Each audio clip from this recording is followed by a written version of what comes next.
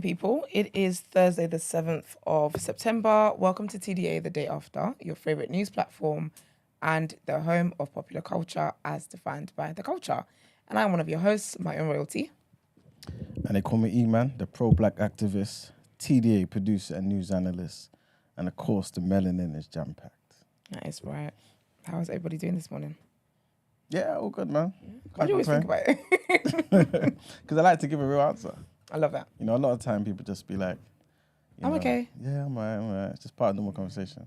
But you know what it is? I think it's because we don't, a lot of people, when people ask people how they are, they don't really care how they are. Like, do you know what I mean? Like, whenever I ask people how they are, I genuinely care. So if you're not okay, I will give you the time and like the attention that you need from me for that. Yeah. But some people have even said, I'm okay, I'm not okay. They're already halfway down the road. It's ridiculous. This is it. It's absolutely ridiculous. This man is in his heavenly white swaying hips over there. But yeah. Quick question, Brent, actually. Yeah. When you eventually do come on the show, on TDA, like... When will I be? No, like when you do no, I'm not, listen, I'm not asking, I'm saying that when you do eventually come on, you know how your faith works. That's pretty presumptive. I think there will be a day. Sorry, they can't hear what you're saying, man. I'm talking to them, But she's asking me a question though. So two things are happening at once, and I have to prioritize the Queen. Alright, King. Okay, yeah, but not like anytime soon. Like I can see like a 10-year anniversary. Presumptive, sorry. No, 10-year anniversary, you wouldn't come on the show. 5 years, you wouldn't come on the show. The 1,000th episode, you wouldn't just give them one eyebrow. 1,000th episode probably next week. That's a point. That's a damn point. Because that's what literally when I opened the doc here, it was like 337. I was like, are you kidding me? Crazy, isn't it? It's a lot of talking. We do 4-hour shifts as well. That's a lot of talking. That's why I don't reply messages. I'm tired. But no, I feel like at some point you would. I can see you doing that. Sorry, cool. So what's the question? It's all right. He thought Chike wouldn't be here yesterday, so I'm not really paying attention. Anyway, that's why I said, oh, ye of little faith. So yeah, when you do eventually come on the show, I lost my question because you're doing too much. Were you surprised about Chike? Coming? No, but who he was. Yeah, man. Yeah, a couple of people told me that. These are a couple people. Family members. No. You guys going to a family meeting? What?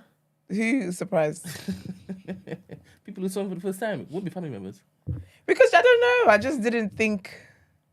But you know, I did think that. I thought it's so interesting, though, how people, like, how there's different characters in families. Do you know what I mean? He's not... Okay, he's a family friend. He's not my cousin. I know, but even then, though. Okay. You're going to look alike. You know what they say when you spend a lot of time with people... that he was older than me. Yeah, but that's not information that's relevant to you. No, just to show you how little I know about him. I know, but it's also not information. You don't take an information that is... Pertinent. No, but that's irrelevant information. How old he is not relevant You don't even know. He could be your blood cousin. No, he's not. It looks like No, you. he probably is. Okay. He doesn't look like me. I don't mind. I could care less. A couple of people said that they found him handsome. So if it is that you all think he looks like me, then cool. Lovely. No, but you know bitches like you though. Sorry. Morning. Sorry. I had a whole prayer night yesterday as well, you know. What's going on? It just came out. I love when you keep reminding yourself that Esther does the things It that just you came do. out. And then he's like, what? I love it because I it's spent like... too much time with you. I spent too much time with you. Oh, that was amazing. That was ridiculous. You know, the lovely ladies think you're a handsome man. Yes.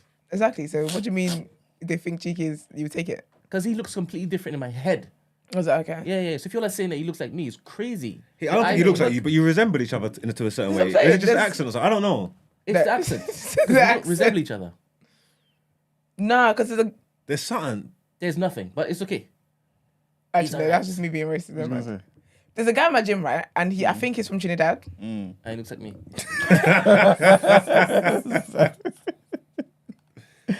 Because every time he speaks to me, I'm thinking, what if you relate to Brent? He don't look like you, don't know, to be fair. But no. Line and problems, Yeah, but I think with Cheeky, yeah.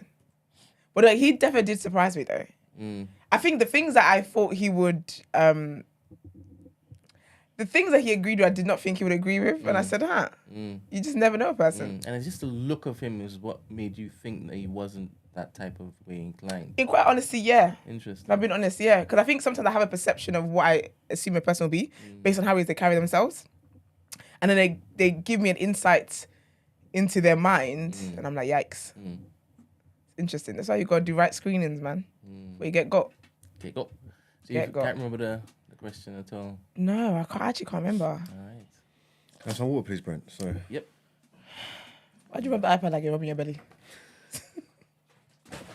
But okay, well, question of the day. Let's see what that is today.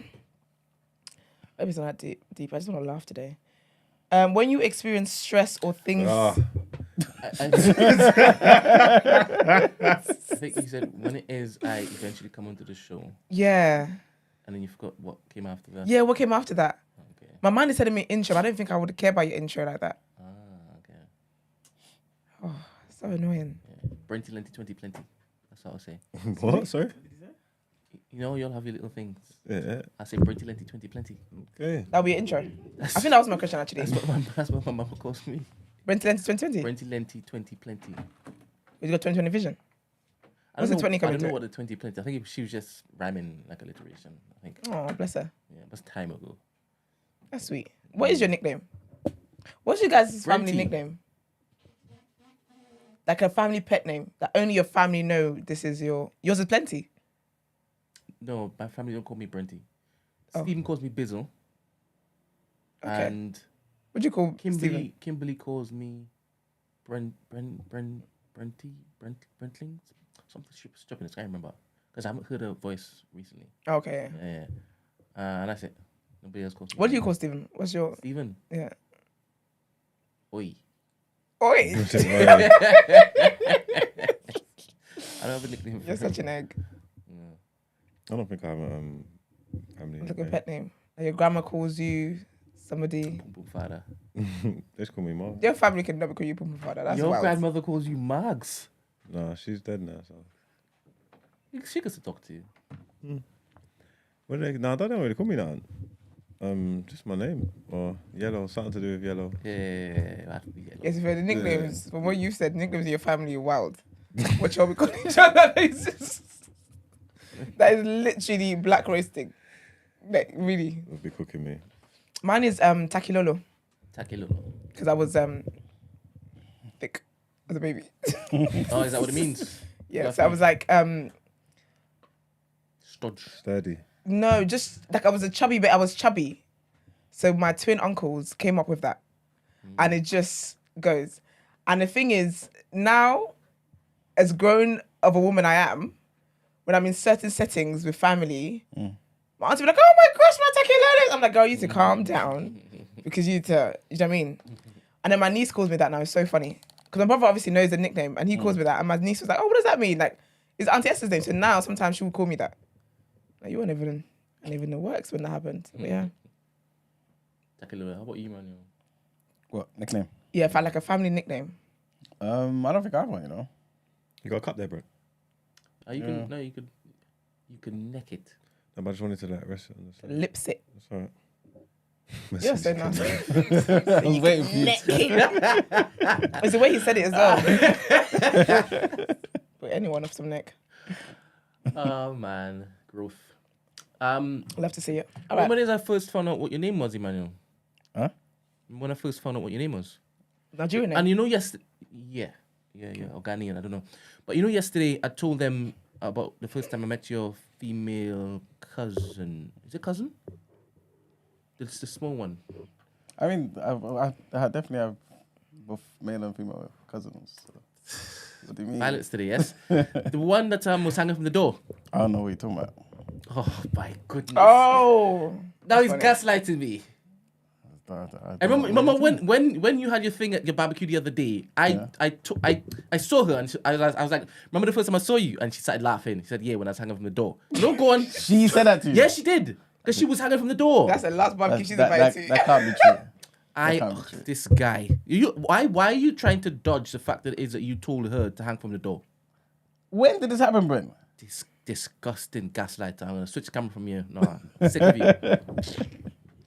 But Mary, that's her name. Why you want to tell the world? I don't No, understand what's going but on you were going on as though you didn't even know what I'm talking about. No, but I could know my cousin and not know the So event. you knew who I was talking about, even though you have plenty cousins. Of course I do. Uh-huh. Does that mean the door It also means that I've talked about this before. This I can't remember. Dirty liar. you dirty, stinking liar. No, I'm joking. I remember. All right, so question of the day. When you experience stress or things overwhelm you, how do you like to be supported? Take a nap, boy. One thing about me, when I get stressed, I take a nap. I take a nap and it will be 2 hours problem. So you sleep off?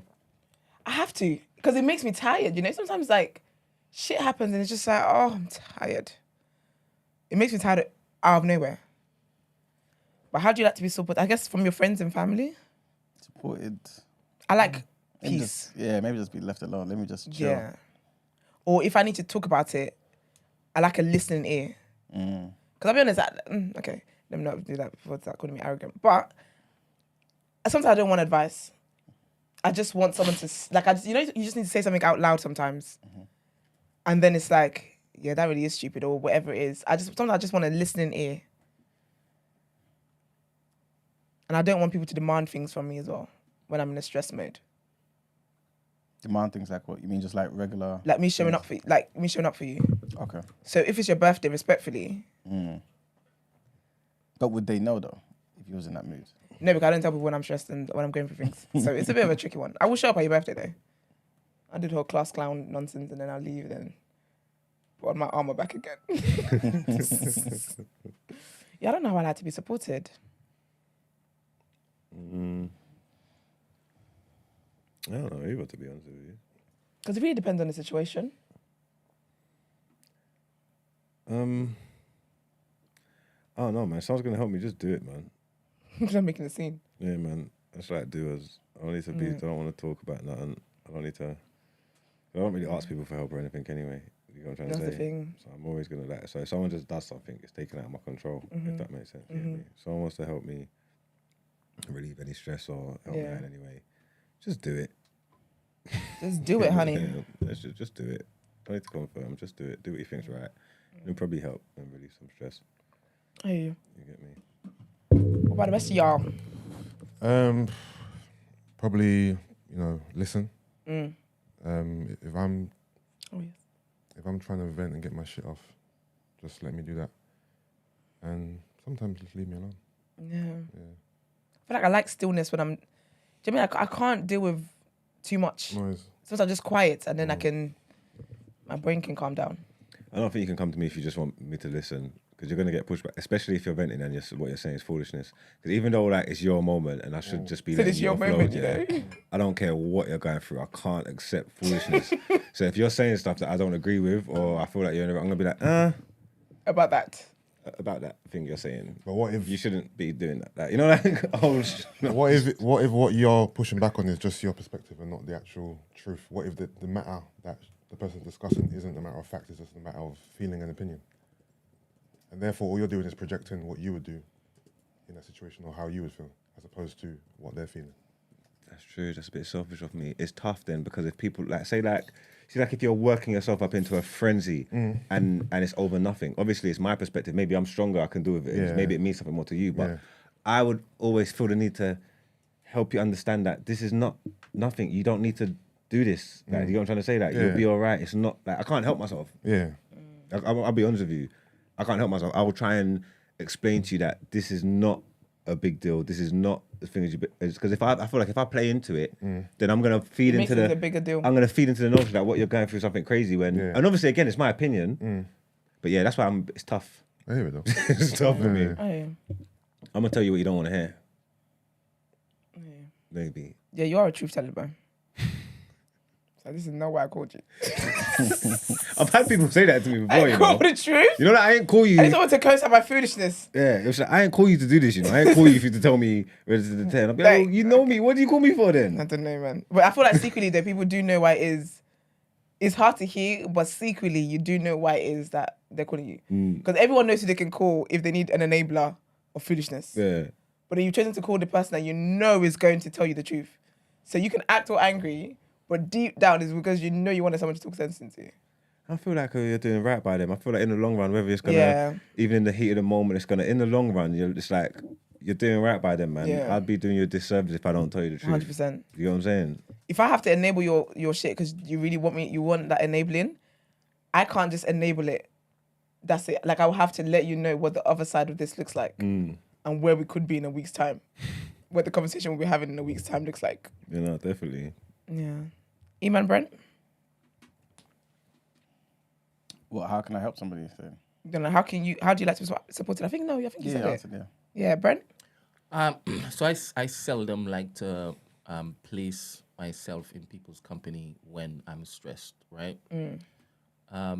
So if you happen to be in my orbit when I'm stressed, Yeah.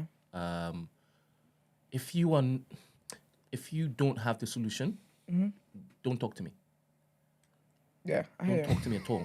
I hear it. Because in my head, I'm always solution based. So if Yeah. it is I'm stressed, it's because I'm juggling 25 different things in my head at one point in time. I will get there without needing to come to anybody. Do you understand? yeah. So if you start, I'll get frustrated and sometimes I lash out, Yeah. like, stop talking to me. You understand? And it comes across a certain way. And then I have to basically not look to Now you have to apologize. Now it's the whole thing. Yeah, I get you. Yeah, so you leave me alone. That's why each time I turn up in people's orbits, I'm always in a fresh Jovial. Yeah. So nobody ever thinks that they need to come and give me Assist you. Yeah, leave me alone. Yeah, I'm proper. I hate problems. I need solutions. So even when people come to me to moan and stuff like that, I'm not gonna sit in this moaning with you. I'm saying if we're not trying to find a solution to doing this about it? problem, what the hell are we doing it? Exactly. You know what I'm trying to say? That because we've got the problem now, we can't do nothing about the problem. Yeah. The problem's here. Are we trying to? Do you want to fix this? Yeah. Or do you just want to moan and chat shit? Like you know what I'm trying to say? Like we need to come to some kind of solution. Don't bring problems, bring solutions. But does that include venting though? Because I know sometimes people just want to vent. I'm not coming to you for a solution. I know that I'm going to get to my solution, but right now I just want to vent the frustration of what this is having on me. Yeah, I mean, yeah, I suppose you need to give people space to vent sometimes when they just want to get their shit off. I'll give you space to vent, but we can't be venting about the same thing repeatedly though. That's true. Now I'm like, okay, is this venting or do you want a trauma bond? Because I'm healed. So where are we going with all of this? Can I ask a good question? Yeah, and I'm just saying off the top. I was gonna say, just go with the Giving it draws disclaimers. attention to it. No, I need to because I don't want it to sound like I'm trying to be some type of way. Some type of how. Right? But Okay. but you see how everyone here is pretty much solution based. Can one say that we are privileged in our mindset to be solution based? Yes. Yeah. Okay. Would that be a legitimate thing to say? Yes. Yeah, 100%. Because some people don't have the. I don't know what the word is to use without offending, but some people's brain just ain't set up like that, and you can't help how you can't help how you are, if that makes sense. Okay. It's a certain thing. Maybe you can train yourself out of it, whatever. But we are who we are in it. You know what I'm saying? But sometimes don't things work in stages? Like initially, when something first happens to you, you might just want to vent This is it. and let out your frustrations, and after that, you look to a solution. Yeah. Yeah, everybody's got their way of processing. Yeah. You know what I'm trying to say that because a lot of it, but I enjoy moaning about things. You enjoy moaning. But it's like I'm not on like no woe is meeting. Like, I know what I'm doing. Yeah. I know I'm moaning, but sometimes I might just want to get my shit off. Afterwards, I'll just, like you're saying, I'll just do what I need to do. Yeah. But there are times when I might just want to moan. Like Yeah. I just want to wanna vent. moan. Yeah, I'll just be moaning about Get it it. off in my chest, yeah. Yeah. All right, nice. Let's get into our headlines then.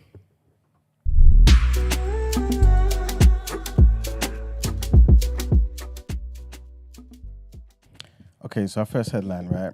The UK government has announced that it is to rejoin the EU's flagship scientific research scheme, Horizon.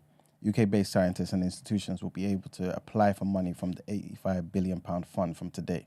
Associate membership had been agreed as part of the withdrawal agreement when the UK formally left the EU in 2020. However, the UK has been excluded from the scheme for the past 3 years because of a disagreement over the Northern Ireland Protocol. Prime Minister Rishi Sunak said, with a wealth of expertise and experience to bring to the global stage, we have delivered a deal that enables UK scientists to confidently take part in the world's largest research collaboration programme. We have worked with our EU partners to make sure that this is the right deal for the UK. unlocking unparalleled research opportunities and also the right deal for British taxpayers. Next headline takes us to Mexico. Big trigger warning here, guys. The Supreme Court has The Supreme Court wrote on X, which is obviously formerly known as Twitter, that had decided that the legal system that criminalized abortion in the federal penal code is unconstitutional because it violates the human rights of women and people with the ability to gestate. The court's sweeping decision on Wednesday comes amid a trend in Latin America of loosening restrictions on abortion, even as access has been limited in parts of the US. Some American women were already seeking the help of a Mexican abortion activist to obtain the pills used to end their pregnancies. Mexico City was the first Mexican jurisdiction to decriminalize abortion 15 years ago. Across Latin America, countries have made moves to lift abortion restrictions in recent years, often referred to as a green wave. After decades of work by feminist activists across the region, the wave picked up speed in Argentina, which in 2020 legalized the procedure. In 2022, Colombia, a highly conservative country, also decriminalized abortion. Many organizers worry, however, that the lifting of restrictions may not translate to expanded access in highly conservative and religious countries. And the next headline takes us to France, where there's some expected issues, I should say, because I don't put nothing past the French government.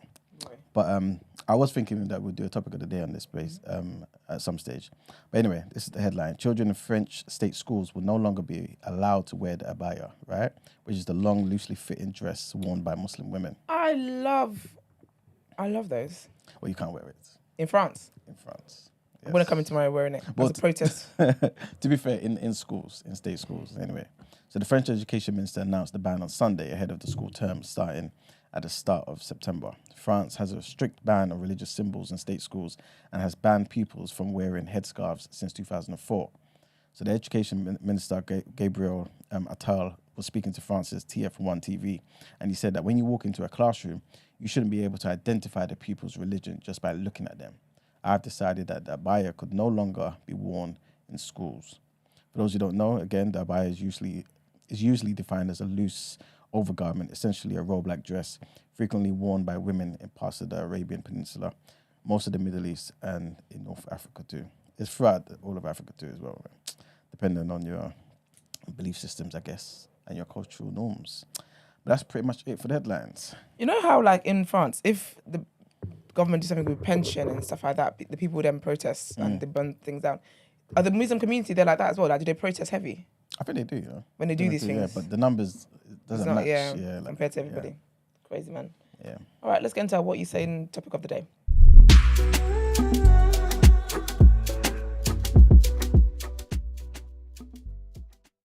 All right, people. So today's topic of the day is going to be based on something that you guys may have heard in the news recently. This is about, trigger warning here, guys, about Prince Andrew, right? We're not going to spend too long on this topic of the day because we've got another topic that we're going to discuss with our guest, right? Which I think is much more important. But I definitely want to hear you guys' thoughts on this. And this is basically about the files surrounding him, right? And the government has made a decision to basically have them closed. They're going to be hidden from the public, no matter who you are, until the year 2065, basically when he's dead, right? What do you guys think about this? His files about his pedophilia. About him. Isn't Prince Andrew the one that it's allegedly? Him. Yes. But So about his him, files. it's not about that. It's about him. Files about But what's him. in the files? Was they hidden? Release it all. Why? Leak it. No, go on. No, that was it, Yusuf. Leak it. No. What do the public need access to his files for? Good question. I'm thinking about it to shame him. No, but if we already know who Prince Andrew is and we know what he's done, why do we need access? Like, do you want to go and read his files? Like, I would, don't lie. I promise you, I actually would. Don't just say that for the show. No, when I tell you, the first thing that comes to my mind, when I say things, they're not lies. I say things I mean. You want to read? I would dead ass read it because for me, I feel like the thing is the monarchy in this country, people really, really rate them. Yeah. People hold them to a high standards and stuff like that, right? People literally carry them as if that they are the poster people for morality, for good things and whatever it is. He's done bad things. That's people they try to sweep under the rug. He needs to be shamed. Yeah, 100% release it. But I hear that though. you just said a bunch of things about him that you already know, innit? Like, you've just shamed him just now. Yeah. So in reading his files, you just want to... There's definitely more that we don't know about. I know, but anyway, for me, if I know someone's a paedophile, right, and I don't need to go and read the specifics of their crimes, because what am I gaining from it? I know you're a paedophile. I don't need to read the intricate details of what you've done in it. And if I have the information, what am I gonna go and tweet that, write a book, or is it just for my own learning? And I don't need to learn that. I know you're a paedophile. I feel like I feel anybody that read about King Charles wanting to be Camilla's tampon, you can read Prince Andrew's files. When that whole script came out of them dirty talking and people were reading that, y'all can read Prince Andrew's files. 'Cause in my mind, it's not going to be details of what he did to people or whatever it is. It's going to be about his lifestyle. It's going to literally show people and expose why they are not the people that people need to be looking up to in the way they do. And the thing is, if there's nothing dodgy there, then why are they hiding it for? Exactly. Because it might not even have anything to do with the actual pedophilia stuff and the Epstein stuff that everybody's talking about. It could just be different stuff, but the fact that you're hiding it means it speaks to you that there's something in there protecting a minute. I hear so you're but taking advantage. You're abusing your powers. This is it. And if anybody does care about the monarchy, they're supposed to. Well, not even. I don't know what it is, but at the end of the day, it's the royal family. They're obviously held to a different standard to every single person in the land. Like, you know what I'm trying to say? Like, and you are setting precedents for what you are doing. You are protecting your own interests. There's wrong and there's right. And like I said, I don't even have a clue what's in there. But why are you hiding it for? That's because that's just what are you hiding? I hear what you're saying, but I don't believe that us as black people have any interest in Prince Andrew and his. I just don't believe that we have interest in his files. Like, there's so many things to read. Yeah. Cause I don't have no interest in the files. That wouldn't be what I'm seeking out to read, and that's the truth. No, not the files, but what it says though.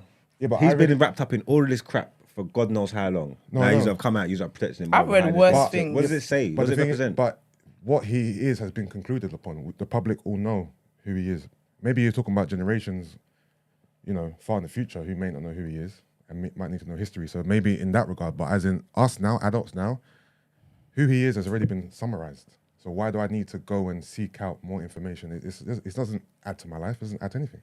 Do you feel like it maybe will make you more aware of the extent of the paedophilia? Or the extent. Why do I need to know that? Not necessarily just the paedophilia, but also the extent to which I guess the government would hide other details from us. But why do I need to know that? You don't need to, but other people do. It's the freedom of information. You might not personally, but why can't anybody else who's interested or who wants to know? No, you can. I'm telling you what I would do. Yeah, I know, but this is what I'm trying to say. But the fact that I don't care that I can't go and read it. Yeah. Do you know what I mean? Yeah. Because I'm like you. I ain't going to go and read it. Yeah. So I don't care that I can't go and read it. Yeah. I care that no one can go and read it. I don't care. Do you get it? I know, I hear you, but I don't care if no one reads it. I don't care if it's like you said, locked away. I don't business about that, because it's not like his crimes haven't been put out to the public. Yeah, but there's no proof of them either, if that makes sense. It's just it's still like, you know what I'm trying to say, nothing ain't been proven. So people can have their opinions and I feel like the fact that I think that I know maybe officially he hasn't been, what's the word I'm looking for? Well, he is what he is as far as I'm concerned. concerned. He is what he is. We all know proven. he is what it is. What are you talking about? He hasn't been sentenced. He hasn't been given a. Yeah, there was no guilty. Yeah, exactly. Yeah, And there's no conclusive decision on anything. On anything, no. We're still just giving our opinions. In a way, it's kind of like and speculation. essentially, as much I don't believe anybody is, but we could be wrong. Yeah. I hear you. Okay, well, obviously we're all different. I don't have any vested interest in him, so I don't care. Like, he's a paedophile, and that's all there is to it. I don't need to read anything else. Is it only because you feel like he's a paedophile? Like, what I'm trying to say is, would you afford everybody else in the royal family that same privilege? I wouldn't read about anyone for the royal family. No, but I mean in terms of it being kept from everybody, because these guys are exempt from the Freedom of Information Act because of this. What I mean is, if, for example, there's speculation about Prince Charles and no one knows what it is, and there's files on that specific act and they're hidden, that's different. But because what Prince Andrew has actually done has been outed, it's been outed. So we know what he's been accused of. Now, these files might contain detailed or more information about what he's done under this guise, but it's not like what he's done hasn't been put out to the public. Okay, I hear you. I think a lot of people kind of just want to know, because there could be more things too. You know what I mean? Nothing to do with pedophilia. Just maybe just the misuse of resources. And that's my thing. Because taxpayers' money go to him doing literally his roles in this country and abroad. No, I hear what you're saying. And for me, reading that information, what next then?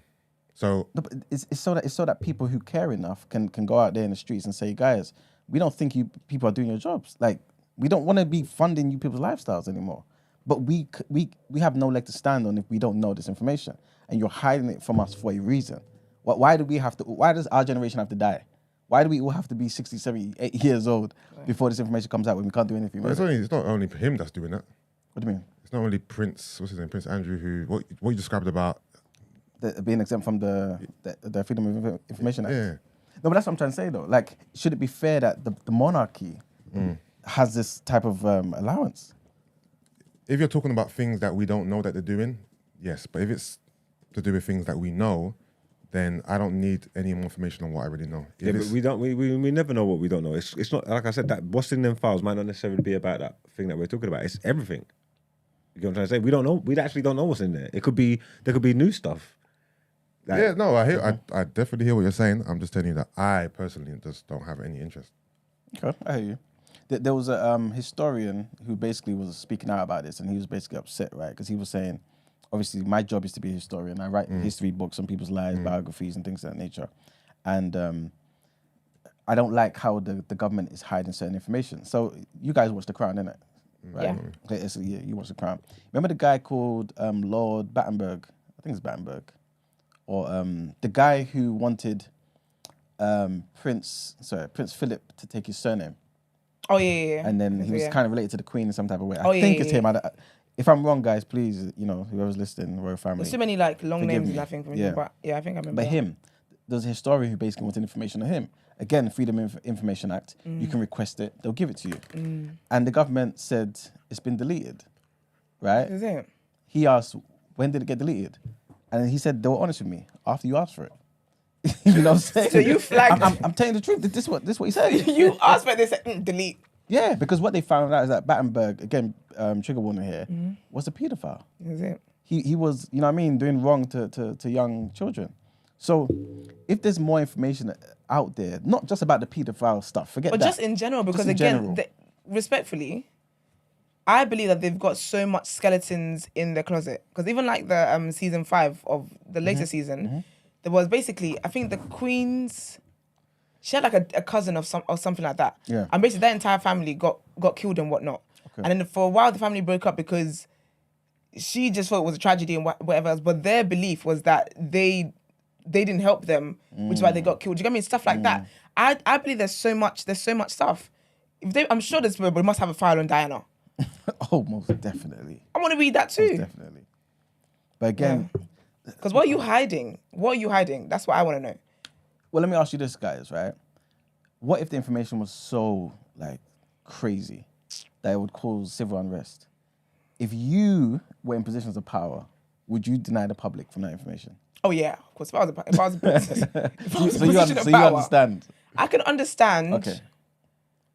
But then I will be living knowing that I've got a bad heart anyway. Do you get what I mean? Like, so I'm already in that realm of evil anyway.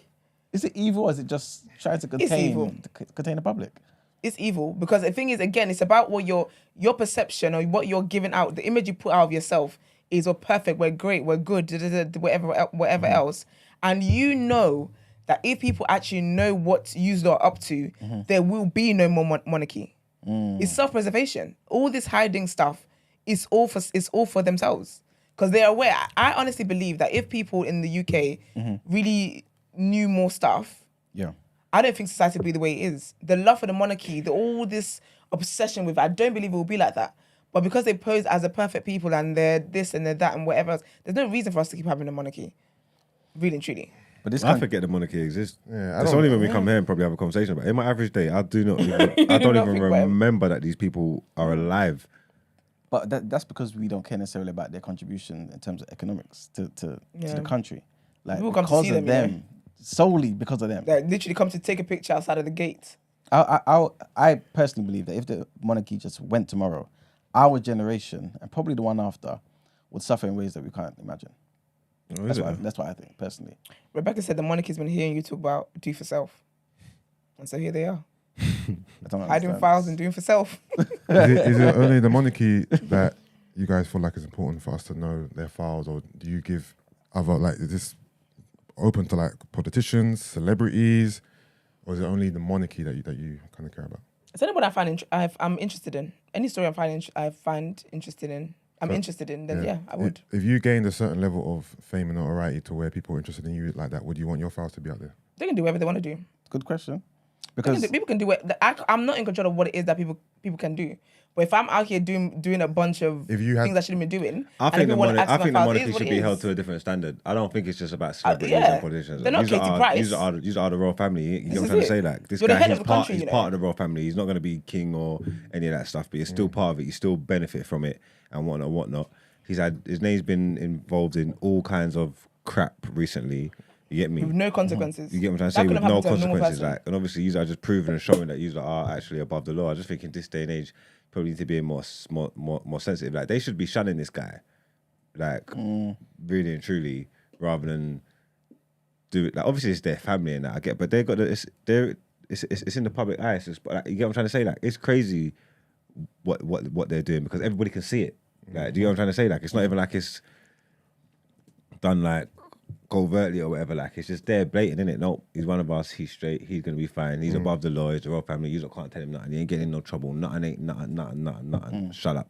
And still taking all our money and using it to do whatever they want with. It just sets a bad example. Yeah. I hear you, but you know, I feel like I already know all this already. So it's like anything said in this room is surprising me. I know the royal family there's a lot of shit going on behind the scenes. So yeah, files would give me actual proof and tangible information, but it's not like I'm sitting here thinking the royal family are this airy-fairy Disney shit. I know it's dark and it's black behind that curtain, you know what I mean? Yeah, it's been around from however long now. This ain't the flipping Edwardian times and that. Like, we got to modernize it, innit? Like, grow with the times. Like, things are different now. You know what I'm trying to say? It's the information age. People got access to all kinds of things. Like, we're not stupid anymore. We're not peasants on the streets that you can just lie to us and just chat shit. We know what's going on. We've got access to so much information. There's so much things going on, and you're still trying to pull the wool over man's eyes like man are idiots. It's like, come on, man.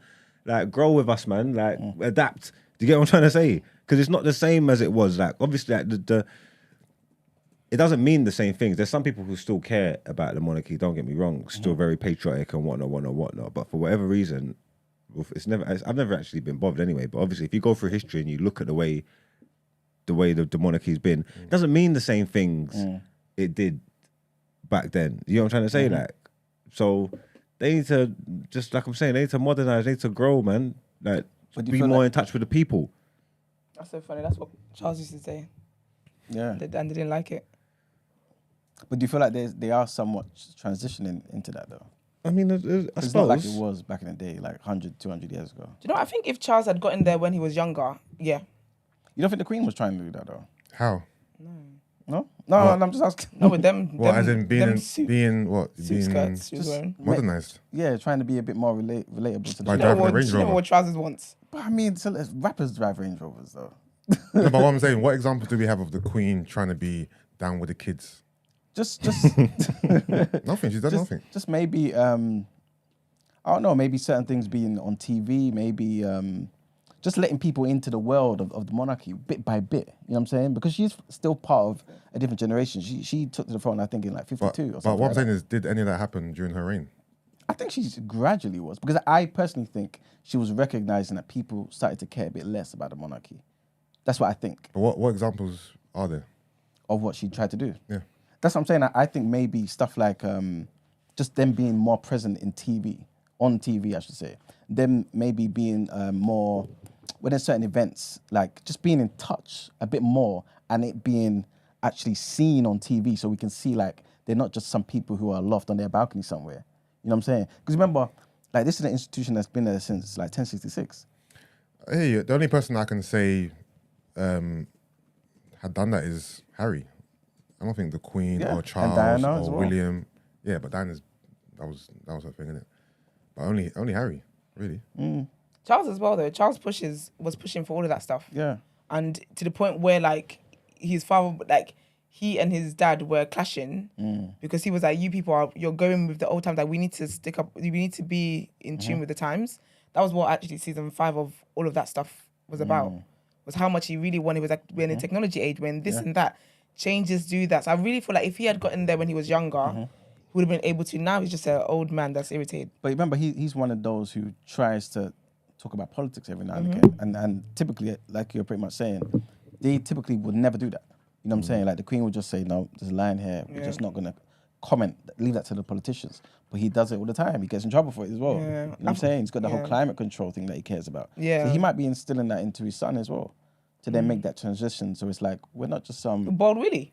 Yeah. You never That know. one is just... Nobody checking for that man. We don't hear much from him. Well, I don't anyway. So, you know what I mean? Streets be talking though. You never... What he does in his spare time. But yeah. But, okay, so do you feel like we should have access, you guys who believe that we should have access to absolutely everything? Or do you think some things should be kept? They should be afforded that, you know... Well, they're in control of it. They're going to control what they put in This there is anyway. it. That's what I was going to say. Because that's what I would do if I was them. I wouldn't close off his files to the public. I'll just take out all the bad stuff. This is it. I'll put stuff that's going to further You get what my I'm trying to agenda. say? Yeah. Yeah. I'll just take all the bad stuff out of it. But yeah, man, to appease you, lot, run through the files, man. Look, they're all, That's true. you get what I'm trying to say? That would make more sense. I think that would help. Because then, what would be the point of releasing his files with all his skeletons? Like, what would that serve? If they're in power and they can actually control the narrative, Yeah, I wouldn't do that. We're putting these files out, so I can put in these files whatever I want to put in these files. If Prince Harry, That's what I'm saying. That's what they should have done. I think to just ban it is causing. Yeah. Do you get what I'm saying? It's draws attention to it. Yeah. if you know that the files are doctored anyway, then doesn't that reduce your? No, but you I know mean, what? because You know what if is- you're skeptic like that, one would just assume that. But that's the thing. come on, Because no, but the thing is, we wouldn't have thought about it being doctored. We would just, even if it wouldn't have been a thing. As now you saying no files is a thing. If they just put files out there, we would have been like, oh, I'd probably put the best bits out. But that would have been it. Double bluff. Because there's still a bit of transparency out there. But if you say no files until 2060 something when he dies, when that time comes, they're gonna move it. They're gonna extend it. They're gonna review the time and extend it again. If the monarchy is still in play, they're gonna review and they're gonna extend it. Whatever. If these files are released, whatever's in these files is doctored, bro. There's no way in hell they're putting out the truth. For what reason? When they control the narrative, I don't need to tell you guys anything. I feel like the files that are there now that have been locked up have all the truth. And I think those files have all the truth. That's why it's been locked up. If it was a thing where it was already doctored and there was like they've moved stuff out and wherever, then some of it will be out for the public. But you've closed all of it up for a reason. Okay. Well, I feel like we can move on from there. You guys think? Yeah, but enough of Release the files, man. Prince. All right. Get it all out. All right, let's get into our next headlines.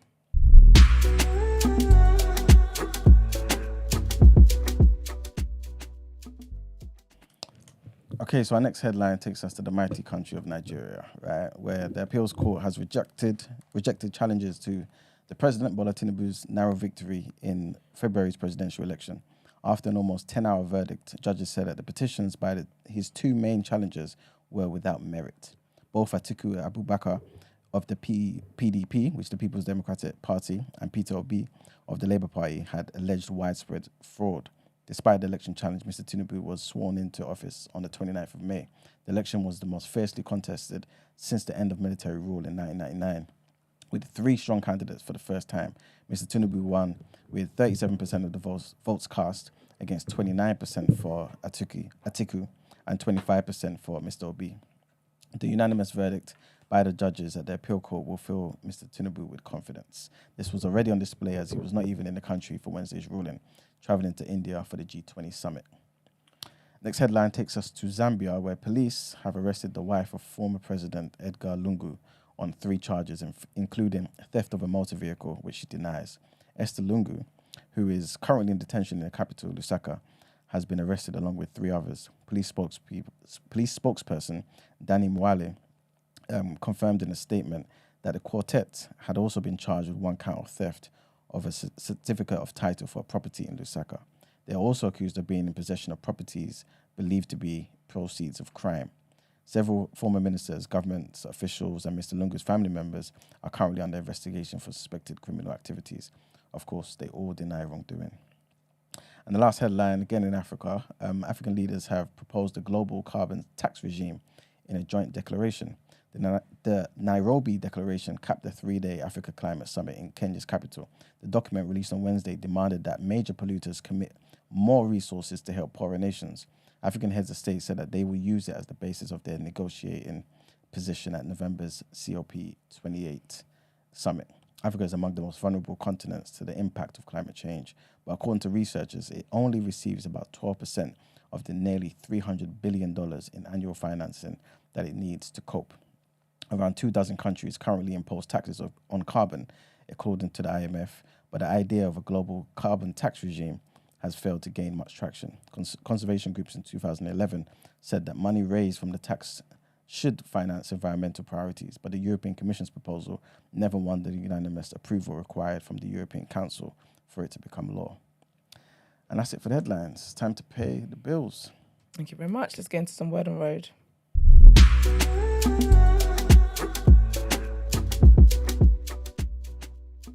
Oh, damn. All right. So in sad news, Jonas, he's my favorite Jonas brother. So it's him, Nick, and Kevin.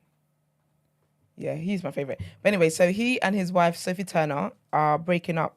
Well, they're getting a divorce after 4 years of marriage. So she is from Game of Thrones. She's an actress on Game of Thrones. I never watched this. I don't know if she's one of the main characters, but I feel like she probably was. And yeah, so they were separating after 4 years of marriage. He's the one who filed for divorce and citing irretrievable differences. There's a lot of rumours swirling about the place about it as to why it is that they're breaking up. I mean, first of all, Sis was 23 when he married her. Because basically what one of the rumours is that she wants to have a great time in life and he's a homebody and he's not happy about that, and so they can't get on in that regard. This is what sources that are close to them are saying, and how they haven't been able to, they just haven't been able to make it work. They've got very different lifestyles. But I don't know what you would expect if you marry a 23-year-old. But they've got 2 kids anyway. And they're figuring it out. They've got prenup. And they're trying to sort out their child support and all that kind of stuff and whatever else there is. And he put out a statement yesterday saying, statement from the 2 of us, after 4 wonderful years of marriage, we have mutually decided to amicably end our marriage. There are many speculative narratives as to why, but truly this is a united decision, and we sincerely hope that everyone can respect our wishes for privacy for us and our children. Wishing them the best, man. They sound like, I feel like it doesn't give the energy of it might be like a crazy divorce where they're fighting and cussing each other's mums out and shit like that.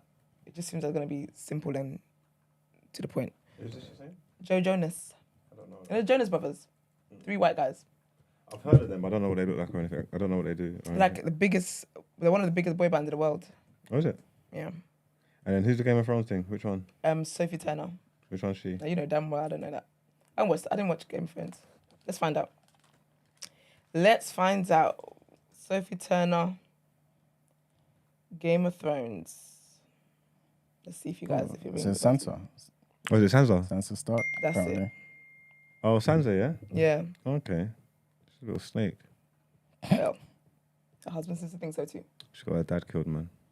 Oh, that's a shame. But yeah, man. So they're getting a divorce, but wishing them all the best. I've never seen... Who are these brothers? I've seen the guy on the right, far right. Nick, do you know what's weird though? So basically, they were like at one point like Disney Channel sweethearts. I grew up on them basically. Okay. And they were like proper like Disney Channel, like the stars of Disney Channel. Them, Raven Simone, Miley Cyrus, Demi Lovato, Selena Gomez. That was that era, right? But Nick. Oh, all them people came from Disney? Yes, I believe so. I think they already did music before Disney. Oh, okay. But they incorporated their music into Disney, into the Disney films and stuff like that. Okay, I'm with you. Yeah, so except Kevin. Kevin is the only one, the chubby one. He's the only one that's like a wholesome, man my business. I've had one woman, I'm sticking to it. You see, Joe and Nick, they've been sharing girlfriends. Between the 2 of them, they've dated Miley Cyrus, Selena Gomez. Who else is there? Miley Cyrus, Selena Gomez, Demi Lovato. But it's weird because all these girls are friends. I don't understand how white people operate. And Taylor Swift. But it's like, we're friends, but my new boyfriend is your ex. It's weird. Okay. I think it was Taylor Swift and one of them. It was just all weird, basically. But Big up them. They're super talented. They're super talented. And they're still touring. Like, he's currently on tour as well. And they've been touring since I was in secondary school. They haven't stopped touring since. You see, when you look at the white industry, people be making money. People be making 100%. money. They've been touring since I was in year 9. These guys are huge. Like I said, they're They're massive. Groups, yeah. When they came out, weren't they like this? These like Christian. Yes. It's them, innit? Yes, Yeah, but yeah, I think only Kevin stayed Christian. I think the rest of them, I don't know. But yeah, Kevin's just always been like the quiet one, the chilled one, and just the one that, the other two are more like heartthrobs, and the girls are throwing their pant at them and stuff like that, and they're changing girlfriends every other 5 months. But yeah, but they're super talented though. I like the Jonas Brothers. They're So really, did she really get the wholesome one? No, she got with Joe, one of the heartthrobs. Okay. So they're the ones that are breaking up. But they got married when she was 23 and he was 30. Okay. So, yeah. So obviously that conversation's been online and all sorts about... Oh, the age gap and thing. Yeah, because basically the reports are saying that the reason why they're breaking up is because they have different lifestyles. As in that she's more of a party girl and he's more of a stay-at-home. And people are like, yeah, but she's young. Like, that's why she's like that kind of thing. So how could you not have known that? But... it is what it is, man. Big up the Jonas Brothers. They make good music. I haven't listened to them in years though, but they make good music. White people music slaps.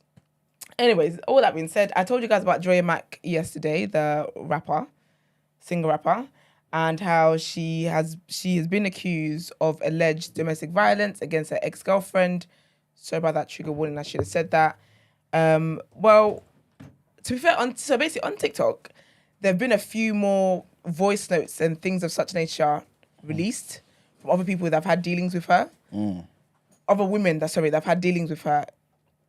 It's crazy. That girl is super crazy. It's like when you hear the voices and she's proper shouting, it's proper mad. But but anyway, she's released a statement after all of that stuff happened yesterday. So here's said statement, right? This is the statement. I would like to address the allegations made against me yesterday. I'm ashamed to say these allegations are true. I want to address this with complete openness and honesty because of the person I've affected. Even though I'll never be able to take away her pain and the trauma I've inflicted, all I can do now is take accountability and show my remorse while working towards change and becoming a better person. I've been in denial about my behavior for years. I know the person I want to be and I'm committed to working on myself, but deep down, I know I've got a long way to go. I acted solely through the hate in my heart towards myself. I inflicted that hate onto someone who was just trying to love and support me. And for that, I will forever be saddened and disappointed with my behavior and will carry this regret and shame eternally. I failed to address some deep-rooted issues over my life, and as a result, I projected that trauma outwardly, not just to the person I was with, but also to my peers and people around me. I'd like to make clear that I understand this doesn't excuse any of my actions. The responsibility was in my hands, and my behavior was unacceptable. The truth is, I've needed help for a long time, and I was not brave enough to accept that until a few months ago. I have now addressed it and begun anger management, cognitive behavioral therapy, while continuing therapy. Even though sorries don't change the trauma and hurt I've caused, I sincerely apologize directly to the person I caused this immense pain to. No one deserves to be treated this way, and it is entirely unacceptable. I will use this time solely devoted to change and becoming a better person, so this never happens again. Is this Signed, an English Dreya. girl? Yeah. I ain't never been with a baddie. Is this the girl that does all the choreography in her videos and Yeah. things? Is that what's going on in the street? I thought this was some American nonsense. Nah, this is that. I didn't that know girl. who this, I don't know her name. I've seen her. I was like, who are these people we're talking about? So I just Googled Her her. ex came out and said that she used to be her black and blue. A whole domestic violence. It's a whole thing, like whole voice notes. It's a whole crazy stuff. What, it's gal on gal? Yeah, she's lesbian. And the thing is, even though she's obviously, when she released it, she's apologized to the one person that's come out. But since there have been other voice notes from other people that have come out saying this is how she. So obviously they're like, they don't apologize as if you did this was a one-time thing. You've done this to multiple people. Where's that apology? I do think she's cancelled though. Sounds like it. Because even her community like some love and hip hop thing. Nah, babes. No, not. It's close to home. It's on the. It's on the front. It's on front our door. shores. It's on our shores. Bruh, I didn't know. Front door, yeah. Damn. Yeah, hate to see it. But across the pond though, Kourtney Kardashian. So Kourtney Kardashian, I've talked about how she was pregnant and she announced it at her husband's Travis Barker's concert. How she was expecting like a whole thing dedicated to this video and all that kind of stuff and all that great stuff. Basically, she went to the hospital. She had to have an emergency surgery to save the baby's life. Wow. But to the glory of God, she and the baby are fine. So she posted on Instagram and said, I will be forever grateful to my incredible doctors for saving our baby's life. I'm eternally grateful to my husband who rushed to my side from tour to be with me in the hospital and take care of me afterwards, my rock. And to my mum, thank you for holding my hand through this. As someone who has had 3 really easy pregnancies in the past, I wasn't prepared for the fear of rushing into urgent fetal surgery. I don't think anyone who hasn't been through a similar situation can begin to understand that feeling of fear. I have a whole new understanding and respect for the mums who have had to fight for their babies while pregnant. Praise to God, walking out of the hospital with my baby boy in my tummy and safe was the truest blessing. And he also said, God is great. I flew home for a life-threatening emergency surgery for our baby that I'm so grateful went well. I want to say thank you to all for all your support, and the tour resumes on Friday. So yeah, like about a week ago, he basically stopped the tour. They had to start rescheduling dates, and then had people speculating that something was going on, like personally, probably with Kourtney because obviously she's pregnant. But I'm glad they're good, man. I'm glad she's good. The baby's good. He's good as well. That must be so scary, man. But big up Kourtney and wishing her safe delivery when the baby's ready. And that's it. That's all from me. Let's get into People's Journal.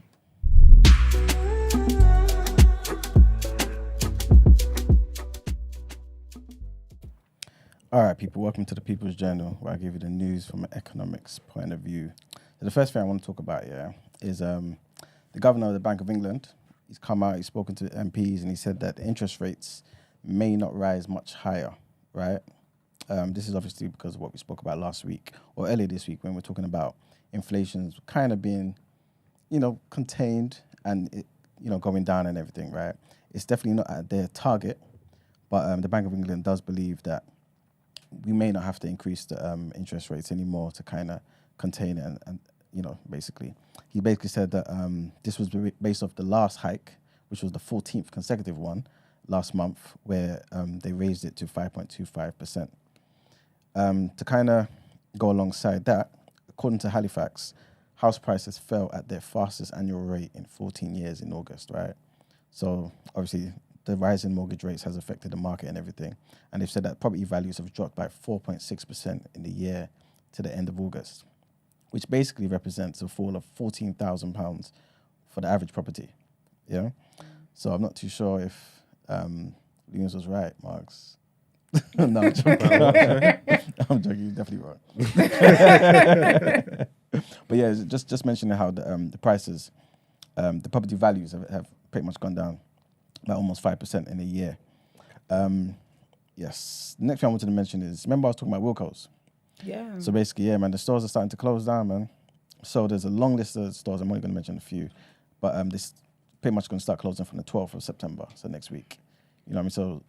So Wilko's in Acton, in Barking, in Cardiff, Stafford, Wakefield, all them type of places there, they're going to be closing on Tuesday the 12th. What the hell is I Wilko's? heard people. It's a store, Wilko. It sounds like random.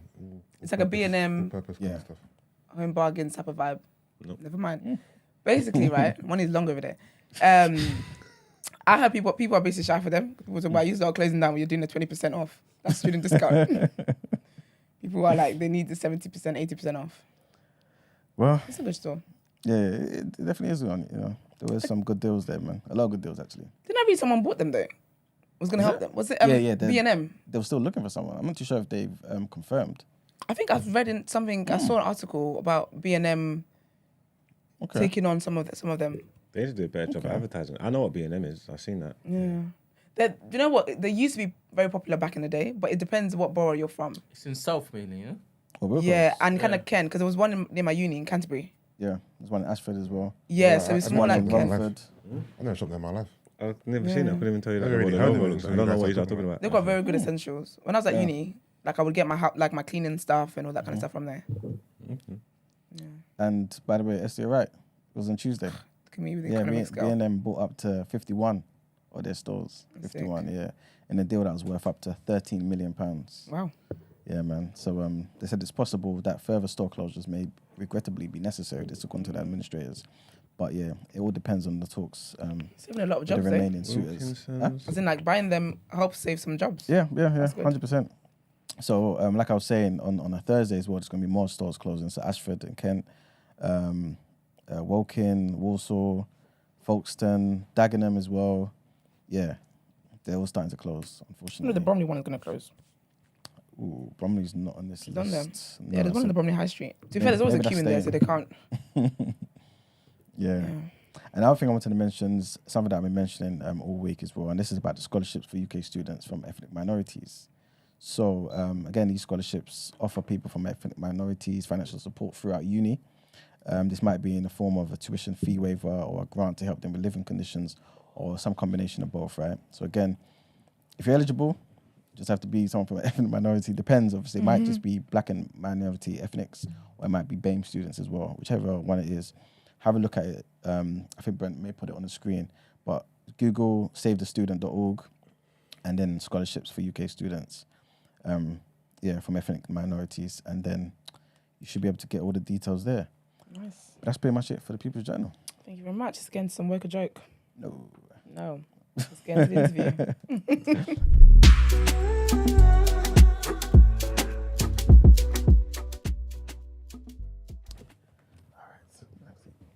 Alrighty.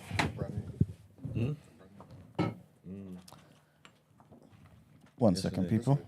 Sorry, guys, just bear with us a minute. Pardon me. A moment.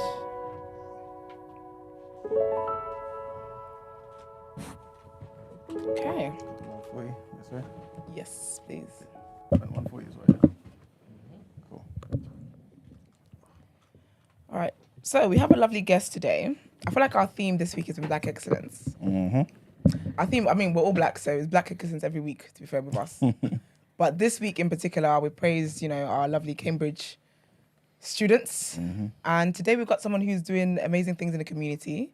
And it's going to be a very, very great conversation. Please introduce yourself, sir. Hello, good morning, everybody. My name is Darrel Blake. I am a social activist and advocate for Black history and African history. Yes. And I like all things melanated, so that's my mantra. Love that. I was waiting for the horns. But they're not that loud today, man. How are you doing? I'm tired. It's been one of them weeks. It's tiring for me when it's like early morning. I'm drinking sorrel, like spicy sorrel. So, it's been a busy week. Yesterday I was recording a documentary with CBC and ABC. CBC is like Canada's version of BBC, and ABC is Australia's version. Australia? Yeah. So ABC is in America is a news channel. But ABC in Australia is like a BBC version. Okay, nice. So yeah, I was recording them. So we're going to get into that. Yeah, 100%. Yeah, we're going to get into that. Cool, yeah. So lovely. So with our guests, we play a game. There is a leaderboard. I have to tell everybody that, just so you can try your absolute hardest. All right. You're a very educated man, so honestly, if you don't top this board, I'm going to be very shy for you. I'm going to be so rude with you. No, It's not a hard question. This is embarrassing. Say that. Some people have got one right. As long as I get one right, I'm good. It's in the morning, I haven't had breakfast either. Yeah, it's all right. You've got some spicy sorrel. You got that kick. You got the kick that you. Oh, do you want to move it? Sorry, babes. I know. I want to get some. Like, I'm hungry. Some mornings I just wake up and I'm hungry. I feel like I haven't eaten for like 3 days. I'm a routine person, so if I get into the routine of kind of things, because I've been eating in the morning. Oh yeah. Now your body's like it's expecting it. But yeah, so some of the questions we're going to ask you are actual factuals. There's a right answer for them. Oh my. And some of them are just preferences. Yeah. Do you know what I mean? Like, do you like texting or calling? That kind of vibe. Cool. Right. Okay. So it's going to be played over a beat. We're going to go this way. We're going to ask you one each, and I wish you the best. The beat. I just all the best. Throw Sir. me into the deep end. Is that from the bottom or top? From the bottom. From the bottom, okay? Yeah. All right. So Brent, you ready? Yes, we are going. Drop it in 3, 2, 1. What was Mufasa's son's name in The Lion King? Simba. What country called for the year of return in 2019? Ghana. Day or night? Night. What temperature does water boil at? Oh my gosh. You can pass, by the way. Oh, yeah. Name one of Uganda's neighboring countries. Uganda's neighboring countries. Tanzania. Amigas or Future? Future. What is the chemical symbol for silver? Pass. What country does Sha'Carri Richardson represent? United States of America. TikTok or Instagram? Oh, Insta. What postcode does most of Rough Squad come from? E. I don't know. E. What I used to tell him. E. I'm a South man, so that doesn't count. Just saying. Get off the point for that. You got me out in the sticks. It was bro. E3. It's history. For real. It's E. That's important. It's E3. And what one? Oh, the water one is what temperature does water boil at? It's 100 degrees Celsius. I was gonna say 100, but I was like, that sounds a bit weird. No, it was, yeah. Trust my gut, man. And then for silver, AG. Yes. I think you didn't do that bad, to be fair. Yeah, it did well, man. Yeah, you did. Yeah. It's so random, like It is very random. That's the whole point. Wake you up. for real. We wake you up. But all right, so you're a social activist. You've told us things that you do. Let's just get into the documentary because I'm very interested about that. So Sorry. I would like a little bit more information about what you actually do. I'm honest with you. yeah. Yeah. Sure, You I were will fun jump to about the that. documentary, really, but I mean, that about then just more context to the doc and stuff. okay, I get you. Yeah, that's fair. All right. So essentially, there's the two major things that I do. Is one, I have my own company called Black Rooted, which is a social media enterprise that looks at the empowerment of Black people across the diaspora and on the continent through music, art, documentaries and films, through education and through economics. So this is basically a social media platform that showcases positive things that happen in the world. Nice. Underneath Black Rooted, I have two things that operate. So one is I have my own Black History tours in Central London. Okay. So these tours look at the economic residue from the transatlantic slave trade, but from a Black perspective, not from a European perspective. Because Like a tour, like a group tour. Yeah, I walk around. So it's a 3-hour tour. Is it British history? Yeah. It's Black history and British history together because they are kind of like one, because you don't get British history without Black history. So perspective of like, we meet at Bank area in City of London, and I talk about the British history of Bank, but then why Bank exists because of the transatlantic slave trade. Oh, nice. So I kind of run it adjacent like that. So it's about putting ourselves in these spaces. But the important thing about the tour is that I show people exactly like how to read between the lines. So a lot of buildings have plaques, have bits of information talking about their business, but at the same time, they don't actually tell the truth as to how they obtain the money. So my perspective is, this is what it says, but this is what it really says. And I try and dilute it for all ages, people from different backgrounds. And mainly I kind of like break it down so like the man them can understand as well. Do you know what I mean? So that's that side. And then the other side of it is something called Black Rooted Academy, which is a Pan-African mindset Saturday school, which is centered around supplementary learning, but also strictly Black. But then with alternative learning as well. So for like the core curriculum, which is maths, English, and science. How do you have Black maths? Because it's not necessarily like Black maths, but it's like Black perspective. So for example, like I might chill with some young youths in school and they might say, oh, I hate maths, I don't like maths. I'm like, yeah, all right, cool, let's go shoot some hoops. And then they will say, all right, cool. So they're all dunking on me, well, I'm short in it. So they're all dunking on me and whatnot. So I'm like, yeah, but I'm testing them. I'm like, okay, let's do some free throws. And they'll start doing free throws. I'm like, okay, so you just did maths, right? And they're like, what do you mean? I'm like, all right, check it now. Stand here and I want you, right, to throw the ball, but make sure you get a swoosh. So when they do it, over and over again, I'm marking the floor. And I'm like, go further back. And they're like, what are you doing, sir? I'm like, listen, what you're doing is length times distance equals height. Because you know how much power you need to throw the ball, how long it needs to spend in the air in order for you to get a swoosh. Now, we're going to do it again, but then I want you to hit the backboard and keep getting it in. And they're like, why? I'm like, if you throw the ball, hits the backboard, and then goes in, that's trigonometry. You can do maths every day. So I'll sit down with the girls, and I'm like, what's going on? Do you like maths? They're like, no. I'm like, okay, cool. Then I might catch like one of the girls. Move the mic a bit, so you're just kind of like talking into it. No, you can move it, yeah. Yeah. There you go. So I might see like a bunch of girls, for example, and like they're doing hair in the playground. I'm like, okay, I'm looking at them doing hair. I'm like, all right, cool. And then what I might do sometimes is mad, yeah, but they get it in the end. I'll get like a plain piece of paper, pull it over the person's head, yeah, and I'll say, do me a favor, yeah. You see all the partings you've made, draw a line. Okay. And then they're like, okay, weird. I'm like, don't worry, like, at the end. And then I hold it up to the light. I'm going to say, what do you see? And they're like, lines. And I'll look properly. And I show them that they actually do shapes. So with shapes, you can do angles. So every single thing you do in your day-to-day life, you do maths. Like, it's just not broken down in context of how they can understand. Not saying all black children like that, That is but amazing, some you that know. actually find it a little bit difficult. Yeah. So certain youths that might be selling a little thing on the side. Yeah.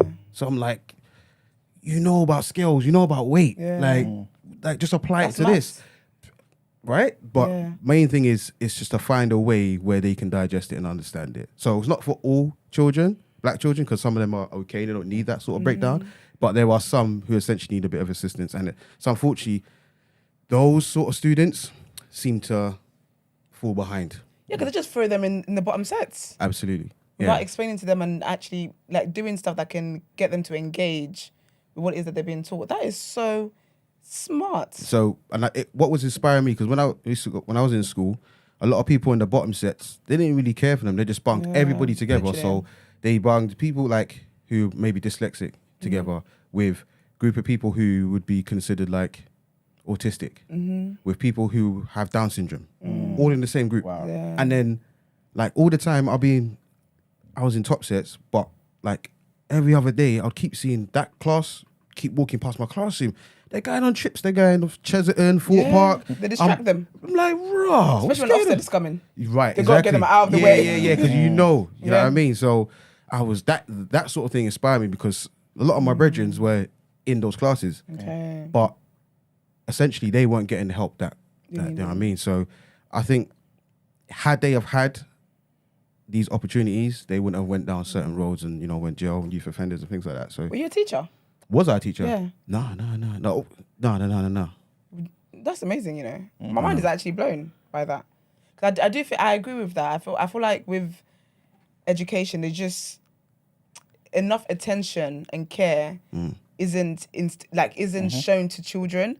And you're right, they just put them in classes. Like even kids that have difficult homes, there's a reason why this child is not concentrating in class. There's Absolutely. a reason. Do you get me? There's so much stuff going on. There's a reason why the homework is not being done. All that kind of stuff. They might be sharing a room with the 5 other siblings. There's reasons for this thing, but not every school or every teacher cares to investigate that. That's why my favorite teachers are the ones who actually paid attention to us outside of the classroom. They want to know what your social life is like. They want to know what kind of friends you're like. They want to know what kind of home you come from. I think that's amazing. So it's only on Saturdays you do it. Yeah, so at the moment, moving location to plans. The plans are to move to location BCA, which is Black Cultural Archives in Brixton, and then expanding across because in South London there isn't many Saturday school models. There's a few in East, some in West, and a couple in North, but South is kind of lacking a little bit essentially. So Brixton has good community links, so from tube, train, bus, everything. So that's the center. Plus, I kind of like grew up there anyway, so that's the base that I'm going to be moving to. Had a couple of classroom experiences, which is okay, but I want a full kind of like building. The Black Culture Archives, technically the only one we have in London. I think it's the best spot. And then, but at the moment, it's kind of like online essentially. And so the subjects were, you said maths. So the core curriculum, maths, English, and science is like assisted learning, but the other side of it is Black history and how you can include Black history into multiple different arenas. So in terms of art, in terms of filming, things of that nature. So I think it's important to see ourselves in certain spaces. Yeah. And I think also underneath Black Reader Academy, I ran this program called Young Readers Future Leaders Academy, which is basically a project where I take 10 different Black children a month to a Black bookshop or a Black bookseller or Black publishing house. Yeah. Because what I wanted to do is create like a barbershop hair salon vibe in the bookshop. Because when I was growing up, as a young boy, my parents never took me to a library or a bookshop. They didn't. They said, "Oh, make sure you read your book." I'm like, but I can't keep reading Biff and Chip. I'm like, you know what I mean? Like, so, because they was working hard, and my dad, he tried a little thing and whatever, and he was doing his little thing, whatever. But I was like, nah, we should be able to make that the norm. Because there's certain spaces that I go into where children of European descent, they benefit from all of those things. So I'm like, imagine like families linking up and going to a bookshop, a Black bookshop. You're seeing loads of Black books around, and then you're having conversations about local things or advice that parents can give each other, and that should be the norm. You know what I mean? So it shouldn't be like neaky or geeky to go to a bookshop or library. It should just be standard. So that was my perspective, and it wasn't like, oh, just let's go to a bookshop and chill. Like, I wanted to like really have these conversations. So I was working with New Beacons Bookstore in North London, which is the oldest Black bookshop we have. From the 60s, and also did some work with Woke Babies as well, and bits and pieces with Samantha from Book Love. So that was another project, because in 2017, CLPE, which is the Centre for Literacy in Primary Education, they want to look at all of the books that was published for that year for children, and it was 9,115 books. And out of 9,115 books, only 4% of the books had BAME characters in the book. Oh, wow. So that's like 300 or something, whatever, right? But then only 1% had a BAME character as lead. Okay. So when I'm saying BAME, that's everybody that's everybody, non-white. Asian, everybody, Right. So you can only imagine how many Black characters. Black ones were there. Right. So I'm like, no, this is bad. And my main thing is about representation. So if I bring them into these spaces, then then it becomes the norm. So I'm just trying to connect the dots and weave and things like that. So yeah. So with that, like the English curriculum as well, where your school, on the Saturday schools, that's like, is that Black literature? It's a bit of both, because I think it's important that they know some of the Black stories and some of the European stories, because they're gonna need that. That's the thing, yeah. Yeah, because I can't be like, yo, all right, scrap all that European stuff. Yeah. You gotta learn this, like Black Power. Could do that, but essentially it's not going to benefit them, because when they're sitting down and you got to learn Shakespeare, unfortunately, then it's mad. Then it's like, I don't understand this language. Why is he talking? So but then with Shakespeare, you can, just like Akala's done, you can connect Shakespeare to like hip hop easily. So there are avenues, but it's about learning, teaching them both, because literacy is, the standard of English literacy is predominantly white, right? So if you go into a certain space, like if we walked into a certain corporate building in like Canary Wharf, and they'd be like, oh, these guys are lovely. Like they talk really well. It's like, what do you mean we talk? What is well, first and foremost, right? Because a lot of English people, white English people, that is not English. They sound mad. Taking out accents and that, they sound like total write-off. Do you know what I mean? They don't forgot me. Essentially, so it's about normalizing that actually we're actually more, in terms of literacy, I would argue and say Black people are more advanced than typical European white people, because we know how to code switch. Code switching is not an easy thing to do. We know how to read the room just with facial expressions. That is a language in itself, right? Just same like sign language is a language in itself. And then what you utter is a language in itself, right? So we know how to like engage in different spaces. That's an art. And we just learned that because of nature. And it starts off with our parents. Like the first person who taught me facial sign language was my mum. Simple. It was a Black woman. Mum, where did you see my keys? Pointed with her face. Oh, you're acting up in public and they're looking at you like, and you know that means fix up, but I'm gonna fix you up. Right. Like my mother was the first ventriloquist. Not 100 quid. Facts. If I was acting up in the supermarket, which I never did, but if I was, or I was in the market carrying bags and all them kind of things, and I was taking long, is she gonna get on, yeah? Right. I'm gonna wash your head, you know. Remember that, you know. Keep it up. Okay. All right. You know the way That's a form of gaslighting because nobody else understands why you're now stressed. No, you know what I mean? That people are trying to hold in your tears because you know as soon as that door closes. So essentially, there are things within our community that we can value. Yeah. It's called cultural capital, right? There's little things that hold wealth that Nice. we need to protect for ourselves. There's nothing wrong with nepotism. I'm for me, by me. I'm a proper like Marcus Garvey head, right? Africa for the Africa's home and abroad. A lot of the times, a lot of things in our culture, I would argue two things. One is stolen. But You ain't got to argue that. cool. But the second part of it, I like to be brutally honest. A lot of our things in our culture we gave away. Yeah. We did. Yeah. So by the time in 20 years' time, the debate of European people have taken this, taken that from us. It's not going to hold that much weight because we gave it away. Yeah. It's our own fault. But then that's what integration has done anyway. It's poisoned us.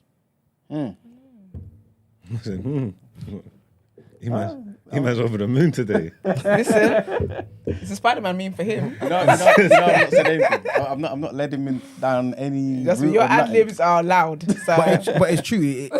Integration essentially has poisoned us because if we look at integration, what is integration? Essentially, integration does what? It allows white people into black spaces. That's the model. Integration is not black people going into white spaces. Never has, never will be. It's not about being equal. If it was about being equal and we was like, no, this is for us and that's for you and you're only allowed to come into this space, we would never have a Turtle Bay. The biggest Caribbean restaurant in Brixton is Turtle Bay. How? How on earth did we as people allow that big ass space to be prominent in one of the most obvious black hubs in the UK? Yeah. We allow that like to that. happen. Yeah. Do you know how smart that you got to give it up to them? They're smart for the simple fact of what? When they first, and you can Google the images, when they first came out, what they said was Caribbean fused cuisine. And then they had these sort of posters of like Black Uhuru reggae group and had Bob Marley and all of these sort of parties. So they kind of put it out as like, it's a Caribbean infused diner. You can come here and X, Y, Z. Then we went there. Oh, let's check the space out. And we found out the food's horrible. But the cocktails are amazing. Yeah, So- but them cocktails is not enough to hold Allegedly. me, man. Allegedly, I they're can't. nice. No, cocktails are decent, to be The fair. cocktails are it's decent. It's not life-changing. No, but they're good though. They are, but I can find somewhere where I can have nice food and nice cocktails. That's true. It's one or the other in that establishment. Don't slap like that. Okay. Proudly my words. I'm Fair a enough. cocktails connoisseur. Okay, say no What I more. do. Say no more. So that's what they did. And then once we got used to the idea, because what we're doing, they're doing like a psychological trick. We're just used to Turtle Bay just being on the high street. Then they scrapped the outside and the decor and they changed it. If you go to Turtle Bay in Brixton, you have a massive Jamaican flag outside. It's painted.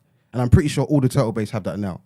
So they waited strategically for us to be okay with it. If they came out in a Jamaican flag, Marcia, Winston, Mitzi, they would have ran them out from a long time.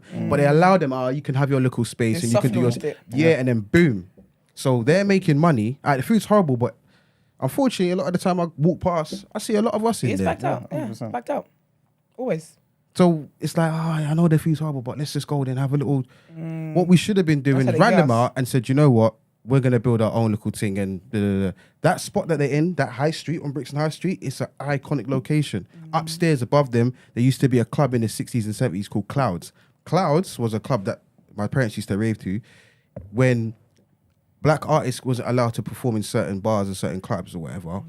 They were performing upstairs. So you've had people like Nina Simone performed up there. This is Bricky we're talking about. Like, what? And downstairs you got a Turtle Bay. That makes mad money. And then we've got other places, essentially, that don't make as much money as them. Now, granted, it's our own fault because, essentially, we don't need to build many pyramids. Like, there are many Jamaican spots in... food spots in Brixton, but what we should be doing is empowering one, lift it up, boom, that's good. You got a couple of branches, all right, we move on. Yeah. Boom. However, it's hard to do that when we shoot ourselves in the foot. When I say that is the mentality and mindset of some, not all, of the people working in the Caribbean food shops Yeah. It's bad, and bad behavior shouldn't be not synonymous with black culture. Yeah. Does it matter? Does it matter if no one wasn't trying to make a turtle bay? Like no black people wasn't trying to make a turtle bay. Like are you only moaning about the space is filled once someone's come and filled the space? Was anybody trying to do a turtle bay but couldn't get the funding or couldn't get the support of the community or couldn't do it and they took over? Or was it man see someone do something and think about I could have done that or I should have done that? But was he really trying to do it though? That's a really good question. You know, I believe I leave.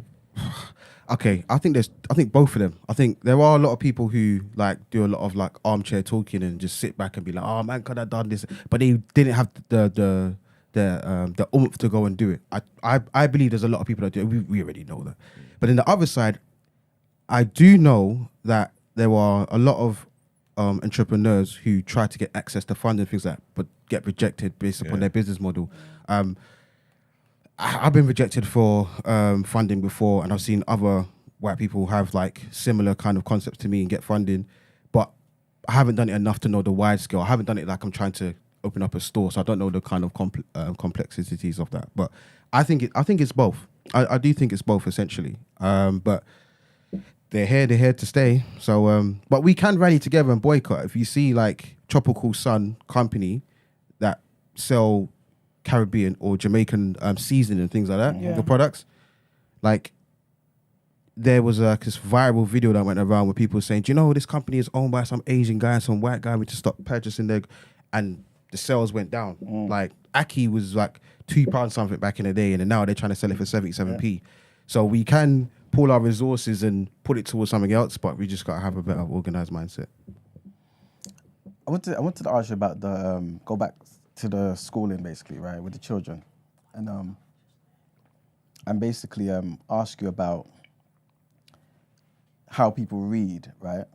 So generally, would you say black people don't read enough? And yeah. No, I think we do read. It's just what we read or decide to read or choose to read. Okay. Because we on our phones every day. All right, okay. So we do read. I should say, do you think black people read enough books? Honestly. I won't do absolutes. Okay, cool. But in a lot of circles that I've been a part of, not really. They haven't read enough. And sometimes I think, especially the man, they'll probably read like 48 Laws or Rich Dad, Poor Dad and things like that, which is, I get it. Rich Dad, Poor Dad. Gosh. Take a rest. So books like that they will read because they think, oh yeah, this is how we can empower ourselves, where these models they're not made for us. Essentially, I feel like we can read a lot more, 100%. Okay. It's just about, because reading can be tedious.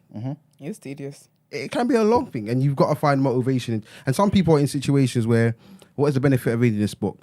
I'd rather just watch something that can get my knowledge from, essentially. So I feel like we do need to read more, but I'm not going to do absolutes and say everybody, because I don't know everybody's lifestyle and circumstances. But generically, it's not a conversation that we tend to have here in the UK anyway. In America, it's slightly different.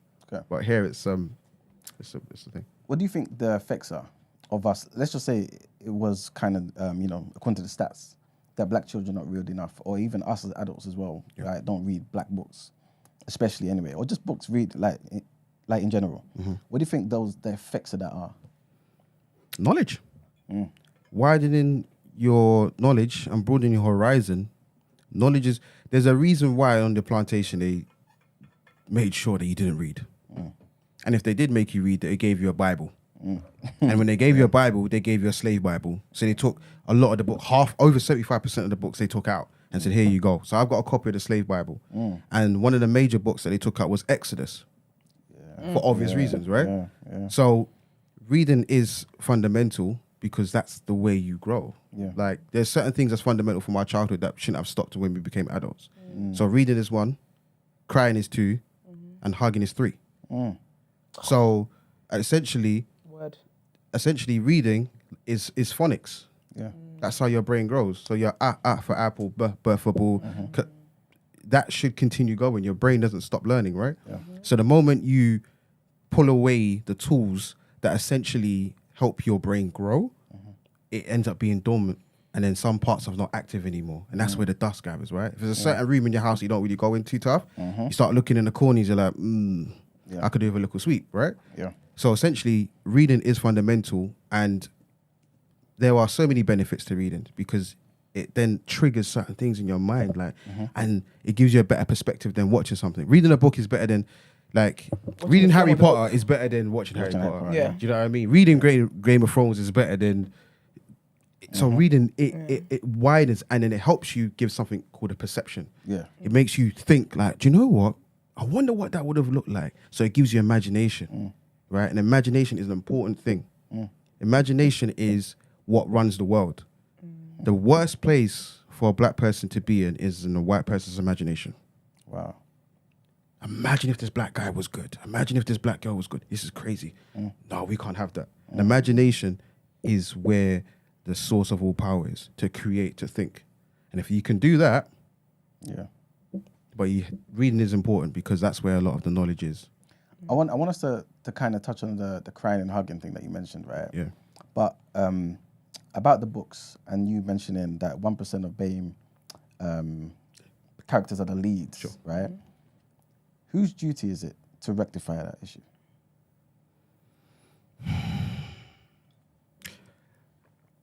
I think it's everybody's duty. I think it's the duty for the national curriculum to change because you have to accommodate those who are in the system. And unfortunately, we are in the system. But also, we have to publish our own books. I mean, over the past 3 years, there's been this massive increase of black publishers, and I'm loving it. It's just amazing, right? So I think it's both. I think as a national curriculum, you have to reflect what you see in your classrooms. And especially now that black children are slightly doing better than they were 10, 15 years ago. So when I was in school, black boys were failing at an alarming rate. Black girls were failing at an alarming rate. But they didn't care. Yeah. Then there was a shift from about 2005, 2006, where white boys were failing at an alarming rate. Why? Because studies show that what they was doing is if they failed secondary school, what would happen is they would get a job with their family member who seems to be a plumber, electrician or whatever. So I can just make these peas easily. So they're not really caring, right? So then now white society and the white government's like, this is mad. We can't have this because we need these people to carry on white racism. So we're going to make it mandatory that you go to school until you're 18. But when black mothers were saying, look, we need the extra help, I need support, where was all of that? So they only brought that out just to accommodate white students to keep them going because white boys are failing. Black girls are soaring, especially African girls. Oh, they're killing it, killing the game, essentially. So with the responsibility, it is down to us, but it's also down to them because you have to reflect what you see, and we're doing all right. It don't look like it, but we are doing all right. Okay. We are. And essentially because they have to eradicate a lot of the damage that they have done. So for example, when the Windrush children came over in the 50s, a lot of the parents essentially were working for the Transport for London or the NHS and things of that nature. But they had children or babies that needed looking after. So they had to put them into nurseries. Yeah. Right? Now, in the 50s, if I give this to you, you turn to page 50, in these nurseries, they were obviously teaching and reading to these children, right, and doing nursery rhymes. Now, one of the most common nursery rhymes that was told to children of the 1950s was that nursery rhyme there. This nursery rhyme is called 10 Little Nigger Boys. Now, this book here is from 1935. This is the 8th edition. Wow. Yeah, this book is worth $8 bills. Yeah. Because it's not, you can't get it Don't anymore. say that for people try and mug you in there. That's fine. That's cool. That's fine. That's cool. Essentially, but that is a book that was told to black children in nurseries here in Britain. You're gonna read an Can you extract read from it, the please? book? Because this one. I'm waiting for you to ask. Because, sorry, let me Just relax. read the book. Let me relax. Just Let me read. relax. For real. Allowed to smell the pages. For real. All right, so 10 little nigger boys went out to dine. One choked But I'm sorry. When I said what? Dying. Dying. Oh, you said die. I No, said they're no, really no. to kids. So they started off strong. Whoa. But Sorry. don't speak too soon. That's We know what they're capable of, but we'll see. So 10 little nigger boys went out to dine. One choked his little self, and then there were 9.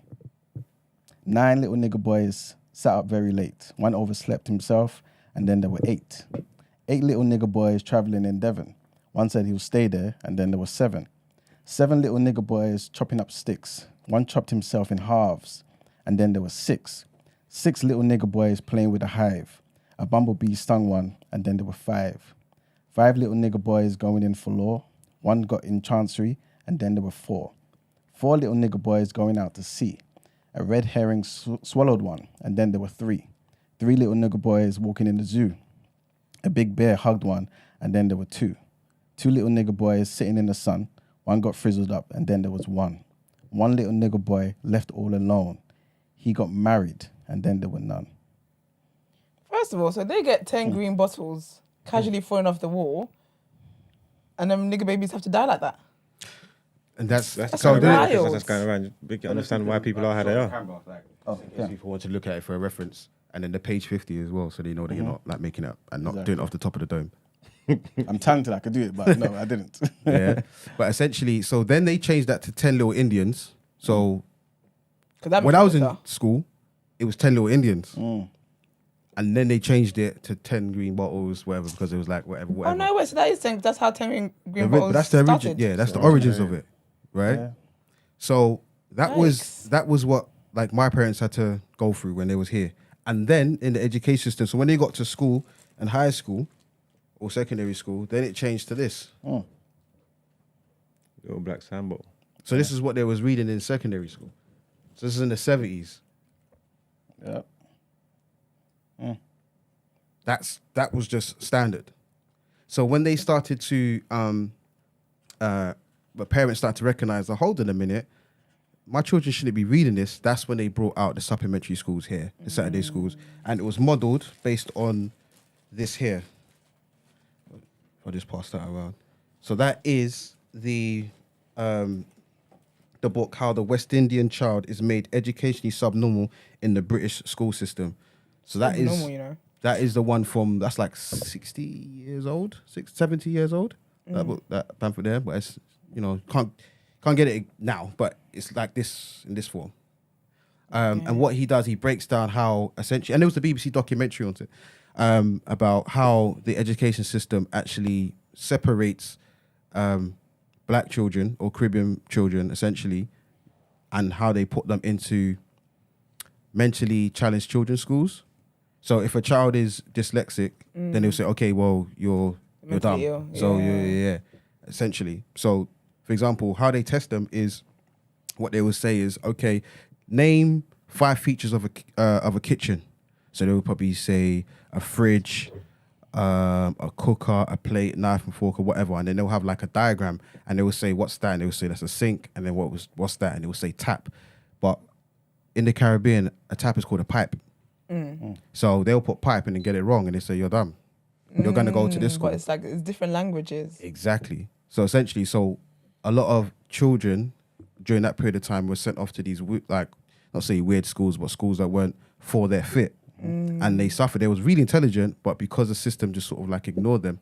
And that's the thing, because self-fulfilling prophecy comes into that. If you're being told you're dumb, you're dumb, you're dumb, you're dumb, you're dumb, and you're around other people, do you know what I mean? Like, how is greatness gonna come from that? Exactly. Unless your mind is just differently wired to pursue that greatness. Exactly, and that's labeling theory. You tell a child Yeah. they're stupid long enough, they'll start to believe it, right? This is it. And also social learning theory. What's that? You learn from your significant others. So if you're in a room every single day and you're seeing people like, I don't know, lick the floor, you're going to think that's normal.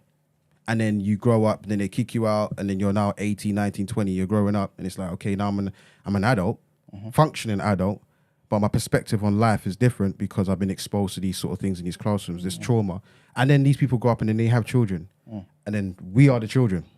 And then we're expected to function well. Yeah. Epigenetics in psychology says that you can get your DNA traits from your parents, right? But then your characteristics and your attributes come through your DNA. And they say it goes back 14 generations. 14 generations if you times that by 25 for one generation, that's 350 years. So I could be behaving a particular way from someone 200 years ago, but because we haven't discussed trauma within the black community, we don't even know. So they might think, oh, these guys are either because he's a Capricorn. Yeah. No, it's just because my great-great-granddad was a certain person. He sees certain things, he just reacts, and he's a hothead. But because we haven't discussed hotheadism back then, we're only dealing with it now. Yeah. So there's certain things that we need to revisit. But on the educational perspective, this is why black spaces are important, because that's when we can learn from each other. And there's nothing wrong with having a predominantly just black space, because there are Jewish spaces. No one will argue with that, and you wouldn't, because it's peak, right? Chinese spaces, Spanish, French, they have only classes, and no one has to say anything. Yeah. So it's fine to have a black perspective, because for decades, we have been trying to say help. There has been no help. So the moment we're like, we'll just do it ourselves, you're like, oh, wait. But that goes back to plantation mentality. Yeah. Do you know what I mean? So anytime there's a group of black people together, Revolution. people are just like, do you know what I mean? In places in the United States, if a group of 7 people are together, police will stop them. It's called mob action. Because you're like, what are you guys doing? What are you coming up with over there? Yeah, exactly. So that mentality just goes back 200-300 years, going back to epigenetics. So a group of black people together looks suspicious. It just looks a bit weird. Do you know what I mean? So that's why a lot of us are scared to be in these spaces, because we know how we're going to be attacked. When I reached out to you, I mentioned that there was a topic. Firstly, big up your cousin, because she's the reason why, obviously, we know about TDA, right? She listens to TDA. And I said we're going to talk about black schools, right? Before we get onto that particular discussion, though, I do want to ask, what do you say to somebody who says integration is a good thing because we got Barack Obama? We never would have had a black president. Like, we had somebody call up and basically say this and say, oh, look at Rishi Sunak. He's come from a Bain background and things of that nature. And surely things are getting better. And surely the country is more inclusive. What do you say to someone who believes that and says, you know what, this is better for us to be like this and just not wait, but just see how things kind of pan out, because it seems like we are going in a good direction. I'll say to them, do they know, or they should know, that they were black people who were overseers on the plantation?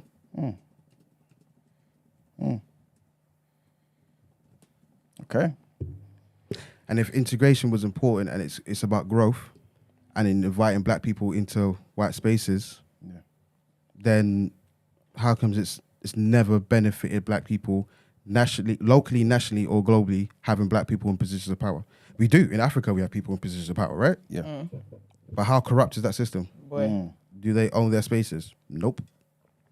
Yeah. So how does that actually work? Yeah. It doesn't. I'll just say prove it. Yeah. Barack Obama is just a black face in a white world. Doesn't change anything. He actually, behind the scenes, he done a lot worse around the world than Trump. Yeah. I'll just say prove it. But that's just the beginning, though. There'll be more black people because Barack Obama was the first. We tried it and it didn't work out. But we got Sunak now, though. We All right, tried I'm done it. with the sarcasm. It's a bit sarcastic. Before we get into the black schools, we got right? Sunak. No, because obviously, like, I'm basically trying to present that side of the argument. Yeah. People believe this. You know what I'm saying? And It's sad. I think it's crazy, but people exist like this. And I think it's a lot more than we think. You know what I'm saying? So... I before we think get knowledge into is the- power, man. You need to know where you come from. You need to know your history. You get what I'm trying to say? Yeah. Because there's things that's going on. Like you're saying, we're being taught certain things and we don't even understand the history of it or understand what's going on. So we think a certain way, we act a certain way, and we don't know why, innit? It just gets put on us and we think, oh, it's just because it's black people. So it's always good to have that information. And if you're in them spaces and someone who cares, who's got the black kids' best interests at heart, you're going to get the best information and knowledge. Like I said, knowledge is power. You can do what you want with it. But I'm happy that I grew up in a school that was so diverse.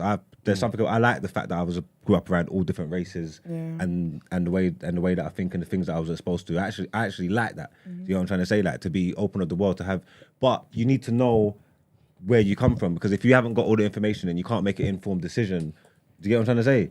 So it's a bit of both, because I'm not against integration or anything like that. Like, I'm for it in a sense, but again, it's like having the knowledge, because to might be thinking like, yeah, it's black people in white spaces, but then when you get taught and you get to understand certain things, it's like your idea of integration ain't even that.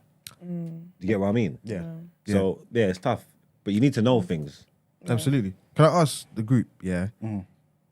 From primary school to secondary school, how many black teachers did you have? I had a lot. I had a few black teachers in primary school. Mr. McClymont, Miss Olawole, Mr. Udonse. There was a few black teachers in my primary school that I remember growing up that were prominent in my life. Cool. Like maybe 3 or 4. In secondary school, actually Mr. Let as well, she was black. My school was so multicultural. Yeah. My primary school that I went to. Secondary school was in Islington, it was felt more white. Okay. I don't know if I had any black teachers in. Shit. Wait, what in? One, my RE teacher was black.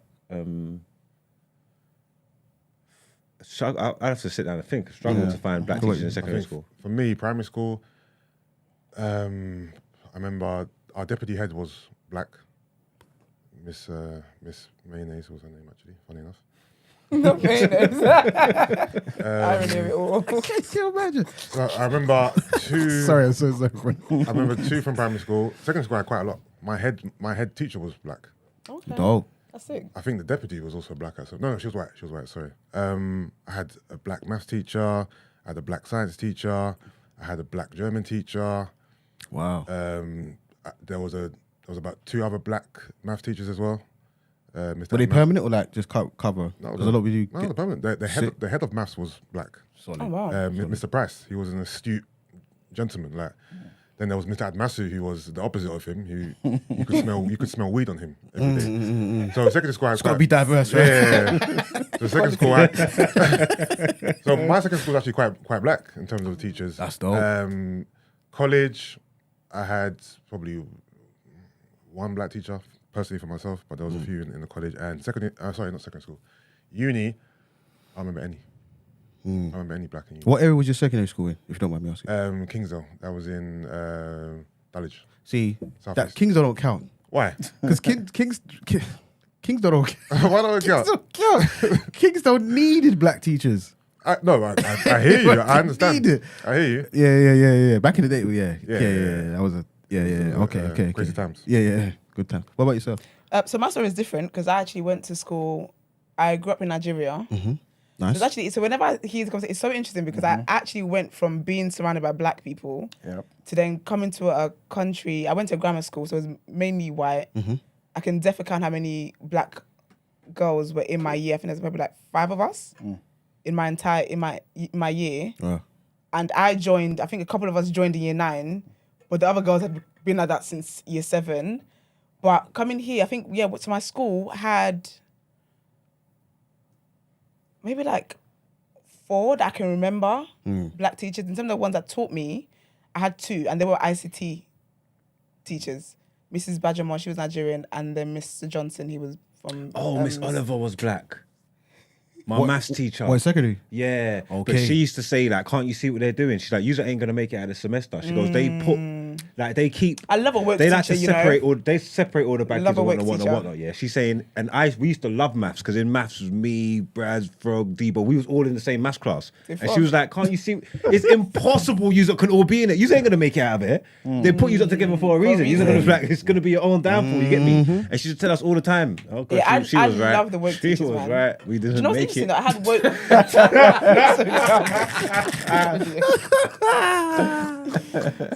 But I had woke white teachers. But interestingly enough, my woke white teachers who proper like push for the black students to be this and that were from sociology.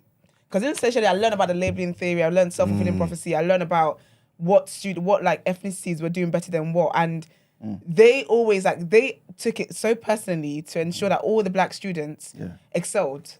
Do you know what I mean? Yeah. That's why they're my favorite teachers. My favorite teachers from education are my sociology teachers, and they're all white, but they really care. They understand because Yeah, because you know when I said about teachers that care about your life outside of just school, they were like that. Yeah. But yeah, I didn't have that many black teachers. What about yourself? Primary school, my head teacher was black. Big up Mr. Harvey. I don't remember names. My year two teacher. That's the impact, right? You remember Yeah, the name that's yeah. fully. Remember the Yeah. name, exactly. It's true. And my year 2 teacher, black, Mr. Douglas, RIP. He's the first, funny enough, it was from him when I first heard the name Amenhotep. From him, randomly. Yeah, I can get to that another time. But yeah, year 6 teacher, Brent's Pups. So he was my teacher. I think, Brendan, those are the only black teachers, right? Yeah. In primary. Yeah. Okay, beginning of secondary school. But they renting though. Oh yeah, for sure. For sure. Secondary school, I went back home. So I did a few years back home. Shipped back home. I said, I did a few years, like he did a bit. Yeah, fresh home though, you get me? Like, get me Gatwick had my nice, you get me? You got. That's what happened. Cool. So yeah, every teacher there was black. When I come back, then I'm struggling, you know. See? Secondary school. Yeah. I'm struggling. Sad. But then that also adds to what I was gonna say anyway. Like you usually get more black teachers in primary, and then as it goes further up, it fades away. So secondary. So I had one Miss Thomas in primary school, and she was dope. Like she was like, you know, accidentally you call Miss Mum. Like, Mum, Miss. It was one of them ones because she got it. Do you know what I mean? Yeah. Bless her. She used to fall asleep a lot in the class, yeah. But like, She used to fall asleep? Yeah, but times I'm like, Miss, is you like because what do you want? because we was Tegaregs, man. We was anyway. But and then we had one in secondary school, Miss McDonald, essentially, and she was incredible. But that was it. In college, not one black teacher in college. Really? You know what? In my primary school, I remember, we had a black man, Mr. McClymont, yeah, fair skin, dread man, yeah. He was everybody was scared of him.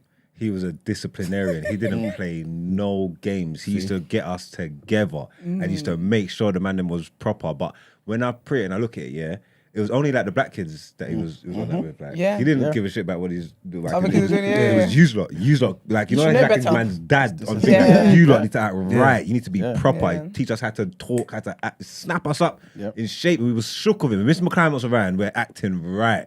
Yeah. You get me? Yeah. I remember that shit. That was good. You get me? That was good. Because similar to what you're saying, I had two people like that in my secondary school, but they were like mentors. But I didn't understand what that was back then. It was just like they had their own office, but every so often they'll go in the playground and talk to the man them, and that was it. But the ones that was dealing with the bad children, they were black, and they both had dreads. Funny enough, do you know what I mean? So the further you go up, is the more white it becomes. So at university level, in terms of senior leadership and in terms of professors, there are over 19,000 professors in the UK. Out of 19,000, about 130 are black men. About 60 now, probably about 60 are black women. So 19,000 professors in the UK, but around 60 are black women. Because when you said that, I was thinking, I didn't even think of uni. I didn't have one black tutor or anything. When I studied all at Birmingham white City men. University, it was a black faculty. It was the first of its kind. So I studied black studies at BCU with Kane Andrews. He was my course leader. So the whole team was black. But that was the first time ever in Europe you've seen a black. You don't get in any university a black faculty strictly for sociology. Black. But he made it that way. It is more so because black people don't want to be teachers, or they're not being hired. That's a good question. I don't have the answer for that. You know, You know when you- that's a. Is it just the representation that matters? Because obviously, like you're saying, you never had no black things, but your uni, but you was able to thrive and excel for uni. Like obviously, if you got Yeah, but teachers you know that what it care, is, does though? it? Is it just the representation, just to see it, or do you think we need it for? Because obviously, like you say, You see, with me, it didn't hinder you. Yeah, but you know like what you it say, is your with favorite me? teachers were white and that. I can't answer that because I came from Nigeria. Like, with my family anyway, my family is very big on education, like the level of excellence, all that kind of stuff. It's already there from when you're born into it, right? But growing up in Nigeria, like Nigeria set the foundation for how it is I live. Like how I am today, the discipline, the doing this, whatever, all of that was from Nigeria. Like when I came here and I'm seeing, I couldn't understand the way things operated in terms of education system. Do you get what I mean? So I feel like for me, I never needed representation because I know where I'm coming from. But also with my family, because my family is big on excellence. I'm seeing my mum, I'm seeing my aunties, I'm seeing my uncles. Like, because I'm surrounded by that, that's my community, I never needed to see representation anywhere else. But I've always said that is a privilege that I have because of where I grew up and the family I grew up in. Absolutely. But I do believe representation matters because I've got friends who didn't grow up like that. And I saw the positive effects that seeing someone like just a black leader in whatever they're interested in, I know what impact that had on them. Do you get what I mean? See, here's another thing as well I'd like to add is that going back to the point you made before about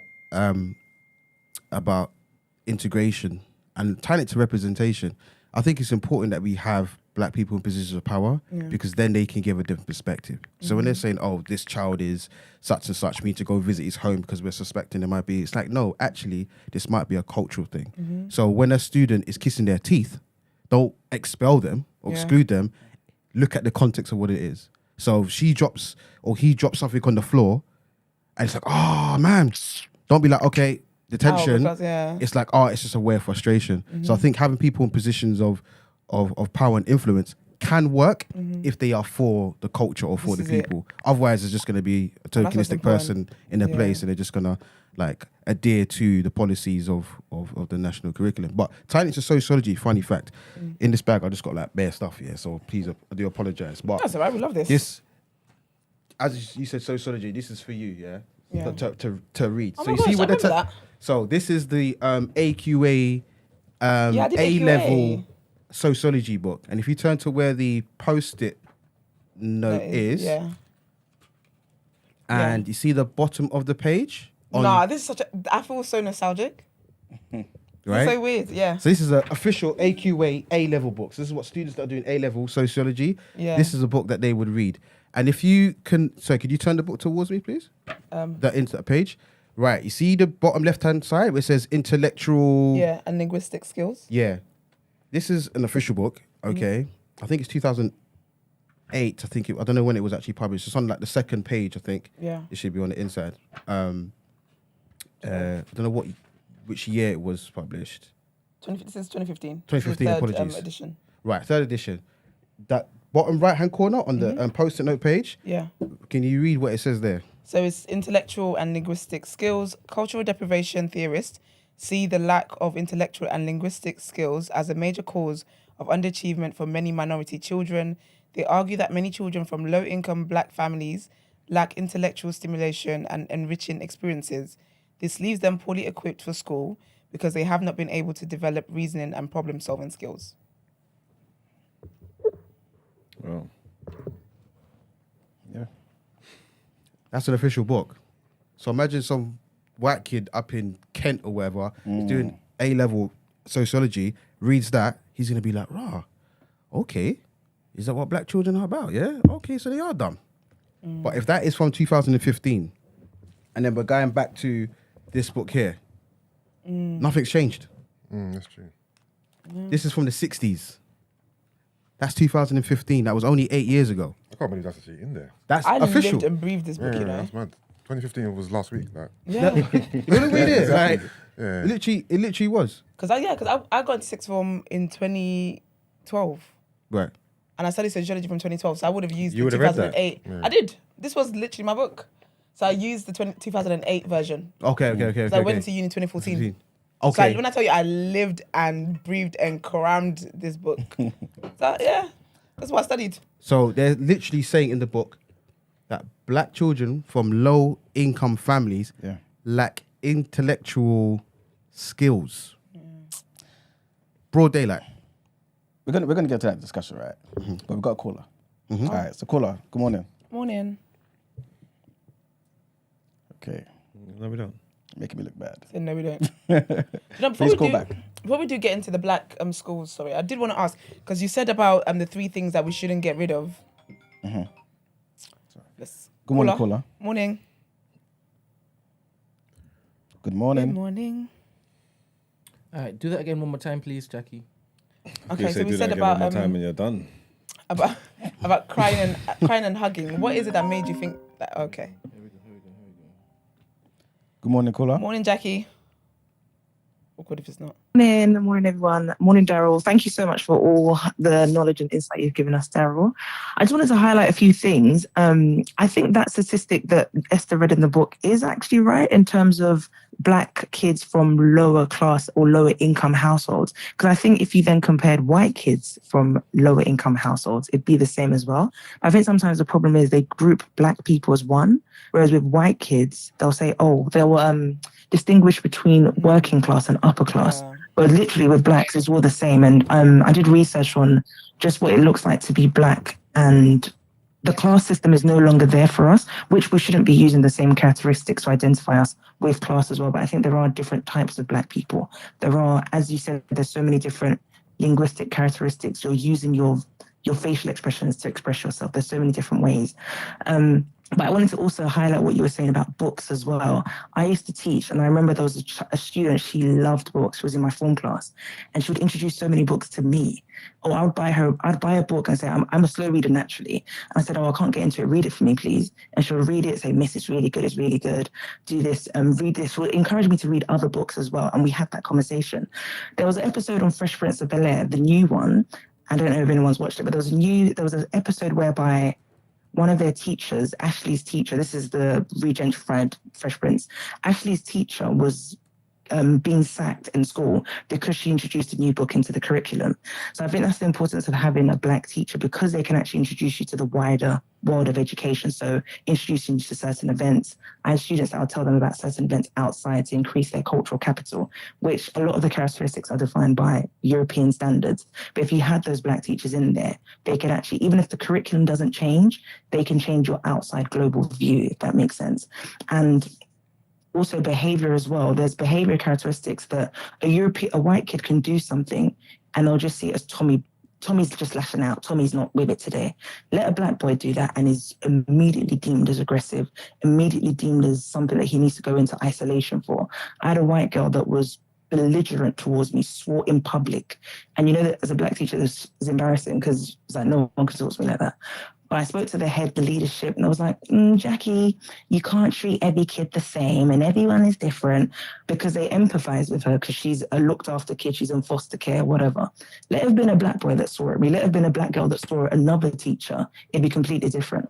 So I think that's the importance of having us in those spaces as well. So not just, obviously, the conversation having different, our own isolated place, but if we were in those spaces, it would be completely different. And I think the UK has a different perspective of academic professionals than America. So America, you'd see Black people that are PhD holders and they're lecturing. These are like, even Africans, first generation Africans that are there have gone into academia because maybe it pays. And I think our parents in this country were focused on, let's get the money first, because we are kind of second generation, so let's get the money. And education doesn't necessarily pay here as much as in America. When you advance and when you get your PhD, they're continuously studying. Black people in America are doing actually well. We're also doing well as well, but they're continuously studying. And you can see the correlation with payment and further education in America as well. So I think that's probably why, like myself, I wouldn't go and teach or lecture in universities because of those reasons as well. But no, thank you so much. I'm going to actually go to a Black bookshop because of you now. Thank you so Thank you very much. Jackie. See, not Emmanuel. What's that? She is not going to a Black bookshop because of you. It's because of... Apparently, I used too much brute force. Oh, is it? Go now, go now. Apparently. But yes, I wanted to ask why you added crying and hugging to what it is that we shouldn't have gotten rid of. Because I think it's important to tap into your emotions. Yeah. I think it's important, once you have emotional intelligence, you can make better decisions. I think it's important that you understand the balance between the masculine and female energy. Yeah. And hugging and crying is a way of release. Mm-hmm. So I think if you can master the art of hugging and crying, not all the time, but I'm just saying, like, if you know it's okay and it's normalized, there's nothing wrong with that, then you won't be finding other ways to overcompensate the fact that you don't cry or you don't hug. So it's like, oh, man ain't crying, you know, I'm just angry, I'm just going to bang man in his face. It's like, well, you could have just done something else. Do you know what I mean? And it's so we got to understand that it's okay. And it's not like anti-black or anti-male or anti-whatever to hug and cry. Because when we was babies and toddlers, it was okay to do that. And then there was a certain period of time where it was like, hey, get up, don't cry, man up. It's like, okay, all right, you're saying this to a child. So the impressionable ears of a child is between 0 and 7. So if you're telling the child don't cry between 0 and 7, it's a wrap for their future. And there's nothing wrong with that. If you watch most war films, the leader at some point, if he loses like his greatest captain or whatever in battle, he might cry and shed a tear. We don't say, oh, he was a bad man until that moment, you know. Exactly. I switch it off, let's put on something else. Let's watch Gladiator. No, it's all right to do that. It's just an emotion, and you shouldn't suppress emotions, because the more you suppress, at some point, Comes out the wrong ways, to be right? honest, yeah. So suppressing hormones is crazy. Like, so dopamine is a good feeling to have, right? Serotonin and all these other hormones, they act accordingly with our bodies. And if we suppress one without acknowledging it, it can throw us a bit off balance. I don't know, because obviously my son's young, but you got to. You can't just be crying for nothing and for foolishness. You know what I'm trying to say? You got to have some kind of discernment. Because if I just play, I don't care. If I just play into your nonsense all the time, you're just going to be crying for anything. Then you're just going to be some little idiot. Anything that little happens to you, you aren't crying. No, there's times when you need to be crying. You get me? And there's times when not. I could tell. I'm not going to do it when you're hurt and something bad's happened. I'm going to start coming telling you, man up, whatnot. Sometimes I could see something's happened to you. Maybe I get it. You're just a kid, and it's just the fright and the shock and whatnot. But I've seen this. You are not hurt. Because he knows if he cries, he's gonna get a look. If you cry now, I'm gonna think, babe, and then every second, oh, babe, no, don't. You're not crying. Don't cry for that foolishness. Don't cry. You get me? I'm not gonna tell you that when you're hurt. And obviously, sometimes you can't. You might not be able to see, because sometimes a man might have knocked himself and you don't know. He could have broke an arm and you don't really know. So it's hard to do that all the time. But I'm not going to play into you just bawling all the time for no reason, man. We're not doing this. Not in my yard. Now, what's killing me is you asking discernment from a little kid. No, because obviously you start young. Start how you mean to go on. You know what I think the issue is, though? I think the issue is that when kids cry and the response is man up, because kids are a lot smarter than they are, you know. Like, than we think they are. So I feel like when a kid's crying, I feel like if you explain to a kid that, kid, you know what? This happened. I know you're scared, but nothing actually happened. I feel like if you explain that to them, that's what I'll do. They would move forward, feeling like they need to cry when something drops, something like that. Do you get what I mean? But the issue is that not many people have that patience to actually talk to their kids. They just say, "Man up." No, what does that mean? I will tell or him. Stop crying. Okay, why should I stop crying? I'll talk him through. I'll be like, look, you come on, got to man. explain things to I kids. understand it was thingy, but that didn't really hurt you. You're not hurt. You're all right, ain't you? Fine, it's cool. There's no need to cry. Don't cry. Come, it's all right. Because I do that with my niece and my little sister. If I say this is bad, I cannot tell a kid this is bad and just expect them to read my mind as to why this is bad.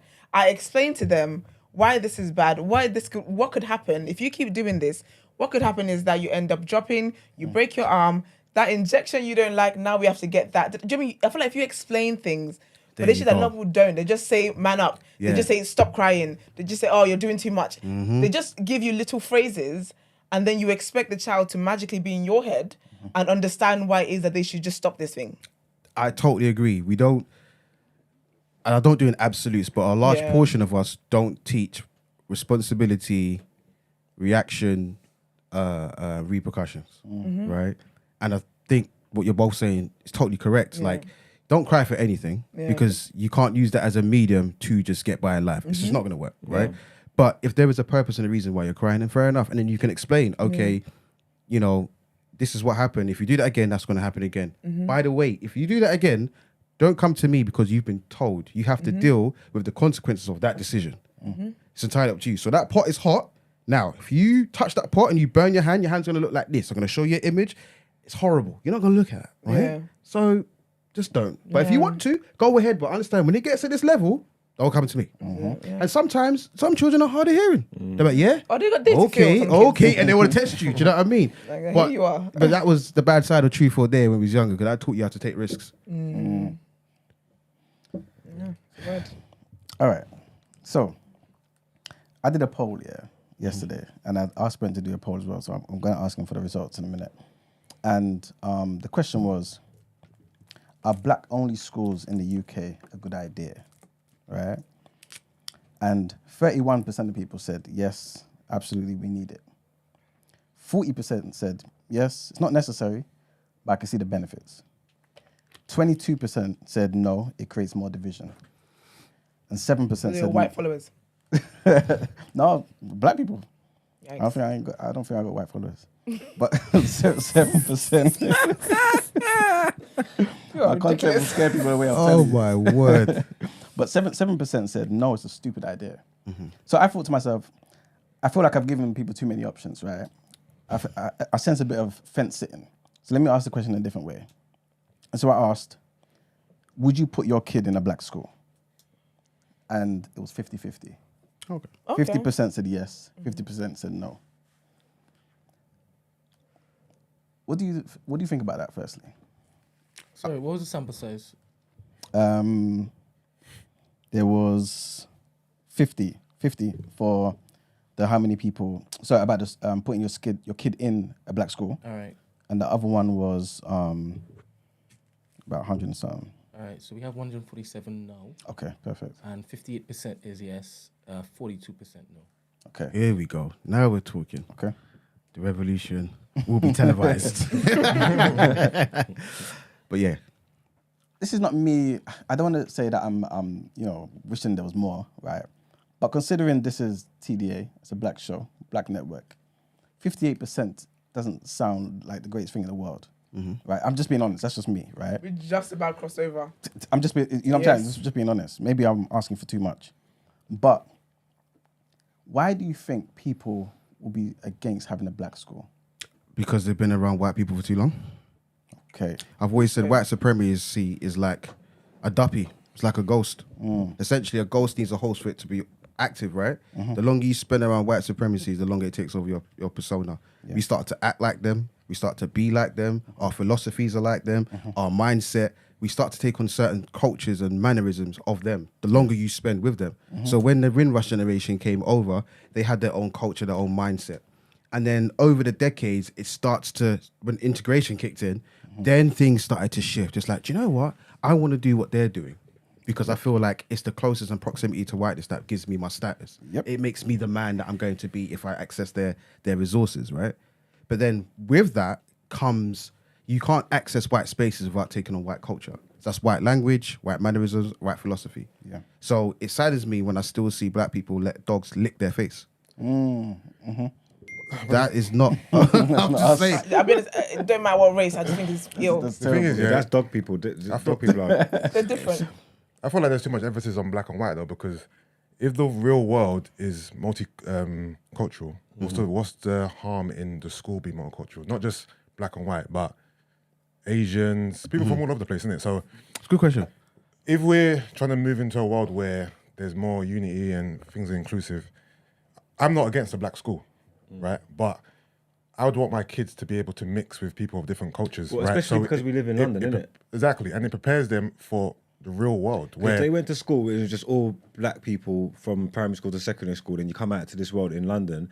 I don't think you're ready. Yeah, I don't think like- you're going to be ready for your social experiences. Like if but if you I was are raised in though. Nigeria, everybody was black in your school, so it was just normal. Yeah, no, innit? but then I came here and I was in a majority white school with 5 other black students, and I integrated.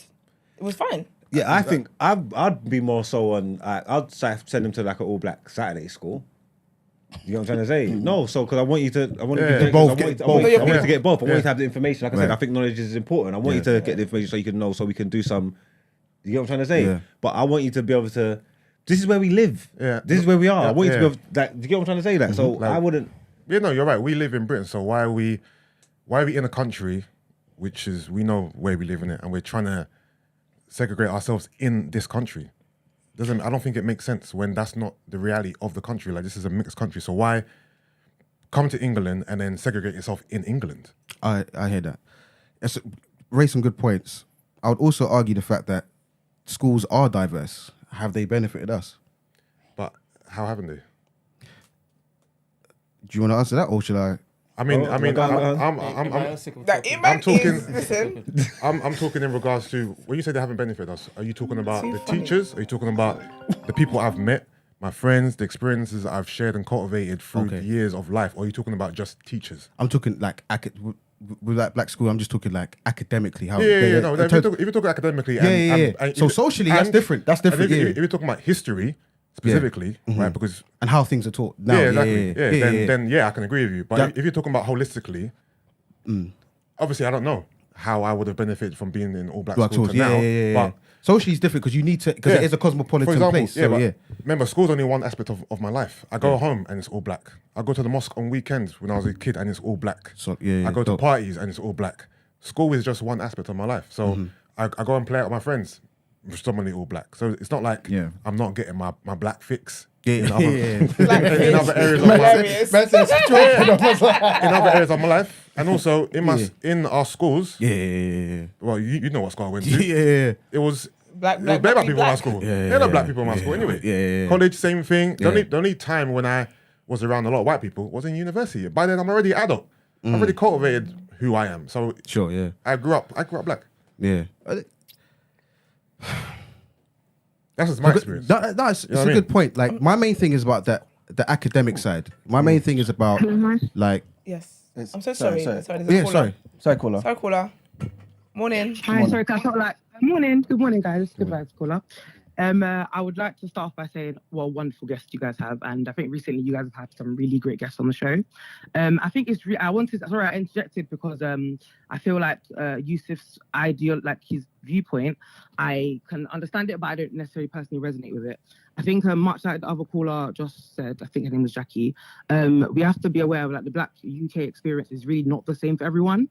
And I feel like basically, for example, me personally, I think I would be more pro towards sending my child to a Black Saturday school. However, I would really want a Black school to exist because I was going to say the fact that Jewish people have their schools, different places have their schools. But I think that it would be important to kind of highlight basically what the ethos and obviously I think the host, he says it all, to be honest. I think one of the points would be the education system in the UK as it is now, as he's kind of proved to us still to this day, it doesn't encourage, if that makes sense, Black youth. It kind of puts a negative spin, if anything, and I think a lot of those books need to be edited and things like that. But I feel like for the fact that it basically the aim is mainly to empower Black youth, to teach them potentially in alternative ways. I think socialize them wise, not being delusional and thinking they're not going to come across white people. I think that the ironic thing is that I feel like outside of school, my school was quite predominantly Black.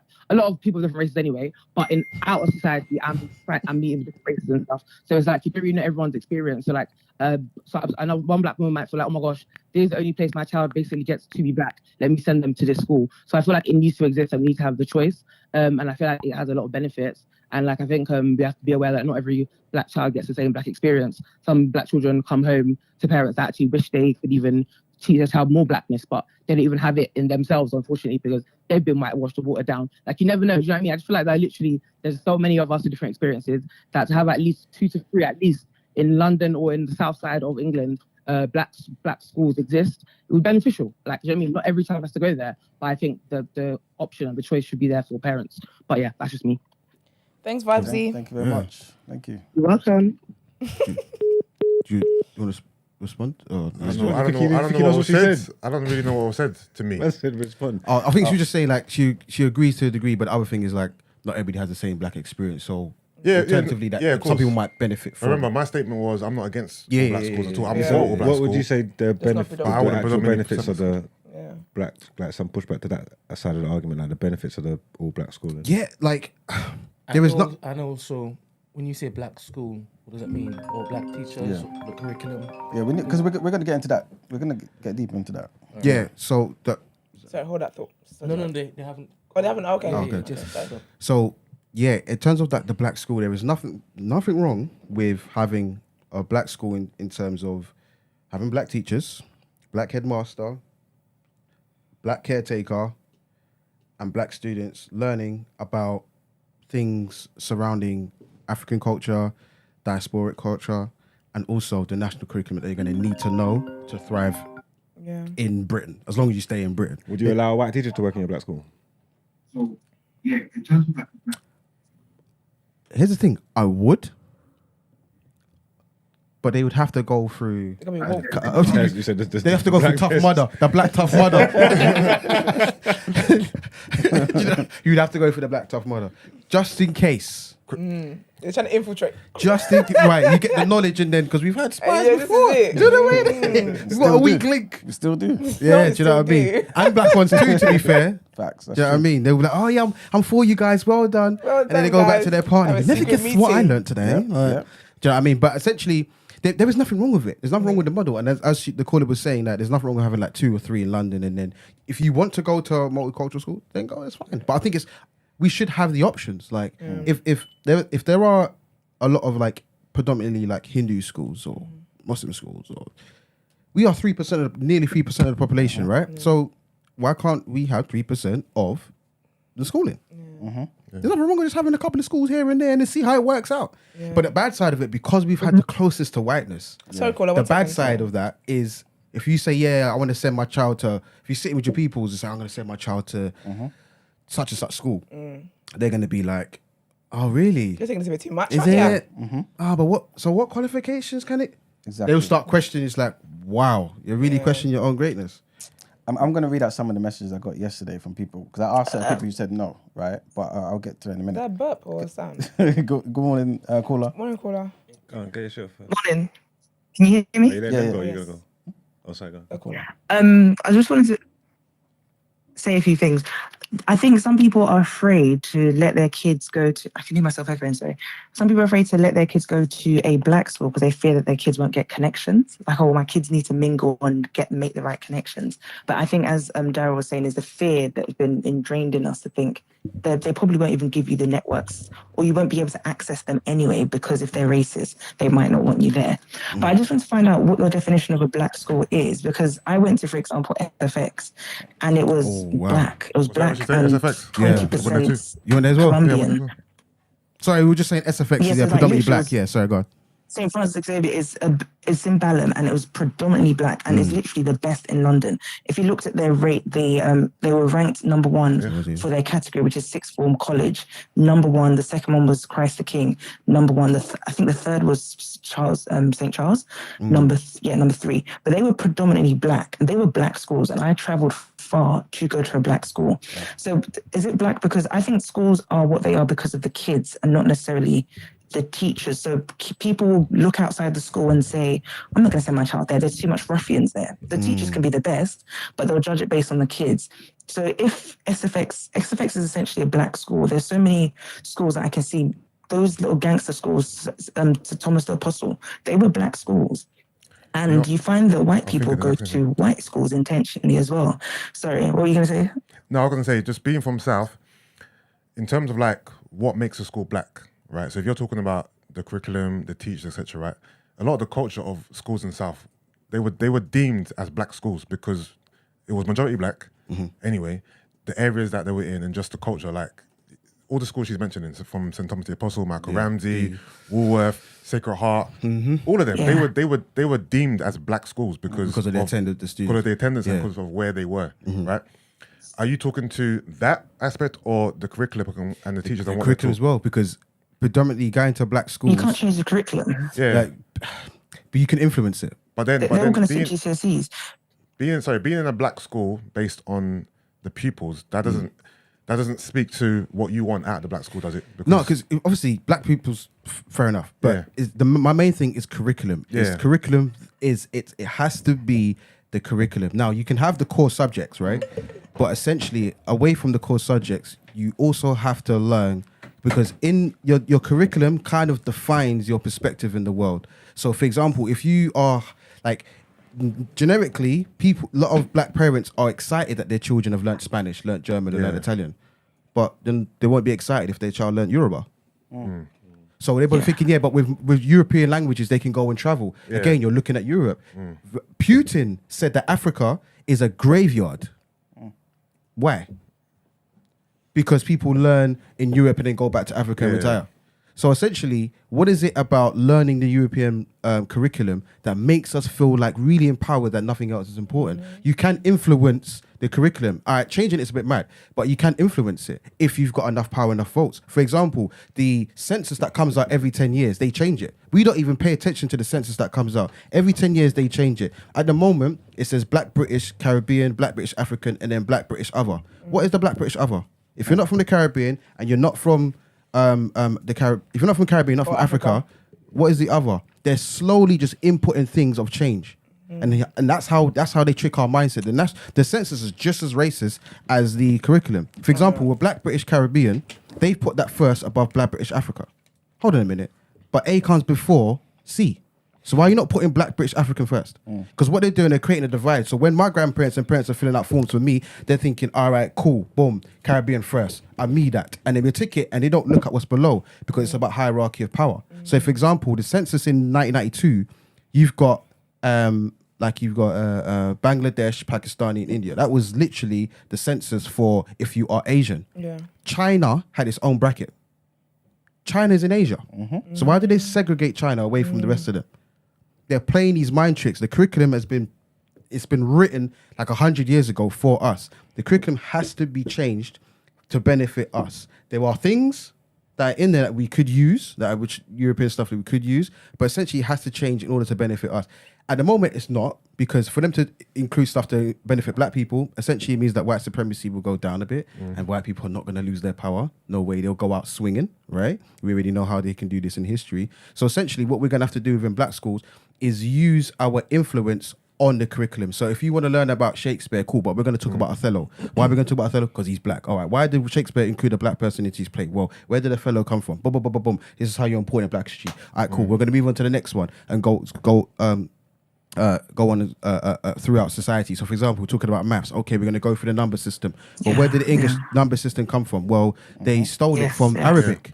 They stole it from Arabic. Zero, shunya. Do you know what I mean? So we can influence, but then the black school, the curriculum is important, but also if you make it relatable, it's with the black teachers, you can deliver the lessons. Yeah, exactly. Contextualize and deliver it in a way they can understand. Same thing I was doing with basketball. Some multicultural schools, they might, my school's black, but the teacher's just there for a paycheck.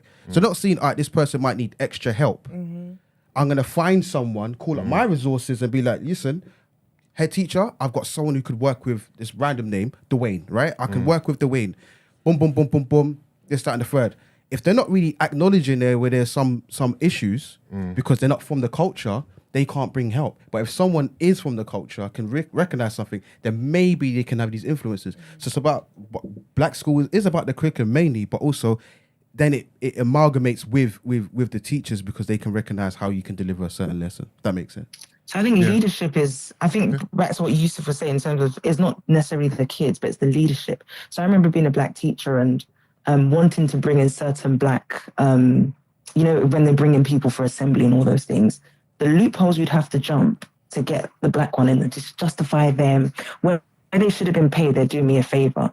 Whereas when I see the white ones come in, it's like you're delivering substandard a service, but yet they're being paid £1,000. Whether they were able to fill in the form correctly or the people above were able to justify them. When I bring people in, it's like, oh, hey, can you do a favor for me and my kids, please?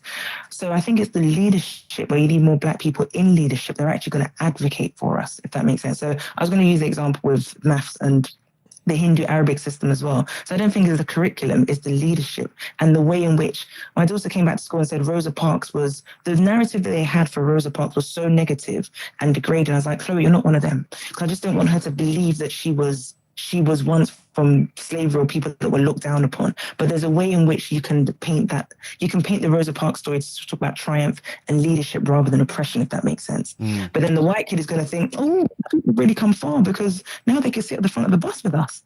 So that narrative, so it's not just black people that need to hear that, it's white people, just people in society, I think. So it's leadership that's more important than where the kids are going, I think, anyway. Absolutely, I agree. And the question for the group, when you was in secondary school, how well did your school celebrate Black History Month?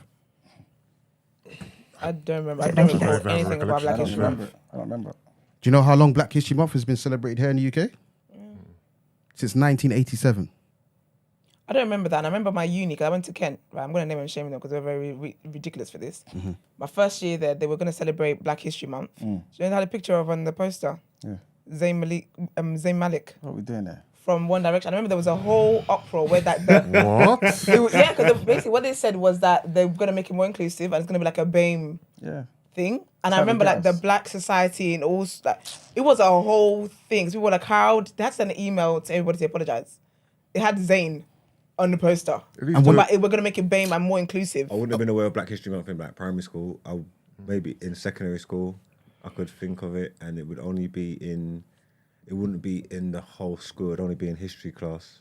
It'd only be in history. It's not like something that's it's not like something that's happening throughout the whole school. It's Black History Month. It's just when you go into history.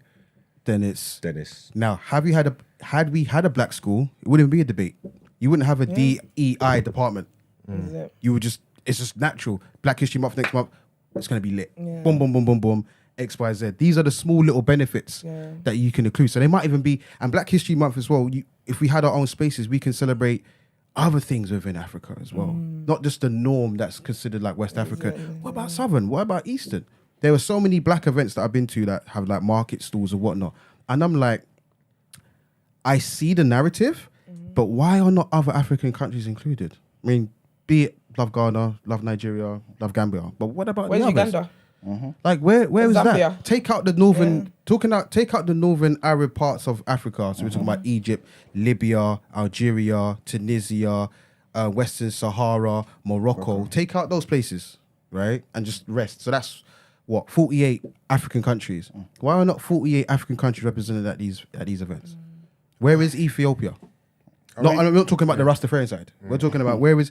So there's still a lot of work we need to do within our own culture. Yeah. Within our own culture, essentially. So there's small pockets, but it starts with conversations like this, essentially, I think. The thing is, are we a little bit, I don't want to use the word naive, but to expect a white country to teach us Black history, like, isn't it something that we should do, for example, for our kids ourselves? Absolutely. Right? Because 100%. we know where we live in it. So to expect a school system and a curriculum system to teach us Black history, I won't say it's naive, but why do we expect it? Because we know where we are in it. It might not necessarily be the expectation. I just think it makes the argument what they're saying Because that's for what- Black Why- schools. Yeah, That's what I was gonna say. No, I know, and that's what I'm getting to. Yeah. Right? That's why it does make sense. But I feel like the discourse and the frustration around the why aren't they doing it, we know why they aren't doing it. Right? So that's what I'm talking to. There's a lot of frustration about why isn't it this, but we know why, innit? And yeah, having a Black school would eliminate that whole thing. But even in a mixed school, for example, would you say having Black history or even celebrate, do you think it should be for everyone or just the Black students? So, What should would we, you teach so in? for example, take the Black kids out of the class, No, you can't do that. or is it something that should be taught to everyone? It should be taught to everyone. I think Just everyone because needs to I know. learned about Everyone what needs to know. Prince Yeah. George and all them people. Yeah, Yeah, but it has to you be should learn right about it history as as well. well. Like, So, Black history ain't for just Black shouldn't just be people, yeah. So people. yeah, that's what I'm saying. So educating Black people on Black history, what's more important? As in, for me, no, holistically. So let's just say all schools were segregated, right?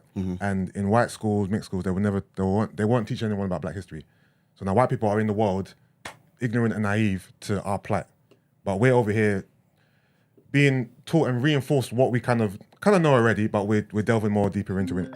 So is it more important to have Black history taught to everyone as opposed to just Black people?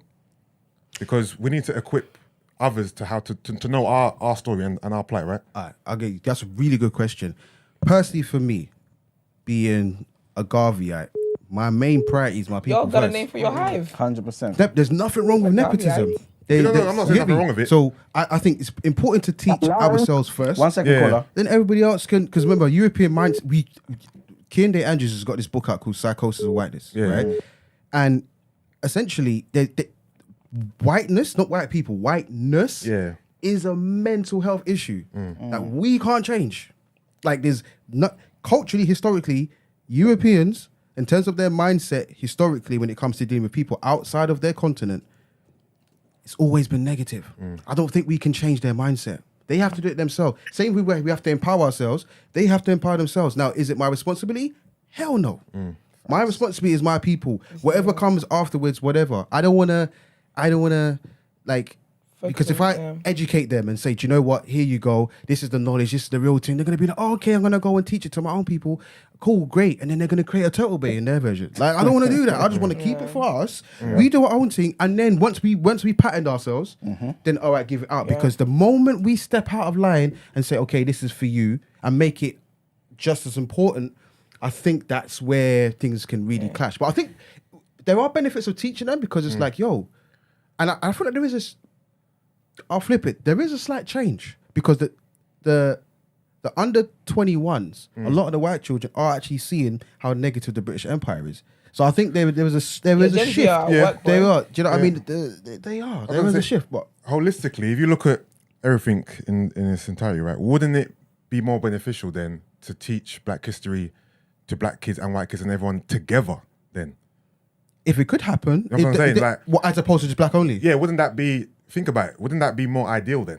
If you're teaching Black history Yeah, I to see your everyone point. at once. I see. Then- I see then- what you're I saying. feel Yeah. like the easier task though is to teach it to blacks before you can get the system to the system that's already whitewashed to include us. I feel like it's easier for us to, in our own community, talk about how important it is for us to teach our children and do that. I think that's a quicker route. I think we get quicker results from that. Oh, sorry, someone on call. Morning, caller. Good morning. Good morning. It's your favourite person, Esther. Oh, hey, girl. Do you know who that is? Evelyn, innit? How do you know? So you know it's Yeah, your favourite. important Listen, that if my I'm heart calling up, told me. Evelyn. Evelyn. I want to say, yes, it is. So first and foremost, Yes, it is.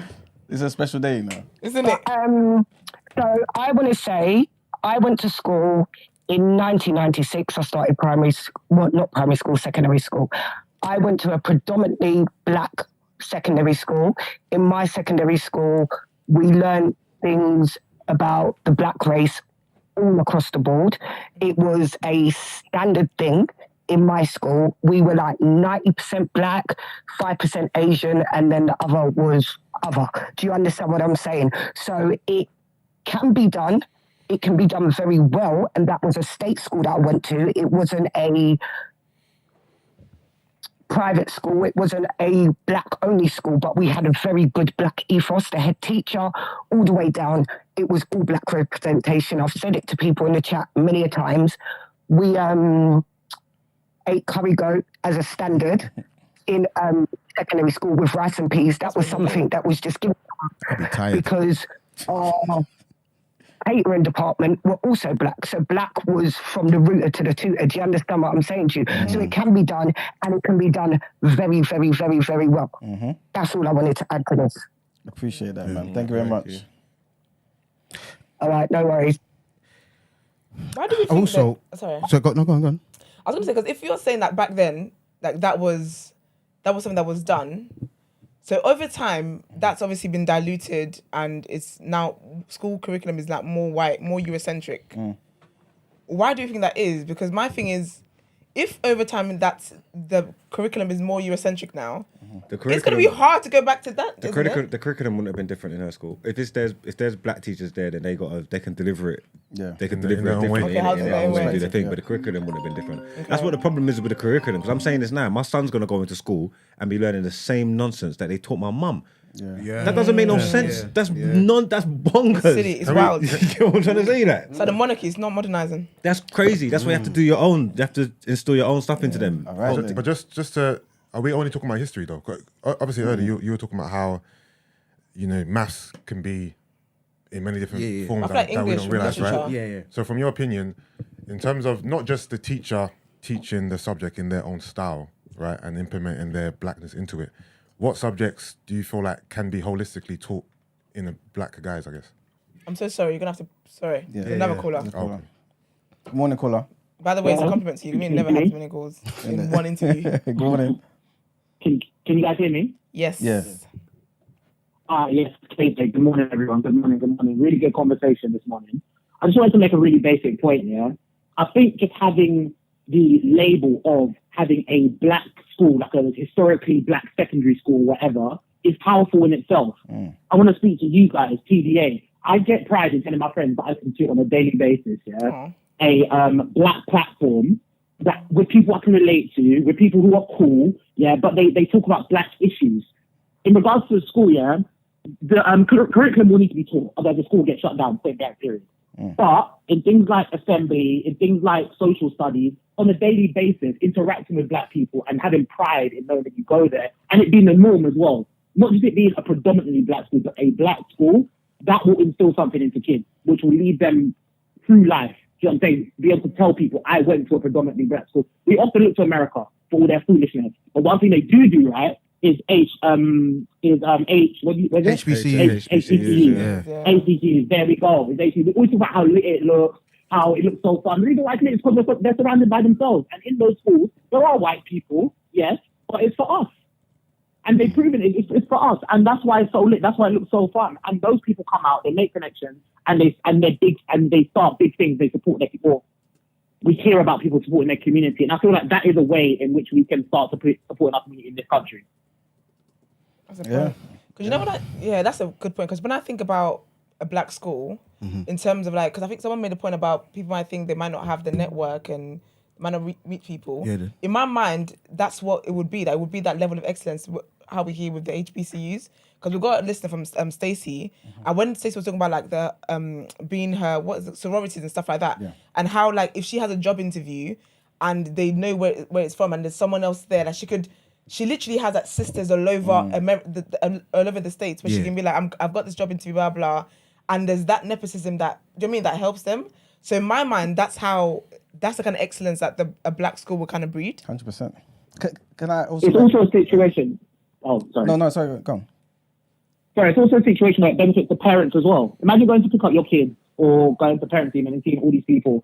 Just talking to people like you would with people and saying, oh, what do you do? What do you do? What's going on? Let's link up. Let's get a community is then built through, and that's how community is necessary. It's built through kids. Let's have it right. It's not built through adults. It's built through kids. So if we can start that from early and build this community, trust me, I think we'll thrive. I don't see why we should shy away from it. I understand the argument of we need to integrate, etc., because we don't live. We're not on the island. We're on the island. We don't live by ourselves, but we do need to start focusing on ourselves now, people. No, we actually do.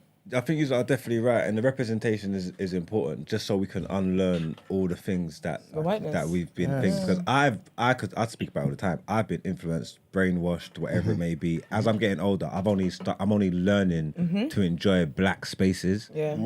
I associate lots of black people together with trouble. You know what I'm trying to say? Look how great of a time we have. I don't want to go there. There's too many black people there. I'm not trying to go there. I don't want no problems. I don't want no trouble. And that's just because of things that's been fed to you, fed propaganda. to me. Do you know what I'm trying to say? All propaganda and all nonsense. Like, you know what I'm trying to say? Like, and as I'm getting older, I'm really trying to unlearn all of that. Unlearn all of that shit. You know what I'm trying to say? Like, and be around to go.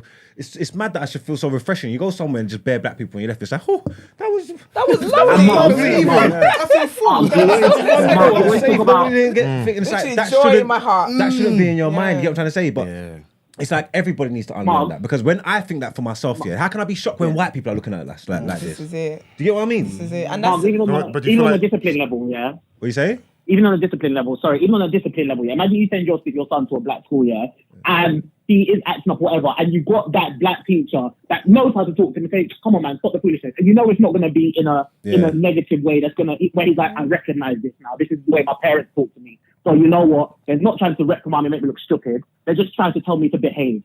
You know what I'm saying? Right. I feel like we need to learn how to, just celebrate the way that we talk and educate, etc., but within the system. Do you know what I'm saying? And that is the way we can do it. But anyway, people, I'm going to go because you're having a great conversation. Thank you very much. And I appreciate that, man. Love that. And I think also what we could celebrate as well is that, sometimes obviously we think about black school, we think about the influence that teachers could have, and just in case there's like some, as we call, bad breed youths, and you can just deal with them very well. But what about the ones who are really super duper like academic? What if we had a university that could challenge Cambridge and Oxford? We wouldn't be complaining because we just know that it's a great opportunity. But we do. We have a UWI.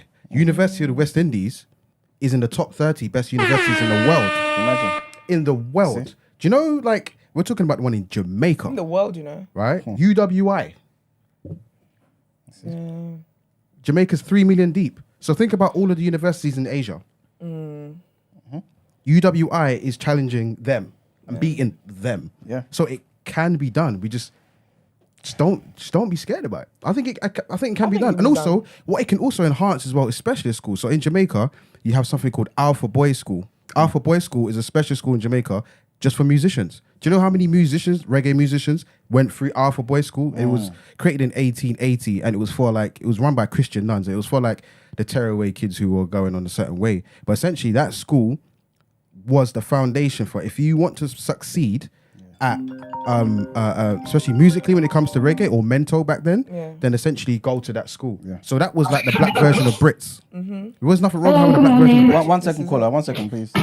No, they can go. Go on, caller. Good morning. Hi, Rise and Shine TDA. Oh, honey. How are you? You right? We've been there for like 3 hours. I'm good. My name is Veronica. Big up, V. Veronica.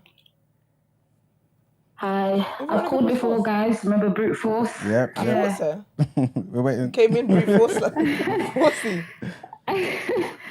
Yes. I'm just watching the show. I'm really loving it today, guys. I just have a question to ask Darrel and all of you as well. What I do, because I have a son, I have a 10-year-old boy, and in the beginning he was having issues at reading, so I started searching for like bookstores like black-owned bookstores in London. And I came across a store called New Beacon Books, I think. It's in North London. Yeah. And I went there and I started looking through Key Stage 2 books, like Black Scientist books. And I did my history and research, come to find out that it was owned by John LaRose, a Trinidadian that was an activist, a cultural. Yeah, so because I'm a solutionist, please, my name is Veronica. Okay, so just change the name to Veronica. I want everyone to know me for my name. Oh, Yeah. Yeah, that's my grandmother's name, so please put Veronica. You know, and this is what I'm talking about, us. We have to respect each other. Oh my God. So I brought books relating to my background because I'm Kenyan. And like Esther said, back home in Kenya, academically, we are motivated to learn. There's no messing about. It's all about discipline.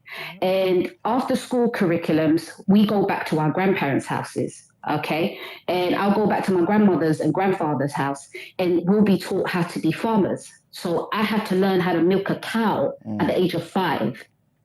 So, and I remember I was so scared and my grandmother said to me, Veronica, this is the purpose. So when you get older, you fear nothing.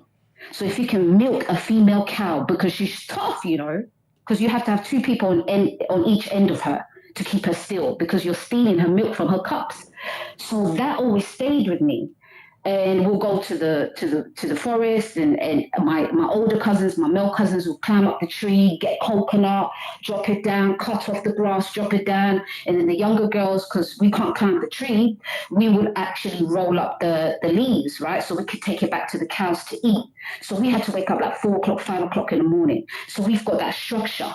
So by 6 a.m. when the animals wake up, they're already eating. And when our grandmother and grandfather come and see what's done, it's kind of like teaching us to prepare ourselves for the world, shall I say. So when I came to this country, I still had that in me. And in my community, Kenyan community, a lot of parents won't encourage their kids to keep their mother tongue. But something in me just said to me, no, I'm not going to let go of my vernacular. So I still spoke my Kikuyu, right? And I'm proud of that. And when I went back home in Kenya when I was 17, I met my elder, like my great-grandmother is still alive, thank God. That's my father's grandmother. Wow. Yeah. Thank you. And you see what, you know what I'm saying? So, and I met my great-great-grandmother's older sister, and I spoke to her in Kikuyu. I don't want to say anything in Kikuyu because I don't want to offend anyone, but it was a spiritual, uplifting thing. And she said to me, Wagui, what she said to me is, Wagoi, well done that you have kept your tongue, my daughter. You are blessed, and I have blessed you. So now I've left Kenya, I've come back to England. I'm not messing about. I'm acing my college grades. I'm acing university degrees. And in the future, I'm going to look to do my PhD, and I'm going to make sure I pay that for myself, because that loan takes the piss, right? So now I've had my own son. Right? And my baby is struggling knowing how to talk or, knowing how to read. So I started asking my mother and father, what can we do? Because these schools ain't doing anything. We're doing our best. Okay, my dad said, there's this guy, a Kenyan man, who does extra curriculum outside school, Mr. Alex Kimodo. So I called him and I said, I need my son to come and see you so you can give him extra curriculum. Since my son started going with Mr. Alex, after school, he'll go straight to the center. It's an Afro-Caribbean center in Newham. So he goes there every Tuesday, every Thursday for 1 hour and a half, and he's not messing about. Because one thing about African teachers, when you're learning, you better be in silence. Yeah. There's no mucking about. And he gave my son a book to read. It's called The Selfish Giant. Oh. And in the beginning, Darrel and Blake and Eman, you lot were talking about this nursery rhyme. So now I'm thinking that selfish giant, where does that actually now derived from? But the only reason why he gave him that book is because it will help him sound words of English and read it. So he taught me, Veronica, in order to teach African children this other language, we have to teach them the old English. I couldn't, it was amazing. So at the end of the month, my son can read books. And then I went back to New Beacon Bookstore. Nice. And I see that they have African books. You can buy books from Nigeria, Ghana, Uganda, Tanzania. But because I'm Kenyan and my son's Kenyan, I went for the Kenyan book. So there's this book called I Love Ugali and Sukuma Wiki, The Yummiest Githeri, and it's pictures of brown babies, brown children with their grandparents, right? And in the book, he's reading English, but also he's reading his dialect. And every time I see my son read this book, and he's 10 now, I got this book for him when he was 7. He's so proud of himself. He's so happy. So now every 2 years also, guys, because I'm a solutionist, if we have the money, let's sacrifice things that don't matter. For me to put my kid into that extra curriculum, I had to sacrifice money. That's £50 a week. So I said to myself, okay, I'm not doing my nails no more. Forget that, because that's waste of money. I'm not buying fake hair no more, and I'm not doing hair at the hair salon no more. I'm going to do that myself. I don't care. Because who is it going to benefit the most? My legacy, which is my son. Yes. It's as simple as that. Right. So, and I had another lady who said, oh, but it's too expensive, Veronica. I said to her, my dear sister, you have to sacrifice whatever that doesn't benefit you right now for the sake of your kids. Yeah. It's as simple as that. Yeah. But still in all, I don't like the word but, still in all, it starts from home, like Yusuf said. It starts from home. It starts with our own children. It's a foundation. It's baby steps. Yeah. So we need to teach our own kids, and then when they go into these spaces with other kids, they kind of pass on the information. And it's not easy for me to tell my son this, but I do tell my son this, that, Mickle, you're a black boy. And the fact that you focus and concentrate in your classroom, I'm sorry to say, you're going to get picked on by other little black boys. And you know why? It's not their fault. It's because they don't have anyone probably at home motivating them and telling them that they can read, that they can do this. So when they see another boy who looks like them, that's actually excelling, and he's wondering, why can I not do my 4 times tables? Because he doesn't have that back home. So you will get setbacks from your own people who look like you, but don't hate them. Don't live in bitterness, because bitterness is like cancer. Yeah, just forgive them as God loves you. If you need any help from me, I know this and that, come sit by me. So I tell my son the truth. I tell him, you're going to have black boys that are going to bully you because you're reading and you're learning, because that's not seen as cool for our young boys to do. Yeah. It's not seen as cool for a little black boy to say, I want to go and learn how to play a saxophone. I want to go and learn how to play a piano. I want to be a doctor. I want to be an astronaut. That's not cool for a little black boy to say or do. Even when I was a kid in college, I always liked black boys who read books. It was always the road guys, or, you know, the one that has all the girls that wants to get my attention. I'd be like, nah, brother, I'm not interested in you. Where's the one in the science room reading about physics? But he would be if we do it at home. Yeah. He won't put it out there. He won't put it out there on blast like that, you know. But I love what you lot are talking about. Darrel, Blake, you are dope. E-Man, everyone there is amazing. Carry on doing what you're doing, and God bless you. Appreciate you so much. Appreciate you. That was deep. I would like to echo some of the stuff that she was saying in terms of, so, like, for a short period of time, I lived in Jamaica and I went to school out there, and like this was the first time I ever saw any child like can get beaten that weren't their parent. That was traumatic, like proper. Anyway, are you Jamaican? Yeah, half Jamaican, half Bayesian. Okay. So essentially, when I was there, we was doing maths. This is when we had like, make it sound old, but it's not old. Had chalkboards, yeah. But at the top of the chalkboard, they had like this 2 rulers, and we had to read out the numbers, essentially forwards and backwards for like 10 minutes. But then there was a drummer in the corner. And he was just like, yeah. And we had to do it to the beat. So 1 centimeter, 2 centimeter, 3 centimeter, 4 centimeter. But that alone, that rhythm, it made everything that we was doing in maths so much better, because we just resonated with music. We should be able to work with music because we are rhythmic people, and we should work around water because we need water around us. So I think that having the benefits of black schooling as well is also other ways that you can find learning. So how would you feel walking up to a building or a school that said welcome, as opposed to walking up to a school that said Aquaba. Different feeling. So there's certain things that we can use within our culture to put a message across. So when we're like, every penny makes a pound, in Jamaican culture, it's every Mickle make a Muckle. Man. That's Feel me? My mum still says that to me. All right then. Every Mickle make a Muckle. Oh, wow. Right? So, but that holds more, what sounds more, you know what I mean? Like every penny makes a pound, all that. So there's certain things that we can use. We can use African proverbs and symbolism. So looking at Adinka symbols from Ghana, we can use that for messaging in as well. So there's other things that we can benefit from in black schooling that just appeal to our culture. So then we can say, Jamaicans, you know how much you're like Nigerians and Ghanaians. We're going to show you. Today's lesson is bridging the gap. And how are we going to do that? We're going to do with linguistic side. We're going to do with culture and music side. We're going to do with different things. And that's how we can, so we spend an hour doing that in the morning by giving thanks to the ancestors. So we're going to bridge the gap. And then, all right, second period, we're going to do maths. Third period, we're going to do English. Fourth period, science. And then the other one's going to be PSHE or whatever. And then we're going to close it out with a session, whether it's music, whether it's whatever. And boom, that's day one. That's Monday. We're kicking it off. Boom. We start Monday, giving thanks to the ancestors. Day two. But there's ways that we can do it. Do you know what I mean? And then we're going to do European studies. We're just going to call it that. Do you know what I mean? And we're going to do with everything to do with Europe on that day. And then, so there's different ways to do it. So having a black school, you can include parts of your culture to find tools or avenues to teach where it benefits everybody. I think we've got a caller.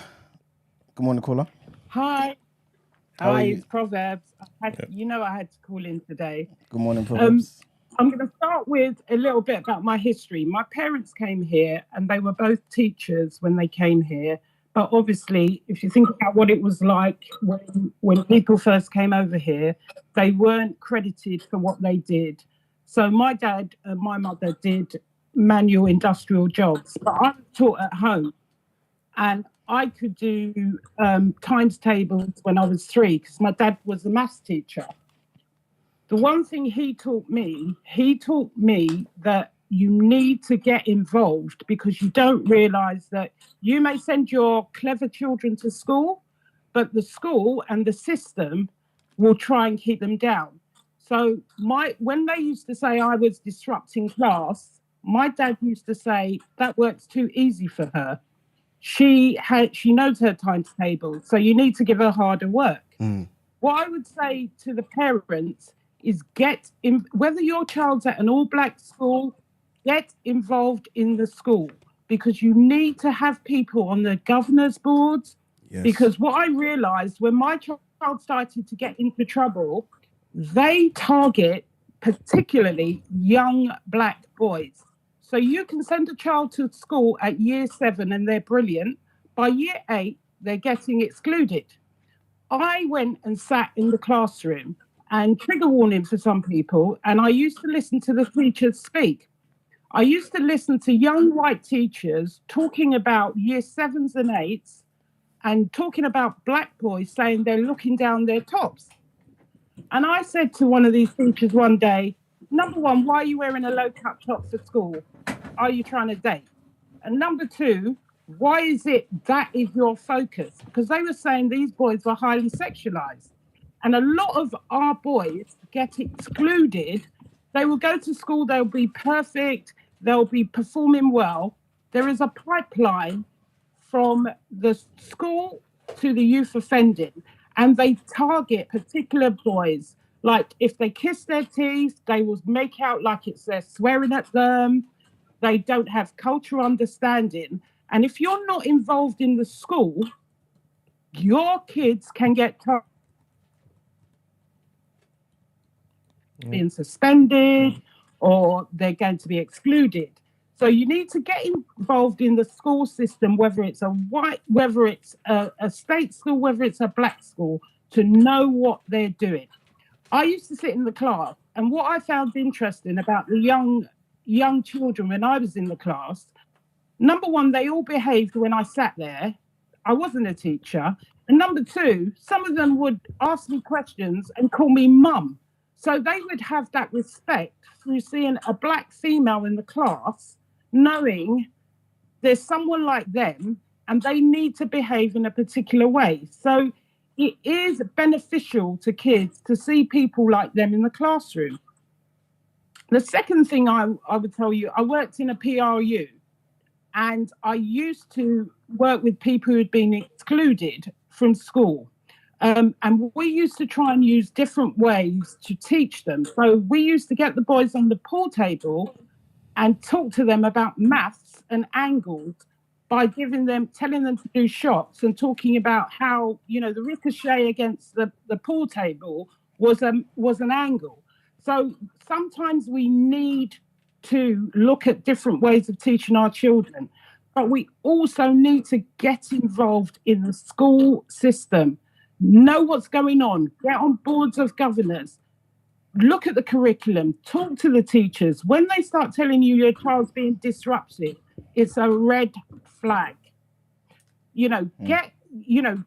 If you can get your kids into Pan-African schools, and there are a few around them, and I will tell you, they stop us from getting funding for them deliberately because they don't want us to enrich our children and help them to do better. If there is one around, get involved.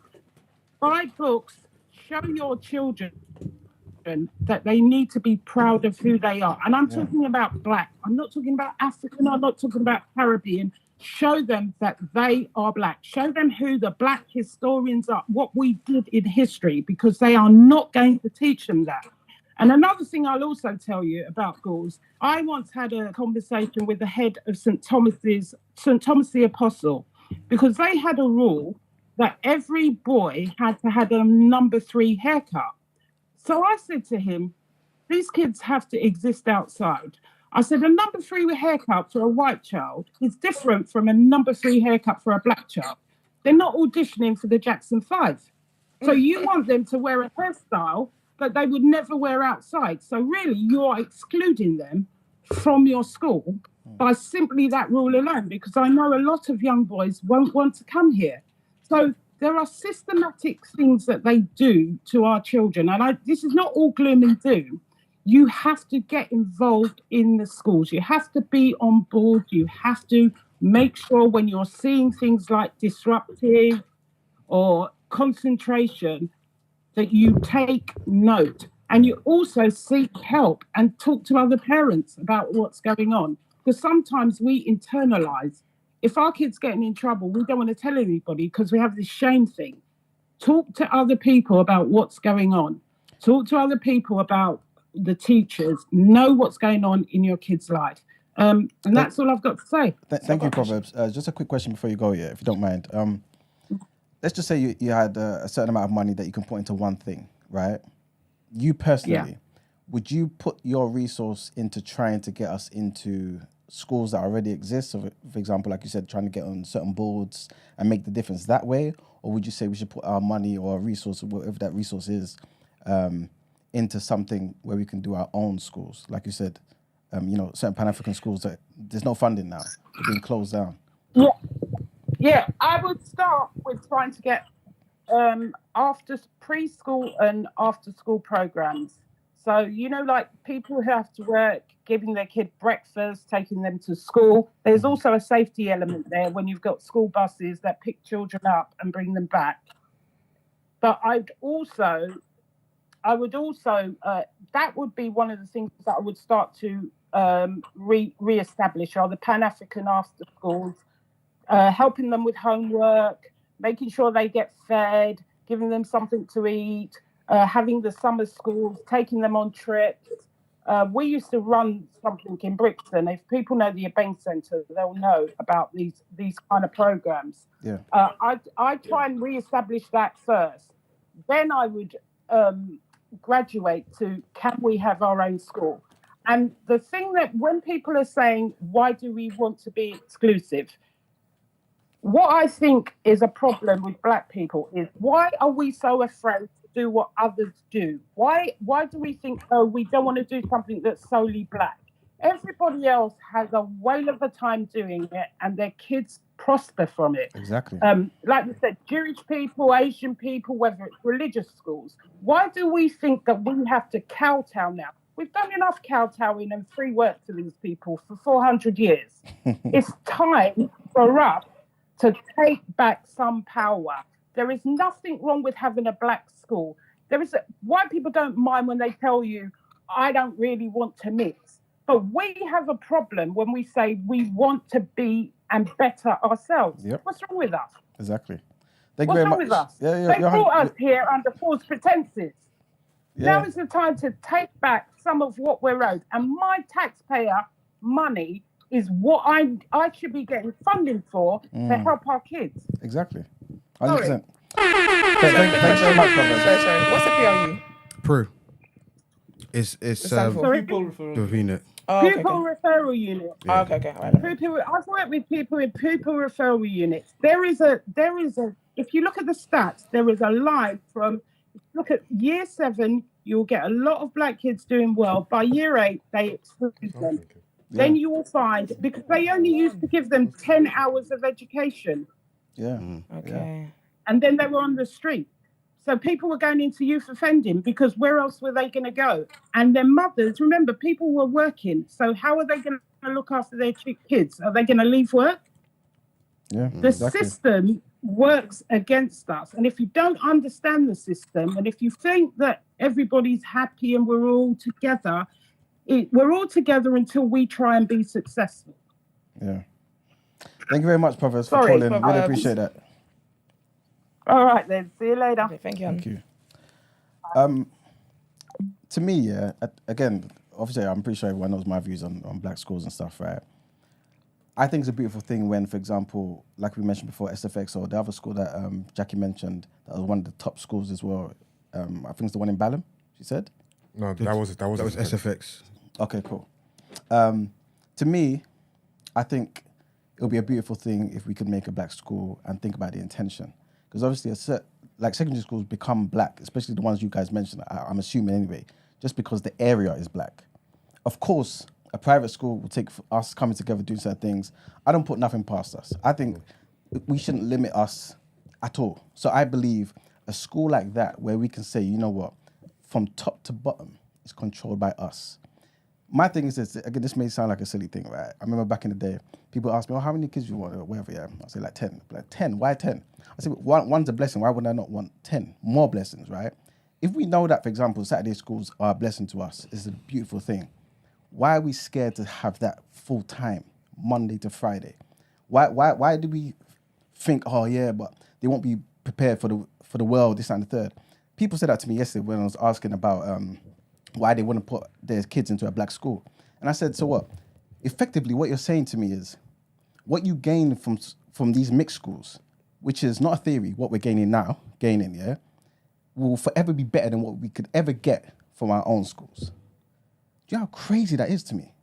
We read a book that was, how recent is this book? 2015. 2015. It's telling us, like, it's not even one of those subconscious things. It's in plain writing, telling you that you're inferior. Your IQ is this, that, and the third. And we're here talking about, again, not everyone here, I'm just saying generally, we're talking about the benefits of mixed schools. It's insane to me. And to me, it's not like it's difficult. It may be difficult, but again, nothing of real value comes easy. We can do this and change the trajectory of our children's lives forever. Jewish people do it. Again, of course, it takes effort, right? And real desire, this, that, and the third, right? Jewish people, they have a certain, I guess, a structure to their day. And I spoke about this, about a month ago, right? Where, for example, the first thing that they do every day, they talk about the Talmud. It means something to them, right? That's their religious beliefs, this, that, and the third. Then they get onto the core subjects, smash this, that, and the third. And they do this up until the age of 18.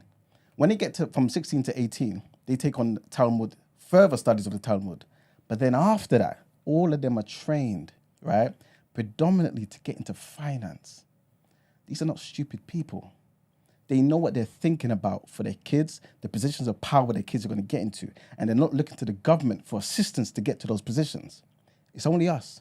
The same government we say is keeping us down. It's the same government we're coming to saying, help us up. It's insane. It's insane. Why can't we do it for self?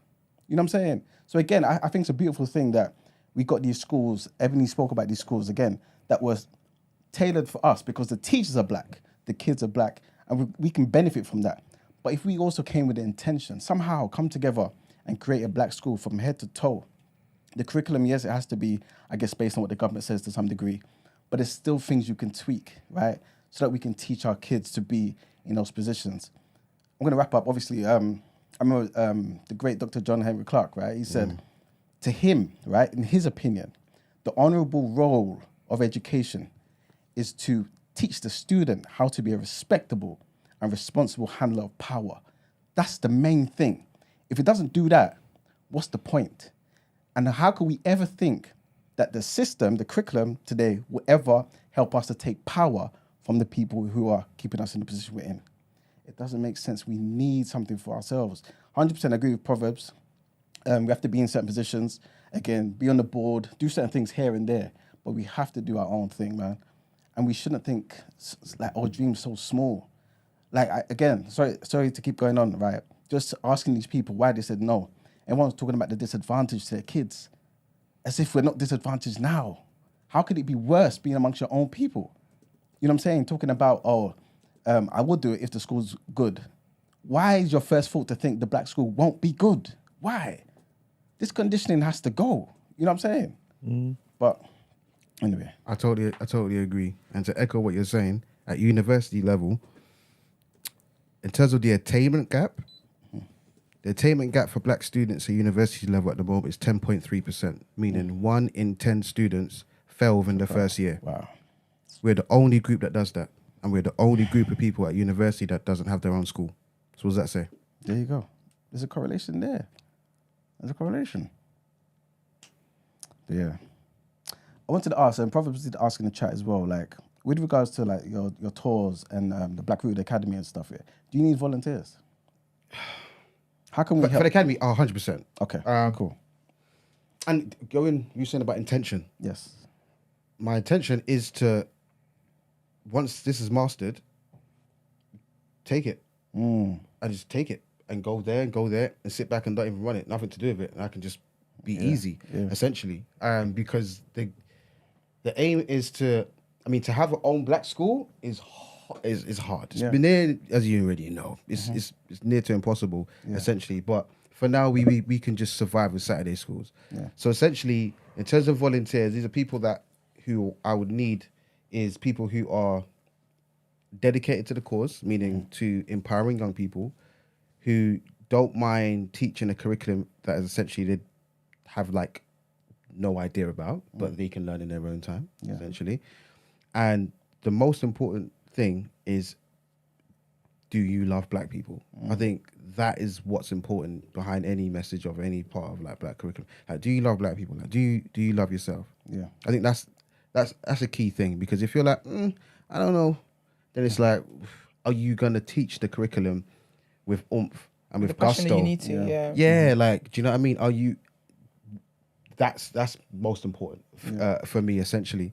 As for the tours, I do the tours myself at the moment, because like I have a huge passion for it, and the way I teach at the tours, like every single one, I try to give 100% all the time. I've had people return for like 3-4 times and brought people and whatnot, because I want to give people the oomph and understanding of what I knew when I first read this information. I want to give that to everybody every single time, essentially. And I have to do a service to my ancestors. So I spent 9 years researching my Bayesian side of my family tree. And after 9 years, I was able to trace back to my earliest ancestor, who they renamed Sarah. Wow. And she's on a plantation in St. Andrew. And she was, her mother was taken from the Calabar region of Nigeria, Southeast region. Yeah. She's an Igbo woman. Now, Igbo people were known for being rebellious. Now, so in the south coast of the United States, in what we know as Georgia, there's something called Igbo landing. Now, Igbos were known for being rebellious, but also they were known for committing suicide. Now, they were one of the cheapest versions of slave livestock, because when you're taking an Igbo person from their land, you may not end up with that same amount of people by the time you get to the Americas. So they were cheaper, right? Now, had my ancestor's mum, Sarah's mum, been a part of that mindset at that moment to say, do you know what we're going to do is long. I'm going to go commit suicide. I wouldn't be sitting here with you guys. That lineage would have died out.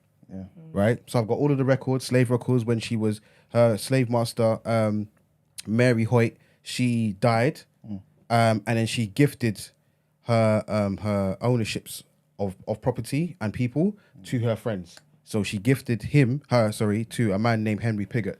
Henry Pigott then sold my ancestor to a woman named Sarah Callender when in 1832. In 1832, my ancestor was 18 years old. So she worked in plantations, Barbados, whatever. Cool. 1833, 1834, that's when the compensation claims were sent. So Sarah Callender got paid for the abolishment of slave trading and slavery, right? Sarah's life cost £2,300. That's how much Sarah got paid from my ancestor. As in back then, 2,300 back then, or back equivalent to today's? Back then. Damn. So whatever it is now. Yeah. But that's how much she got paid for my ancestor. So I'm thinking, wow, 2 bags, like, I'm not rich, but I got that in my account. Like, you know what I mean? I could, you know the way there. So I'm like, that's how much a life is worth. So what she went through in her story, she ended up getting married and did other little things afterwards and whatnot. And it kind of followed it down to me, essentially. But that story of my ancestor, I have to tell it. Yes. But the residue of her work, her labor force, her forced labor force, right, sits in the city of London. So when I'm going through the tour and I'm telling people this, that, and the third, I want them to feel the passion because my ancestor Sarah is speaking through me. Facts. And I have to. And do you know how deep this is? Do you know if you go back, so my ancestor's life, I think it's like my 7th great ancestor. Do you know if you go back 20 generations, so you got your mom, your grandma, granddad, whatever, great grandma, and keep going back 20 places. Do you know how many ancestors that is? Just 20 names back. 2 million. Wow. 2 million ancestors. Oh, wow. Yeah. 20 ancestors ago made you. That's how many people's in your family. 2 million. Just for 20 names. Wow. So you are walking essence of your ancestors. They're always with you, right? Because if you used to look at anybody in the room and say, oh, you look like your mom, you look like your dad. Okay, fantastic. Okay, so who does your mom look like? Your mom looks like her dad and mom. Yeah. Okay, same for your dad. So we're all carrying it within us. And that spirit and essence of trauma, going back to epigenetics, lives with us to this day. So it's my duty to tell the truth and just lick out against Babylon as much as possible because my ancestor has that rebellious spirit and my Jamaican side, they're connected to the Maroons. So essentially, I have to do it. It has to be me. Yeah. Their story was a tragic one, but as black people, especially from going through the Caribbean and going back to Africa, we're oral people. We didn't write things down. We just told stories. Yeah. So I'm continuing that same tradition by telling people the real stories. But then I'm using the Western side of backing it up with facts. And then that's how I use that as my entry point to tell the truth about slavery. So that's what my tour's about. However, it does get tiring. Yeah. So I would love to let someone take, like, Black History Month is like White Guilt Month. So this is where the corporations contact. Hi, Darrel. The budgets. Right. So we've got a little bit of money. Was thinking about your tour. We saw you on the news. Blah blah blah blah blah. And we think that your tour will be great. So what's the budget? That sort of thing. So October's packed. It's rammed. I just had 2 people fly over from LA last week, and they came and did a tour. I've had people from Australia come and do the tour. Someone flew, a couple, husband and wife, flew from Singapore about 6-7 months ago. To come and do the tour, that's amazing. It's getting out there, but I think there's other people that do tours as well. So you got Charmaine and Mark Simpson from Black History Studies. You've got Tony Warner from Black History Walks. You got Avril Nanton. She does her own walks, and there's another brother as well who does it. But they're only black people that do it. But I'm the youngest one out of the whole group. So when I got people on my tours, it's the ages, it varies. Do you know what I mean? So I also look at the crowd that I'm with and the attendees and see, okay, so you're from a certain demographic, so I can reason with you at a certain level. You as an elder, I'm going to give you a different perspective. You're autistic, so y'all know you work with sensory. So I'm going to bring stuff with, so we're talking about sugarcane plantation being worse than cotton. Here's the dry sugarcane, you can hold on to that and you can feel that. How does that feel? It feels nice? Yeah. So this is what people had to cut and meet a quota. And if they didn't meet a quota, then things could happen to them, sort of punishments. But we'll talk about another time. Okay, you like smells. Okay, well, I've got molasses. Molasses was made from the sugarcane. The sugarcane produced the molasses and gave us sugarcane sugar. This was the drug that was used in Europe. They became drug addicts. They were the biggest pushers ever. They were selling drugs. And it was addiction, was sugar. So these are sort of things, but you have to it's individualized, do it enough. Personalized. Right, exactly. But because I'm able to deal with multiple people, I can there's not a monolithic way of doing it. Nothing's linear. We are different people. So benefits of black school, you can say, okay, I can reason with you because one, I'm black, two, I'm a black man. Once I was a black boy, so I know certain things. relate, You get me? You're going through puberty stage now, yo. So make sure you do certain things, Carl. You know, like when you're sweating, all right, cool, say no more. Make sure, boom, boom, boom, boom. I'm gonna chat to your parents, let them know, like, bye, because you're a big you, like you're only 50 and you're wham, like what are you eating? Cool. Think about your diet, you know, cause I don't want any complications. Because in the black community, high blood pressure, diabetes, cancer, So make sure because there's some stats. Read it in your own time. How you doing, mums? Okay, cool. Dinner time. We're gonna have some soul food, but we know soul food has a lot of things in it. So we're going to balance out a couple of salads, vegan options, rare. And we've got to make sure that people understand that Rastas were the first vegans before white people got involved in that. Boom. So we're going to move on. And these are little things and you can make it fun.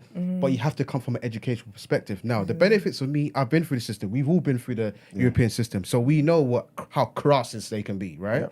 But essentially, we've also had the benefits of tapping into black culture before social media. So we know what it's like to really have a community in some aspect, right? So we know the benefits. So it's our duty with people in this room to say, all right, young buck, here you go. This is a bit of information. I'm going to show you the real thing. So if we can collectively, they say millennials, right? If collectively we can come together and say, all right, we're going to just kind of focus on one plan.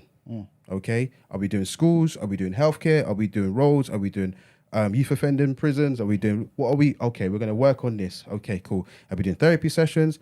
X, Y, Z. And then once we just start small and we grow, because every little bit ends up becoming something large. Or as your mum would say, every Mickle make a Muckle. A war. You see what I'm saying? So essentially, that's how we start. We start off small and then we grow. Also, we can't save everybody. Not everybody's going to be on the thing. And that's fine. But they're going to catch up. They're doing a little, I want to see what they're saying. Like, we just want to, hi, how you doing? And they want to jump on it. And we accept them. But we say, listen, you see, when we were struggling, I understand you weren't there, you know. So when it comes to benefits being given out and profits, you're getting lost. Are you okay with that? All right, cool, roll, come. Go sit over there and get a plate. And then whatever. And it's fine. And we've got to be accustomed to all things that are resonating within our culture and a religious perspective. So we've got to cater to those black people who are Christian, black people who want to go down the Hebrew Israelite road, people that are Muslim, people that are atheists, we've got to cater to everybody in different avenues. We are so diverse within ourselves. It's so crazy. Do you know there are over 150 shades of brown? But we just list everything as black, right? But there are over 150 shades. There's only one term that kind of like, and I say this on my tour, that really, for me, I'm like, ugh. And you know what, brother? It was a term that you used earlier, you know, when you were saying, you were describing someone, and like, how would you describe someone who's like your complexion or lighter? Oh, no, he was talking about himself. Like yellow, red skin. There was another word. What did I say? It began with F. Did I say it? What's that word? I can't think. You said fair skin. Oh. Yeah. Oh. Okay. So your brain can't differentiate between fantasy and reality, hence why you watch a horror film, your brain thinks it's real, so that's why you get scared. So if everybody in this room, you say, all right, cool, do you know what? I need to go to get some paint. We're going to go B&Q, go to a sales representative and say, all right, the deluxe chart, can you get me a fair brown? They're going to be like, what? It doesn't exist on the deluxe chart. So what is fair brown? It doesn't exist, right? So what is fair? Fair means equal, right, and just. So for example, if I'm describing someone who have like a lighter complexion, like even lighter than you, and then my brain is reading what I'm saying and saying, okay, that person's light skin. On the spectrum of brown scale, I'm at the opposite end, meaning I am whatever it is that's the opposite. So I am unfair. So I'm telling myself I'm unfair skin. So Language. I'm unequal, I'm unjust, and I'm unrighteousness. So essentially, those little things. God speak them. But it's a Caribbean thing because my parents will say, "Yeah, got fair skin, gal," and you don't want to know what they say in Nigeria. I can never. But there's other terms like I'll get cancelled. There's other terms, there things that we need to get to, like for even like albino people as well. There's terms that we used to use in Jamaica, like dundus and things. That's like, come on, man. Like dundus is rough. Right? You know what I mean? Like, and dundus used to be it was labelled for like certain back in the 90s anyway for certain people who were like mixed heritage as well. Well, they used to call me dundus. My hair used to go red in the summer and that. Oh, is it? So dundus to you? So these little things that we've got to repair, but that's what reparation is. The operative word of reparations is repair, right? So we've got to repair ourselves mentally. Unfortunately, like you were saying, we may have to do it ourselves. right? We can't look to the oppressor and be like, can you fix what you've done? And be like, I don't think they will. I feel like the smartest thing is to do it ourselves though, because 100%.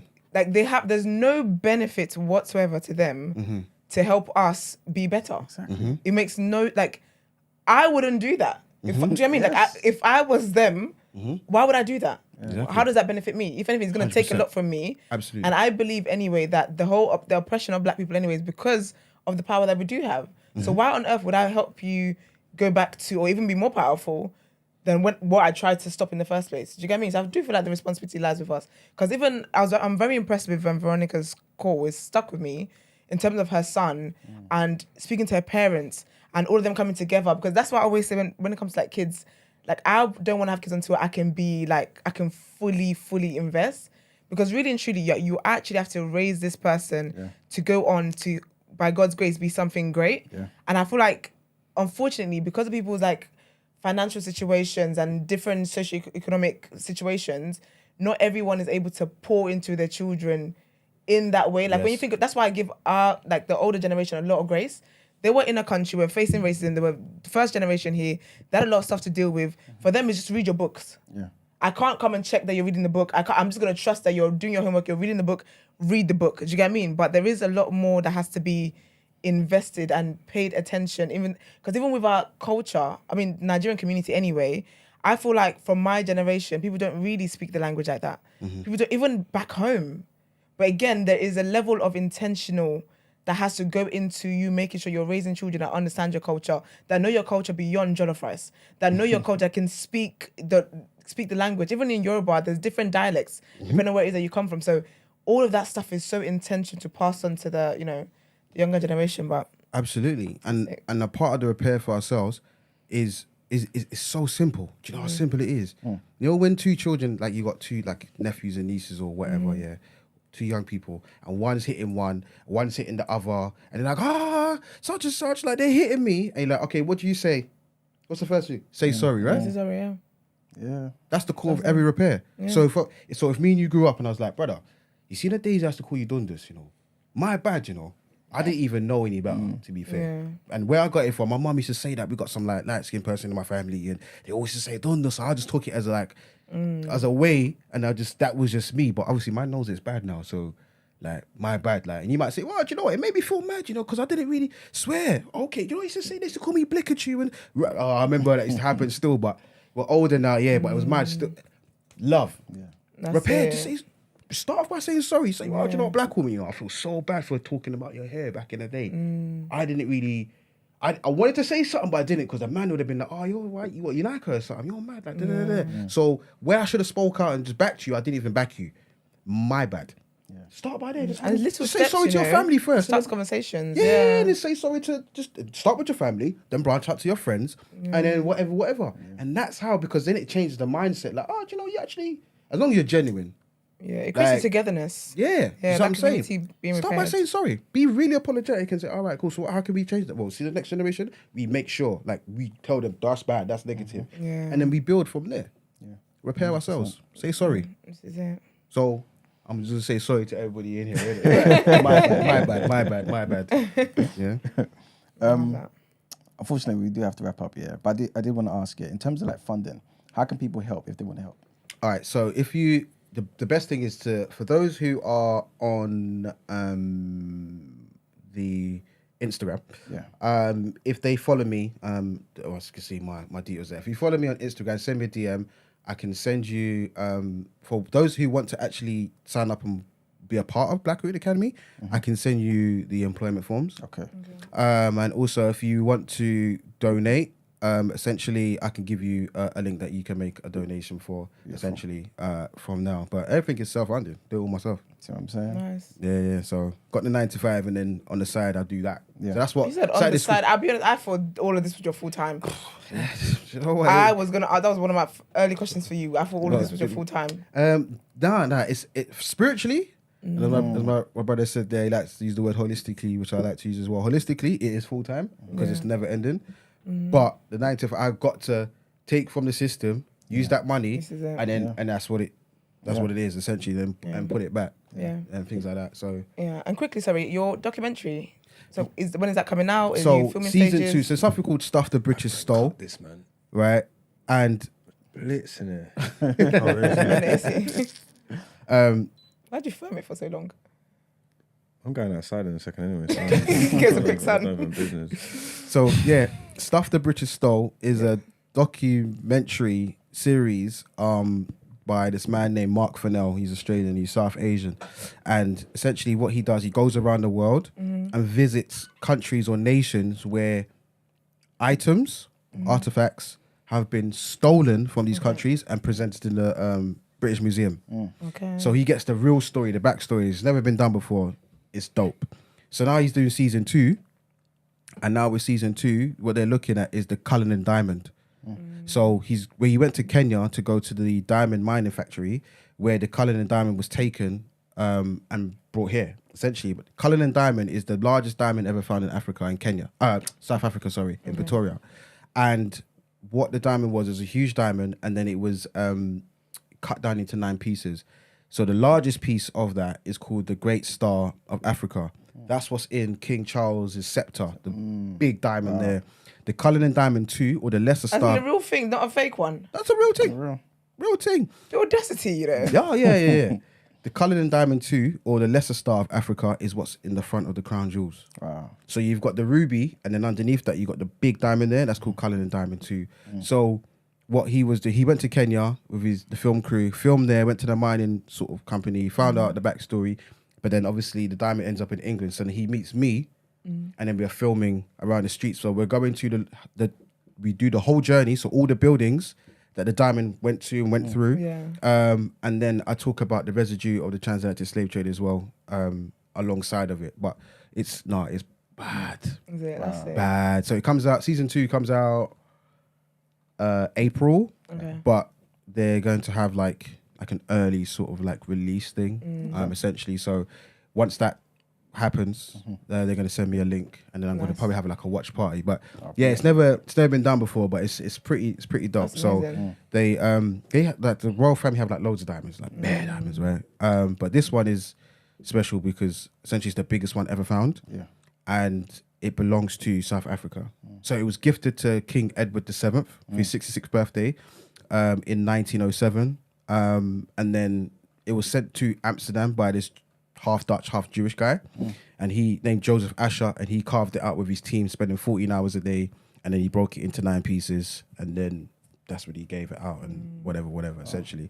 But yeah, so that's what the filming was about. Filmed yesterday, and he's going to Brazil to film some more in the Amazon rainforest, dealing with that. So he's gone all over the place. So it's deep. But also, I've worked with Vice. And I helped give information for, you can do a self-guided tour in the British Museum. So it's called the Unfiltered History Tour. And you go into the British Museum and you go up to artifacts. And then on your phone, if you scan it, a kind of like an animation comes up with narration of how the artifact was taken. From the Benin bronzes to many different artifacts, essentially. But there is something that was from Jamaica, that was from the Arawak and Taino Indians. And it's called a Boweno kind of like head. It's like head and little body. And it's like an old kind of like spiritual kind of like an ornament that he had, which was stolen by the British years ago. And it's been kept in the British vault ever since. It's never, ever been on display. They're never going to put it on display either. They locked up like they locked Andrew's files. Because when you go to the British Museum, only 10% that's on show is what they own. So 90% is downstairs in the vaults. Their vault is huge. That's wild, you know. It's huge. So there are things around that we have in Britain in terms of museums and stuff that has a crazy kind of story. So, for example, the Natural History Museum was created by this man named Hans Sloane. Hans Sloane was this guy who basically he went around the world taking like tropical things, with plants, stones, things of that nature, animals, and he collected them and wanted to write about them. And when he did that, he married some woman who owned a plantation in Jamaica.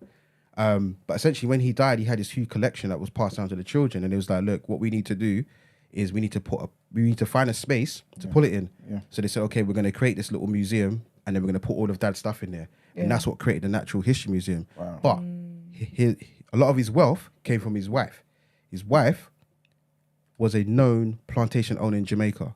He spent a lot of time in Jamaica, and one of the things that he did do was that he saw African women in Jamaica on the plantations giving each other hot cocoa. Hot cocoa.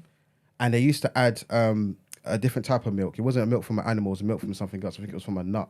He didn't like it.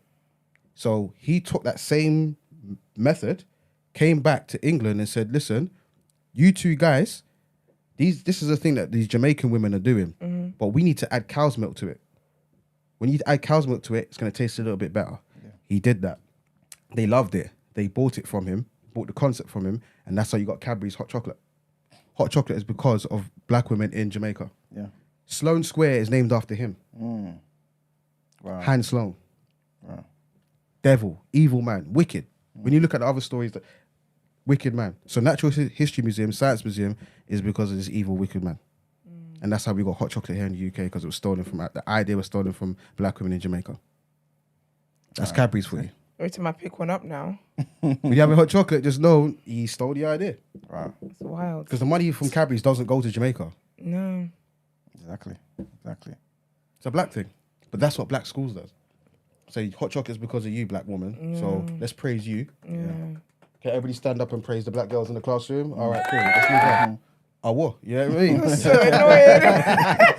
annoying. But little things like that. Yeah. It's just knowledge to have, and it just gives you a sense of pride. This is it. Do you know what I mean? Yeah. Like, obviously, we don't get the profits from it, but essentially, it's something to say, we did that. so little things that we can do that we just do in a day-to-day life, it becomes a thing that people can make money from. Yeah. So it burns me when I see European people sell jerk food. I'm like, what?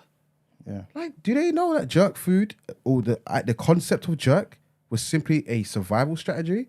Because when the Maroons in Trinidad and Jamaica, where they had to run off into the mountains, they had to feed themselves. So what they used to do is take a banana leaf, cut down the coconut, cut the coconut, and when you get the little, like the bristle part, the brown part, they used to put that underneath. So what they used to do is bury like a little ditch and then get the banana leaf and form like a V shape.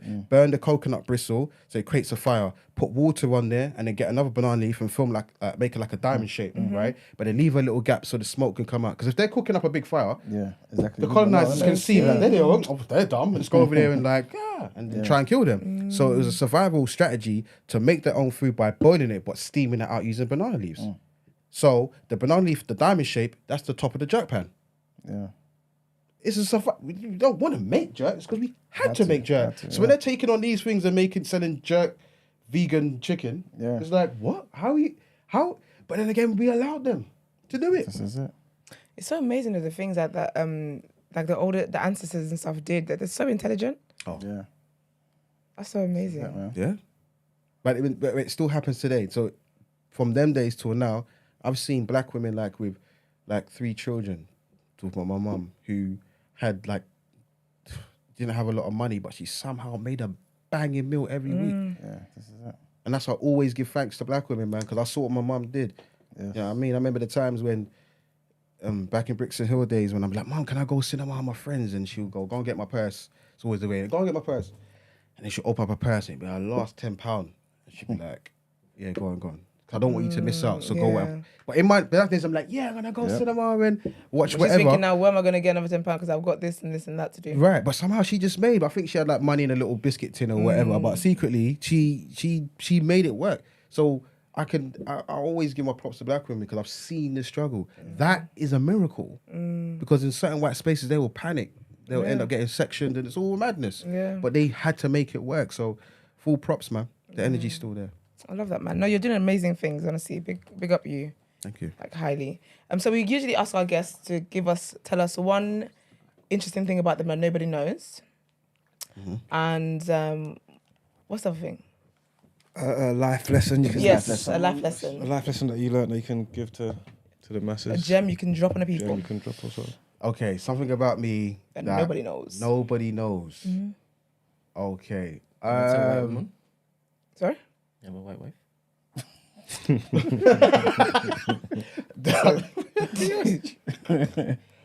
Something about me that nobody knows.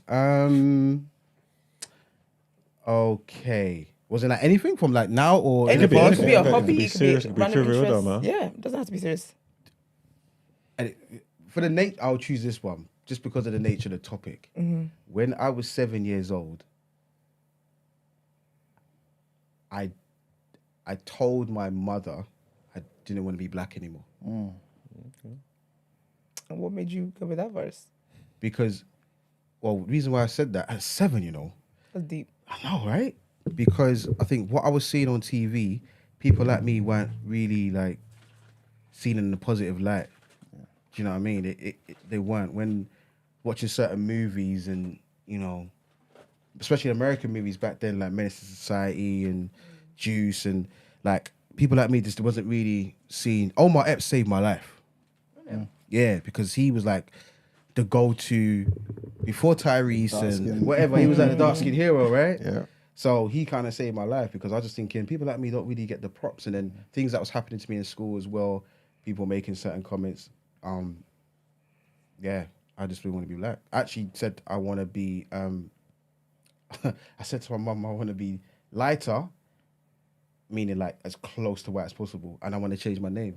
I was standing in the corridor telling my mum, and I looked at her, and she was just looking at me like, what? And she thought I was lying. She was like, whatever. And she carried on walking. I was like, no, Mum, I'm being serious. I want to change my name, and I want to be lighter. And I said, I want to change my name to Jordan. And then she looked at me, and she saw that I was being serious, and she kind of bent down, and then she like kissed me on my forehead. And she goes, no, you're beautiful how you are. Like, you don't need to change. And that was it. And then she asked me, oh, what do you want to eat? And that was it. Like, that was my mum's idea. She didn't know, like, oh, like, That's important. we get you up, so game. But that would have been a key point. Me taking her to a bookshop, but she didn't. She was like, oh, don't worry, you'll be okay. And that was it. And look at you today. This is yeah. Exactly. Right? God. Could have been left. I could have been like bleaching. I could have been doing a madness. I could have been like been in politics and saying, oh, there's no racism in the UK, and sitting down with Sally. You know what I mean? But it goes. It goes. Life lesson. I'll just more like a proverb, shall I say? It's a short one. I always say to my young people that you are better than no one, but no one is better than you. I like that. Yeah. I like that. Lovely. Thank you so much. This has been an amazing interview. Thank you. Yeah, man. It's been really, really good. Like, so well done for everything that you do. Thank you. I feel like people within the community that are doing amazing things need to be praised and need to get their praise, to be honest. So thank you for all that you do.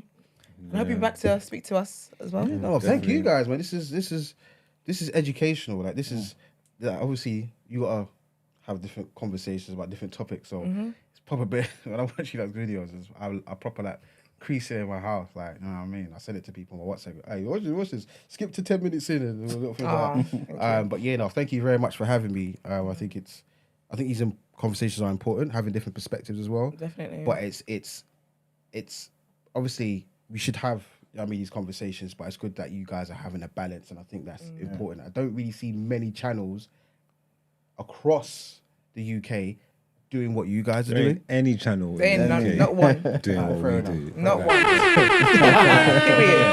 That don't exist. You know what I'm trying to say? Yeah, because it's usually about pop culture and Just other things like, but like, what do you bring to the table? Like them sort of conversations.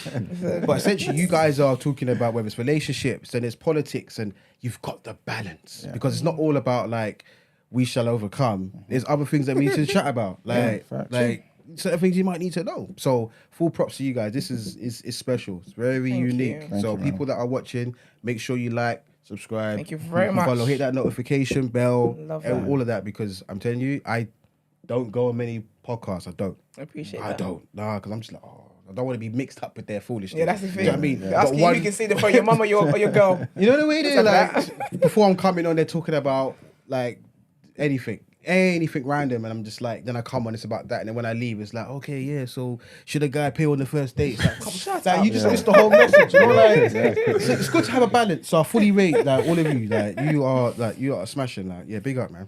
Thank you, Dope, man. You've definitely been my favourite guest we've had, man. Nah, No honestly, disrespect to anybody. this but has been a great week, by you know. a country mile. Thank you very much. I appreciate it. It's been a great. I mean, a lot coming from you.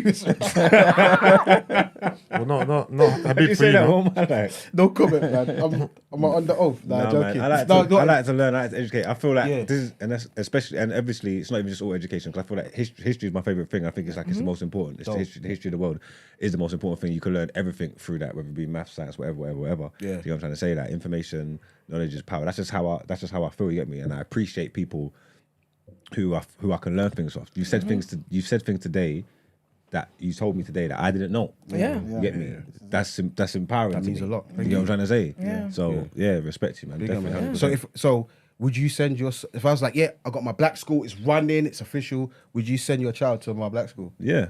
So what if I was like, all right, you see, what we're going to talk about is the symbolism of slavery that is prominent in today's culture.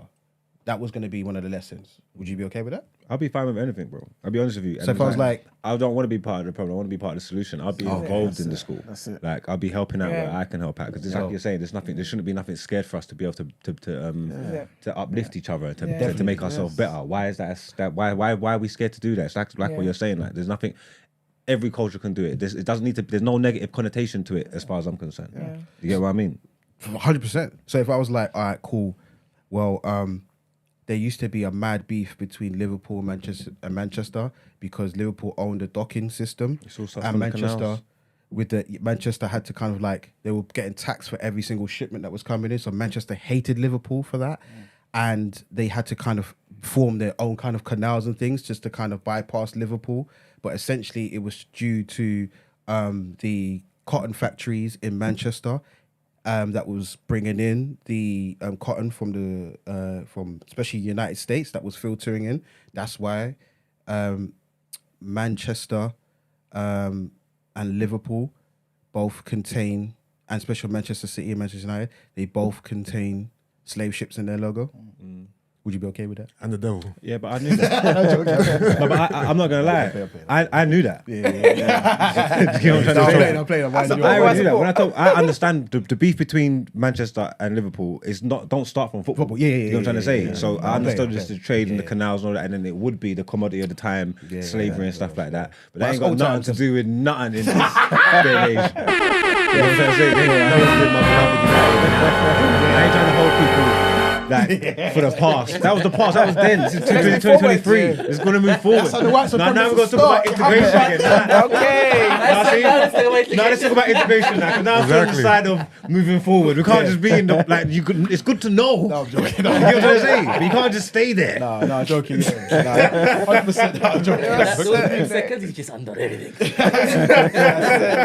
Big up Manchester United. 3-1. But yeah, we moved. I'm playing. No, but big up, man. Thank you so much, everybody. Thank you. Big up you, man. That's amazing. Appreciate you, man. Love that. All right, well, let's get into our last headlines for today.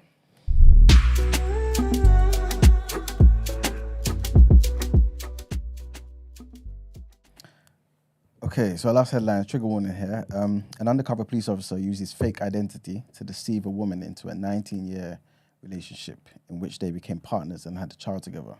So the officer concealed his real identity from the woman for a duration of that period, never telling her his real occupation and using his fictitious identity on the birth certificate of their son. The IOPC, the Independent Office for Police Conduct, is investigating senior officers at Avon and Somerset Police who knew about the undercover officer's relationship with the woman as far back as 2013. They appeared to have waited at least 7 years before informing the woman that the person she knew as her fiancé had been using a fake identity given to him for use in covert police operations. In a statement, the IOPC confirmed it was investigating the case. It's not known why the undercover police officer cultivated his relationship, but undercover police, who often turn up out of the blue with next to no connections in the area, have in the past been known to form relationships with innocent people to build credibility into their cover stories. It's what they do. Next headline here, again, a bit of a trigger warning, and there's a nationwide manhunt that's been launched for a former soldier suspected of terror offences who escaped from prison on Wednesday morning. They haven't caught him yet. I can't do this. Damn. No, man. So Daniel Abed Khalif, who's 21, was awaiting trial at HMP Wandsworth in London after being accused of leaving fake bombs at a military base. It's believed that he escaped via a prison kitchen by strapping himself to the underside of a food delivery van. A working theory is that Mr. Khalif had been in the kitchen when he began his escape from HMP Wandsworth, which is a Category B prison in southwest London, and he did that around, according to them anyway, 7:50 in the morning. Airports and ports have been asked to carry out additional security measures, resulting in delays being reported across the UK, including at Heathrow Airport, Manchester Airport, and the port of Dover. They're going to struggle finding him, though, because he's an ex-military guy. Yeah. They're good. This is what they do. Yeah. You taught them, you trained them to hide from enemies. You the enemy now, baby. Yeah, there you go. Crazy. And our last headline, I think this is real apt to kind of end our headlines like this anyway. There's some black excellence here. And basically, the first black president of the Royal Institute of British Architects says that it's important to get more diverse people into our profession. So big up Muyiwa Oki, who's 32. He became the youngest president in its 189-year history at the start of September. Mr. Oki becomes the 80th president in the body's history and succeeds Simon Alford for a 2-year term. He was speaking to the BBC and he said, I want to focus on how to create a fairer, more inclusive architectural community. The Mace Group architect added that I wanted to update the education process so that people from more disadvantaged backgrounds feel comfortable in staying within our profession. I've worked on various projects. One of the key ones was the HS2 Euston project, as well as the North London Heat and Power project in Edmonton. So big him up for being great, man. Big up him, man. And it's time to pay the bills. Well, it's time for the segment I live for. Let's get into the reaction.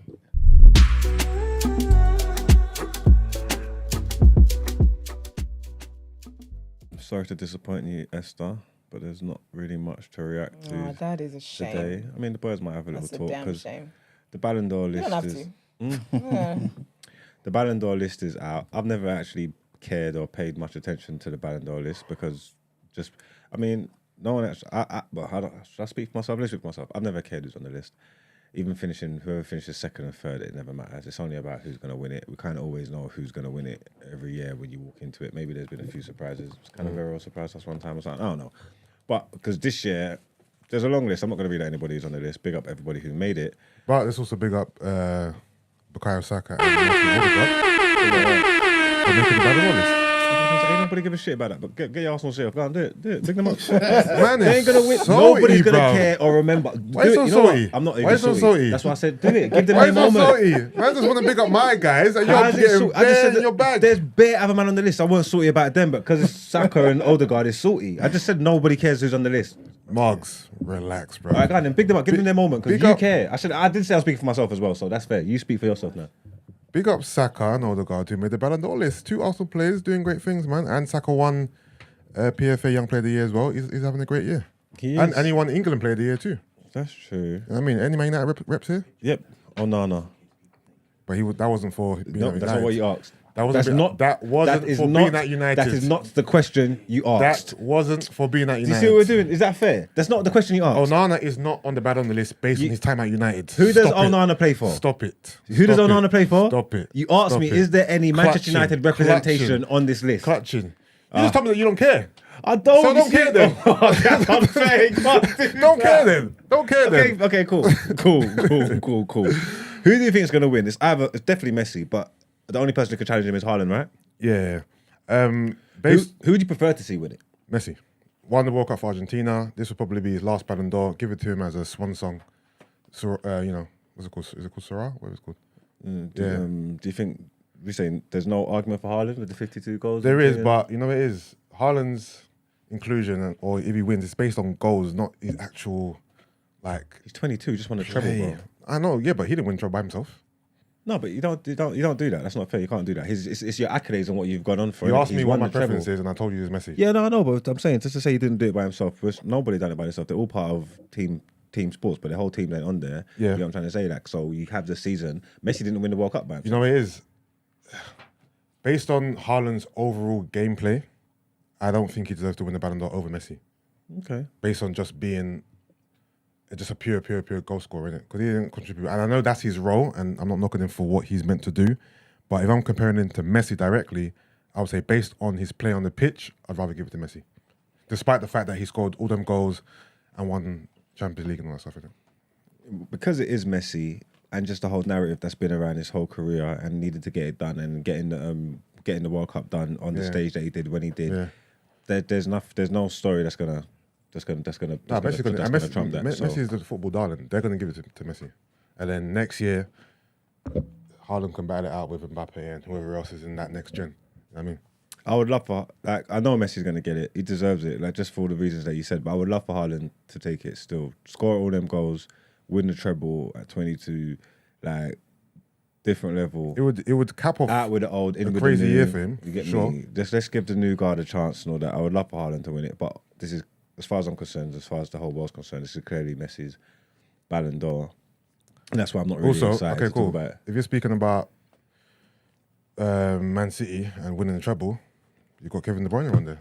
So why would Kevin De Bruyne not deserve to win it over Haaland, in your opinion?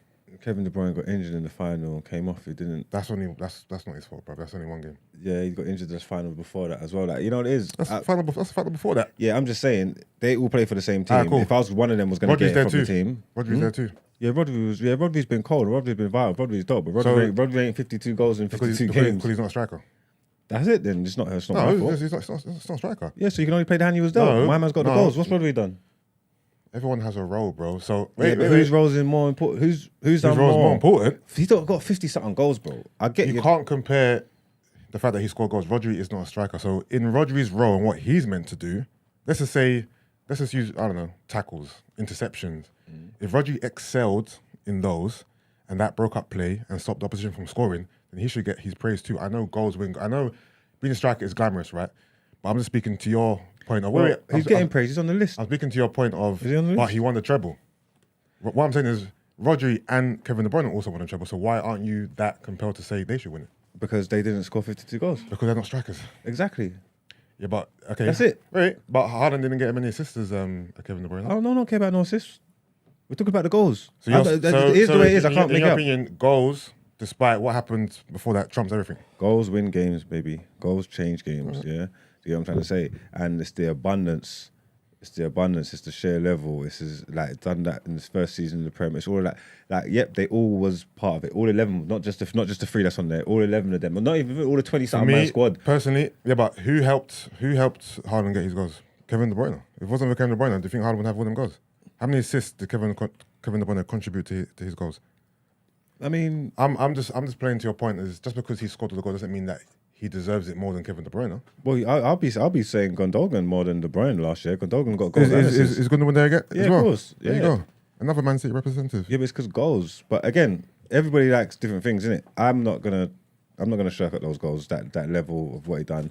If one person from the Man City team had to be awarded it, in my opinion, it would be Haaland. Who's a better overall footballer in your opinion, Kevin De Bruyne or Erling Haaland? Who has the more complete game? Who's a better footballer? Yeah, who's the better pure footballer? Kevin De Bruyne. De Bruyne. Okay, cool. So you think Kevin De Bruyne is the better footballer?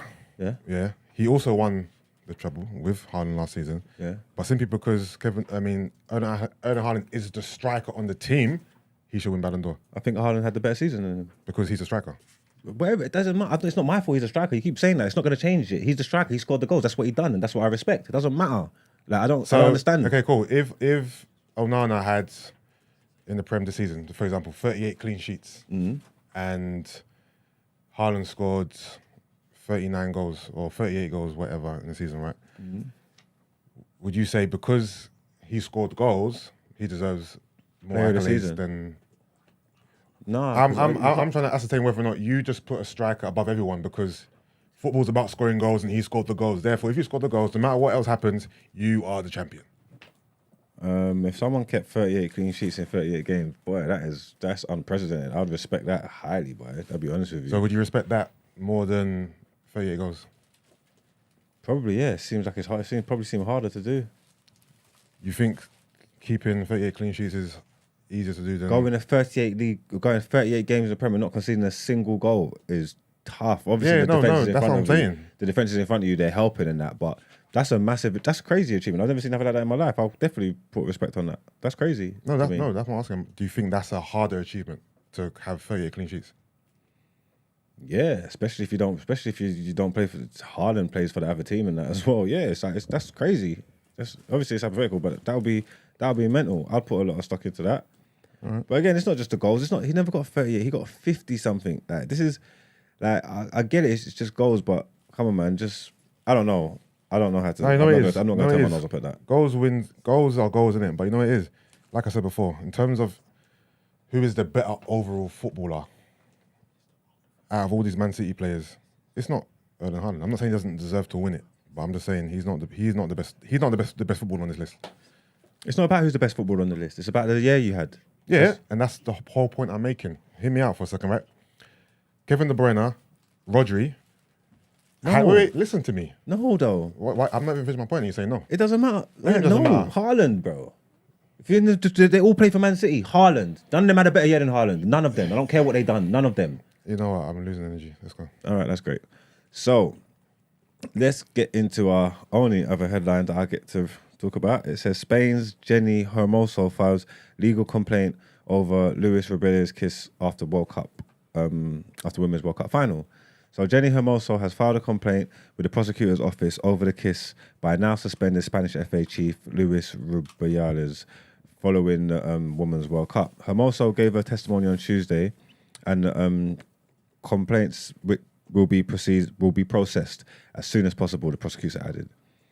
With the complaint, Rubiales could face criminal charges in addition to ongoing inquiry by Spain's top sport court for serious misconduct and an investigation by FIFA, which has provisionally suspended him. Rubiales kissed Hermoso during the awards ceremony after Spain beat England 1-0 in Sydney on August the 20th. Hermoso said she did not want to be kissed and she felt vulnerable and the victim of an aggressor. And yeah. Have you read Man United's statement about Antony? You got any thoughts on that? No, I ain't seen it. One thing after the other, man. I ain't got nothing to say about that shit. You might have something to say about it. No, he's your player on your team. I thought you might have something to say about it. No, man. It's It's more of the same, man. What's that? Just more of the same, man. More of the same as in what? What do you mean more of the same?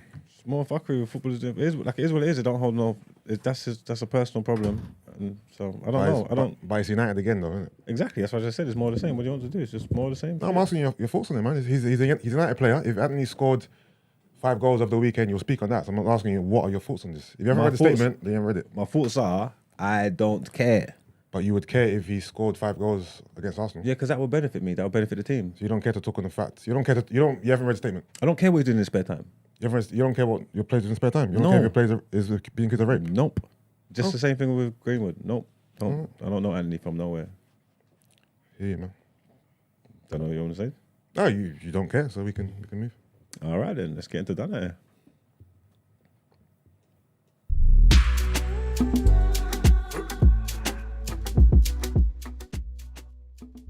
What is this one? Third. Oh, something stupid. Oh my God, where's it gone? Is there? I don't know if I want to play the video. Why do people do this? What's these little teething people doing? This is just so stupid. I see this story that you put in there about this British couple that went on holiday. Yeah. And they stole a bag. They stole a guest bag. Withdrew £830 from the person's bag. They got arrested there in Turkey. Yeah, the woman's still currently in custody, I believe, and the man got let go. So again, I don't know why you're going on holiday to teeth people's things. You get what I'm trying to say? Like if you can't afford it. But as I was reading into the story, I thought it was just done at the poolside, like at a hotel, like where they were just chilling. But it come to find out, this couple, they sneaked into like a posh hotel. You get me? Like it's not even their hotel. There's a posh hotel and restaurant. They sneaked in, pretended to be pretending to be part of them. Yeah. And then they ran by the pool and the sun lounges and they're going in people's bag. They're teething up people's bags and thing. So they stole the man, and you know what it is? It's a couple. They got to be in this together because surely you would have told your wife to stop this. Why would you? Not even that. You actually walked into there with the intent to do that. The couple stole the bag. They've walked out. The woman whose bag got stolen, she didn't realise until afterwards. She's gone and told hostel security. They've checked the CCTV and they've seen what's going on. And then the Turkish police have got involved and followed them all the way back. So they've gone from their poolside cameras, saw them stealing up the bags and thing, followed them all the way up the street in Turkey. This on holiday. This is what people are doing on holiday, Esther. I can't. Followed them all the way back to their hotel. When they kicked off their hotel door, the bag was in the room. I wouldn't put it past them to say, you know what, we will loan what we stole back to them. You know. Yeah. I wouldn't. That's Because we know that's what they did with all the That's what artifacts. the ancestors did. They went on holiday. Every country went there, act like they was part of them. Took their gift stuff shops. way back to the English to England. So we say this is typical European, this is typical British behaviour. It's passed on in the genes, like the film said. This is learned behaviour. I'm the telling DNA. You, I'm It's telling in you. their DNA from 200 years ago. Yeah. Yeah, I don't know if this is. I don't know if you can't afford it or like, I don't know. But they must be thieves in England as well, isn't it? This ain't. Oh, 100%. This ain't impulsive. Do This you know you ain't. used to go on holiday and Yeah. steal? Crazy. That's not. It's in you. I like. That means when you packed your stuff, you made some allowance because you're going to bring more stuff You back. made space. You You made made sure there was space. space Can for you the things you're And gonna not thinking steal. about it. Not duty free. To me, It's yeah, I just too don't funny. understand. When I'm on holiday, I'm not thinking about Theft. the theft. I'm not thinking about crimes. Yeah. I'm there having a good time. The only theft but then again, no, I'm not even. How come they always tell you that like there's pickpockets everywhere? Have you noticed that when you Yeah, go but to it's different like- countries, they're like, be safe because Yeah. pickpockets. I'm Yeah, but it's thinking, wow, how come everywhere, pickpocketing is rife when you leave England, isn't it? Like this is. But everywhere I've been, they told me stay safe, stay woke, pickpockets. I'm like, Because they know there's people that come in and they know that you guys don't have pickpocketing warnings where you're coming from. So they because bank on that. Look at the tourism thing. Exactly. So a tourist will put their phone in the back pocket. Did They you think, Have that's you a seen fresh that- one. Have Get you seen it? that Italian woman that goes around and she starts thinking she's going pickpocket? Yes. She starts ladding them up. Oi, that is funny. She's a hero for that. Yeah, no, I just wanted to let you know what these colonizers are doing. The English people, again, it's fitting. It's in their history. They be teething things and be trying to loan it back. I just don't understand. Yeah, again, I don't think they just went on holiday and had this bright idea. You know what I'm trying to say? I think they'd be teething all the time. I think if the Turkish police came to England and checked their property, they'll find plenty more stolen goods. For real. You know what I'm trying to say? Especially in the basement. Probably only 10% of the stuff in the yard. The rest of it's in the basement. The rest of it's in the garage. basement, in the garage. They can't find the key now. I was trying to watch the video That's to see funny, them man. skulking through the thing, but I don't know. I don't think I can see the actual moment where they steal the where they steal the bag. They don't need to watch it anyway. You got them swanning around the place, just moving all entitled and teething things. But yeah, man. If anybody's going on their holidays, actually, it's holiday time. It's holiday season gone now. Yeah, it's basically because kids are back in school, innit? But this is a great time for adult holiday. If If you ain't got no kids. Yeah. Anybody that ain't got no kids and you're going on your adult holidays, you need to stay woke. Look out for Europeans because they be teething bags. Yeah, that's what I'll be letting you know. But that couple is well and truly done at it. Let's get into our outro.